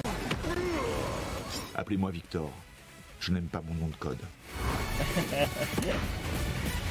Ой, блин. Ooh, exciting. Французский язык. Yeah, super cool. I mean, I'm sure the experience was super fun to do that. Now, that's 31 characters. Это 31-й персонаж. Но у нас есть еще один, да? Давай, показывай уже. 兼ねてるキャラなんですけど、何かその前に一言ありますか？みんながキャラを見る前に。JDCR. Господи, как они тянут, вот как они тянут, уже и так затянули все. Хейхачи Мишима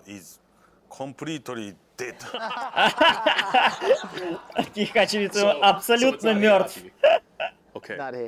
So I think we are going to go into the video we're about to play. I hope everybody's back from the... What's up? We need that person with us. I would actually feel safer if we had Steve here. Come here, Steve. I've been training, I think. You've been training? Yeah. All right, come here, Steve. Get in here. Steve, I'm gonna... I've been in a gym. Hold on. When you're ready, tell him to play the film. Me? Yeah. Do it! Do it now! Ну чё, наконец-то дождались, ёлы-палы, все. Официальный анонс последнего персонажа стартового роста, черт возьми. 4 часа спустя.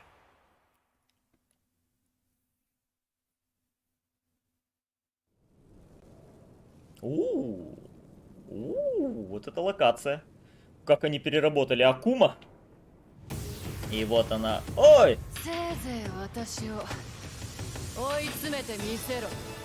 Ха. Немножко не так выглядит, как я думал, ну ладно.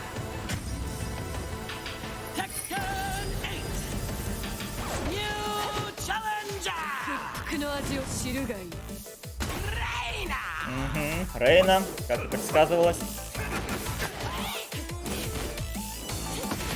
Да, мувы Хихачи есть, но они не такие очевидные. А в общем-то целом вообще-то другой персонаж совершенно. Есть от Лаки Хлои что-то.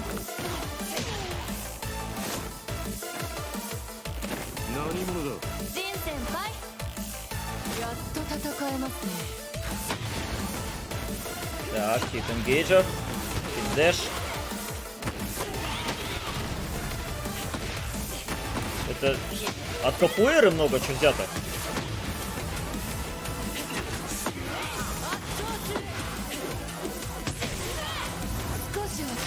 Блин, ни хера не намешали здесь, ё-моё!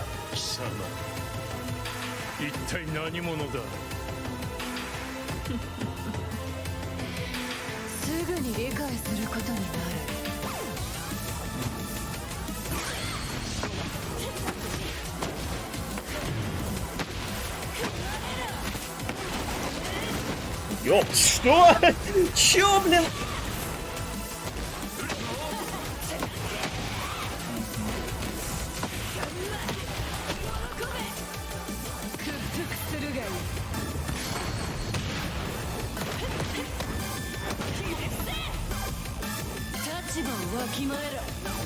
А музычка-то нормальная такая. Ёпть.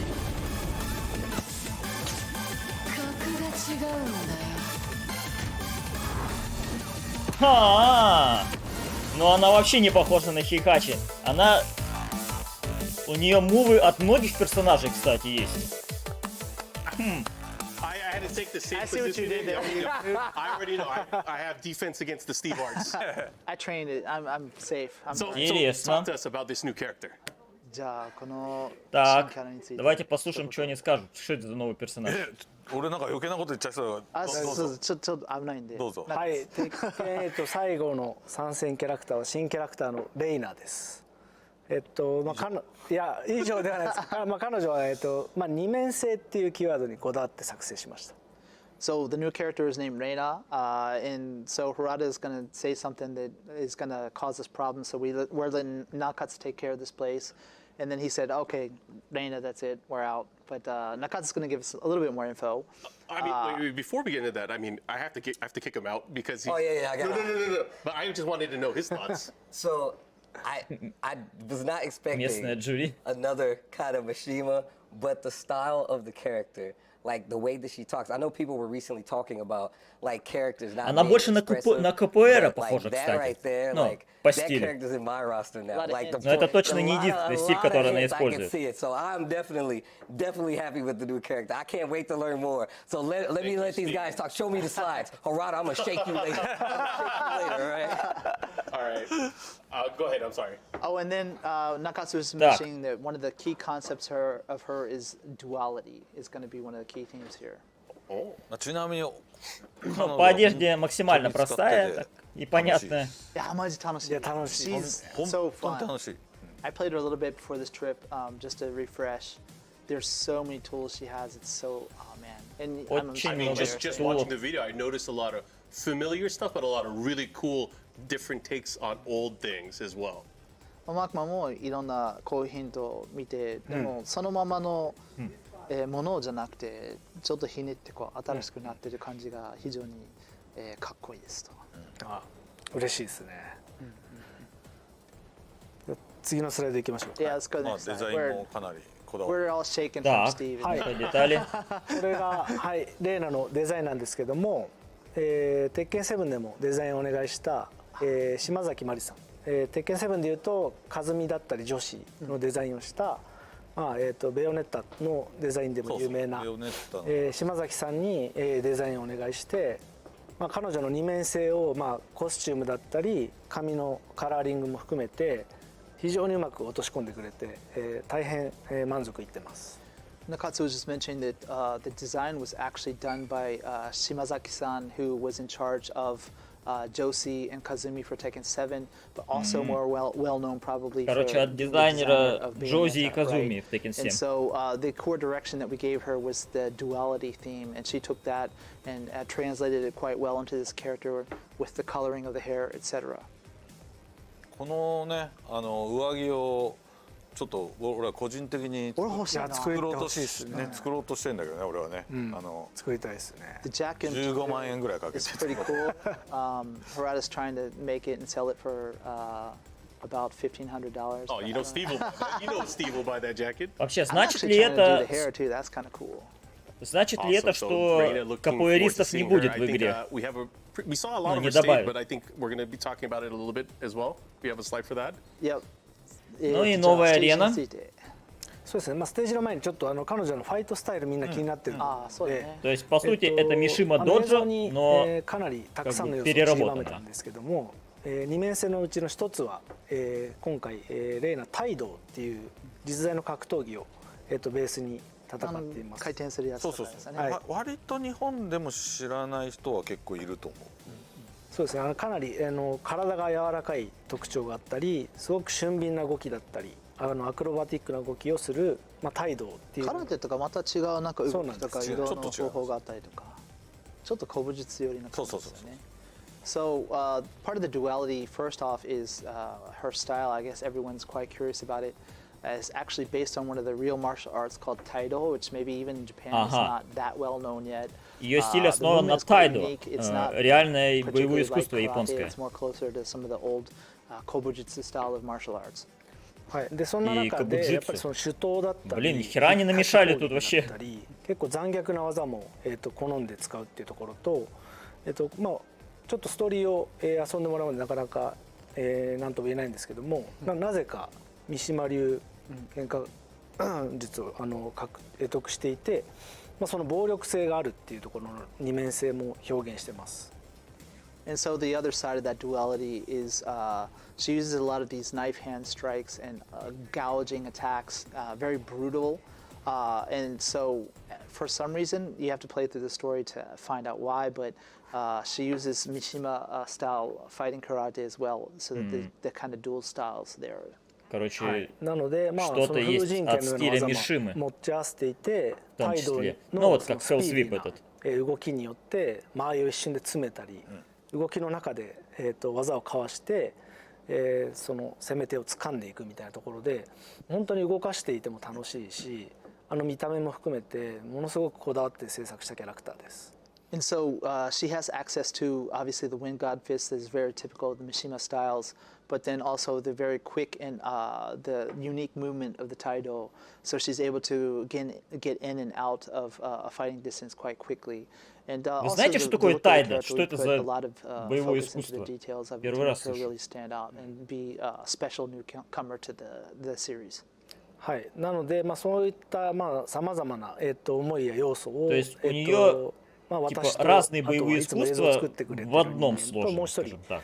バトルのディレクションをしている人間で本当にどの要素を入れて映像を構成しようかすごく悩んで、今回のビデオを作り上げたので、本当に2度3度もう本当たくさん見返してリリースまで楽しみにしてほしいです。So not only Nakatsu directing overall, but the person in charge of creating the footage for this trailer you saw, and then also the battle director, how to show off this character and make them look as awesome as we can was something that really took a lot of time and effort to get it right before we showed everyone. So we hope that while you're waiting to get your hands on the game, that you'll check out the trailer several times to look for all these hints and all the cool things that she can do. まあちょっと今トレーラー見た人のコメントでも。ちょっとトレーラー見ただけなんでね、性格は一面性しかないみたいなコメントもありますけど、実はそこも二面性があって、とっても怖い子なので、はい、すごい面白い二面性を持ってます。はい。So Harada reading the chat again, picking up comments saying she looks very one-dimensional, but personality-wise, it's kind of hard to say anything like that about her. without seeing more of the game, right? So she's got another side to her. She's quite mean as well. She's got a mean streak to her. So we hope that you'll check her out. もうストーリーモードをね、ちょっと楽しみにしててください。Look forward to the story mode. Actually, I'm going to pick her up as a new Mishima. She's so much fun. Quite a different play set than you have from the other Mishimas. Yeah. Well, that's awesome. One of I my mean, new favorites. Now that brings us to 32, the magic number. Yep. All of the playable characters that we Ну have. что ж, Of course, все. people can look forward Ростер to the game coming окончательно out. известен нам. January 26, 32 2024. Not персонажа. too far away. Not too far. Very, very close. I Ну и had теперь a остается great только time ждать not only 26 throughout января. today's competition, being able to talk to you guys, of course. It's been fun. I enjoyed it, man. I'm still intact. My arm's fine. And I hope everyone enjoyed the trailer. はい、あとですね、今スライドに смотрите, трейлеры вот этих персонажей, начиная с Йошимицу и до Девилджина, будут выпущены, выпускаться еженедельно. Отдельные трейлеры. То есть вот эти персонажи, они не получали отдельных трейлеров. Еженедельно. So as the slide was just mentioning, Harada and I daily are getting requests on Twitter for character trailers, not of all of them combined, Еще один бета-тест для Ратул. Что-то я сомневаюсь, что будет, если честно. Очень сомневаюсь. Но хотелось бы, да. Я вот последний пропустил, поэтому хотелось бы. 現場でずっとやった時はキャラをこうスクリプトを打ちながらPV 僕がやってたんですね。で今彼もそれをやっちゃってるわけですよ。その企画の仕事をやりながらも編集をやる、これは伝統を引き継いでるわけです。でそれ忙しくてね、なかなか追いついてなかったんですけど。Ну скажем так, Хёта как-то особо она, ну не прям вау-эффекта не производит, но вот. So Harada was just mentioning that these trailers you see are actually Nakatsu is actually editing many of these. So. And it's just something the Tekken project does a lot. Harada used to do. Короче, мешанина полнейшая. Ну, то есть в том плане, что намешали ей от всего. Но, как мне показалось, упор больше сделан именно на капуэра. はい、お待たせしました。公開を楽しみにお待ちください。 So he just says, please, we hope that you'll all enjoy checking out the trailers when they're released. Something for all the Tekken fans to look forward to. Before we leave for the night and end our Tekken talk here, and of course our wonderful day of Tekken 8 action, I got to ask you guys, what is your message to the Tekken fans? Let's start with you, Nakatsu. На Аску чем-то похоже. На Аску похоже. Ну, что-то от Аски тоже есть. Но это потому что, в принципе, Аска-то тоже как каратистка. Карате используется. Видимо, от этого и похоже. 最高のものをお届けしようとプロジェクトメンバーと一丸となって開発しています。で、やっぱり格闘ゲームである以上プレイヤーが主役で皆さんのコミュニティの力もすごく必要になってきますので、みんなでこの鉄拳7から作り上げてきた熱をもっと鉄拳8で大きくして本当世界中の人に楽しんでもらいたいと思ってますので引き続き応援よろしくお願いします。 So Nakatsu was just mentioned how he's excited to be able to reveal all 32 characters in the lineup today, and that him and all the staff that are working hard at the game are working their best to make it the most impressive installment to date. And he has something to ask of everyone, that to take all of that power and energy that you gave us for Tekken 7 and to make it even better and bigger and bring in more people for Tekken 8. Ну понятно, so please help us with that. Улучшать, увеличивать. 今までのね、こうコアに鉄拳が対戦して遊んでくれてる人はもちろんなんですけど、さっきも少し言いましたけど、ですね、極端な話もオンライン対戦っていう人でも、по смазливости немного напоминает Лео. そしてストーリーモードもキャラクターのね、世界観のストーリーモードとプレイヤーサイドのストーリーモード、そして全然鉄拳にはない対戦のおまけのビーチバレーボールとか。本当にいろんな要素を盛りだくさんにしてるんで、オフラインでのパッケージとして買ってもらっても大満足っていうぐらいで、作ってます。なのでぜひ安心して、購入していただければなと本当に思っております。 So Harada was just mentioning that for everyone who's played Tekken, we're sure that you're going to enjoy this one as well. But even if you haven't, there's a lot of content to enjoy. Not only the story mode that portrays what happens with all the characters, but the kind of story mode in the arcade quest of you as a player and your story. Not just that, but the ghost AI characters that we have this time, that whole system is quite. Очень много надежд на этот Ghost AI, то есть на этих призраков. Очень много. All of this different content you can play by yourself, even if you don't feel like jumping online to play against other people. So definitely please check it out. あともちろんその発売までもうちょっとだけ時間あるので、Короче, обещают тонну контента нам, одиночные режимы много. なりますし、いくつか変更点も多分出てくるかなとНу 思 и いま вот す。 эти призраки, 加えて今日はね、プ большой ロの упор 人 на に них. エキシビジョンマッチで盛り上げてくれってお願いしたら、アッシュだけガチで一人でずっとアズセナバリバリガチでやっちゃってたんで。Думаешь, Калом, оказывается, ну, так много они про них обещали там. We still have a little bit of time before the release of the game, so Хочется obviously we're верить still listening to your feedback, etc. Today, when we saw the pros playing the game, he told everyone to, you know, make it look good, make it look fun, and they did their part. And then Ash actually tried his best to destroy everyone with the new character Azucena. So he decided to try to nerf her before the launch of the game. So. And since it took time, I'll make man short, but I just feel like Азусена this game всех is уничтожает, надо ее нерфить, короче. Давайте понерфаем ее. Еще игры нету, видите. The most out of any installment to date, and the my replaying tips and the Ghost, all these things that are unique for a fighting game that'll help you jump into Tekken 8 even if you've never played the game. So now is the best time to start and get it on all the excitement that's about to come. Awesome. Well, again, it's been a fun day. Nakatsu, Harada-san, Michael Murray, thank you guys for coming out here and providing us with this update, with this Tekken Talk. On behalf of the EVO team, I want to thank everybody here that was out here from the community, the players, everyone at Bandai Namco Entertainment Tekken Project team, and of course, all the Tekken fans around the world. We will see you guys next time for more Tekken action, and make sure you guys pick up the game January 26th when it comes out. See you guys next time. Итак, ребята, ну чё, подошел к концу этот самый ивент, соответственно. Ивент с чемпионами Evolution, с тонной пустой болтовни неинтересной и с трейлером Рейны. Ну что сказать, Рейна, конечно, персонаж интересный. В том плане, интересный не в плане как бы вау-эффект и так далее, а в плане том, что там намешано в достаточно много, можно разбираться и разбираться. Вот. Но в любом случае она не станет клоном Хейхачи. То, что у нее от Хейхачи пару мувов есть, как бы не делает ее Хейхачи совершенно. Вот. Но, как мне кажется, у нее больше мувов от Эдди Гордо. И, как мне кажется, это значит, что, скорее всего, ни Эдика, ни Кристи не вернут в итоге. Хотя, ну, как бы то же самое и про Мордука говорили, в свою очередь, в Теккене 7. То же самое там говорили и про... И про... Ну, по Хумрам, конечно, это была неожиданность, это все-таки новый персонаж, но все равно, так сказать, что вместо Брюса Джо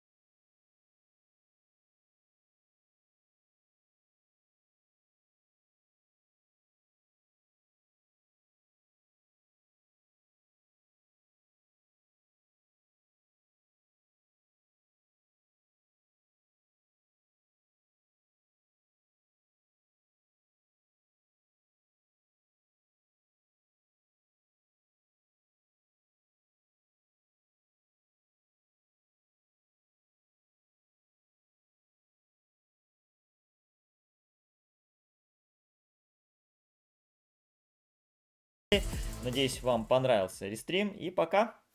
Пока.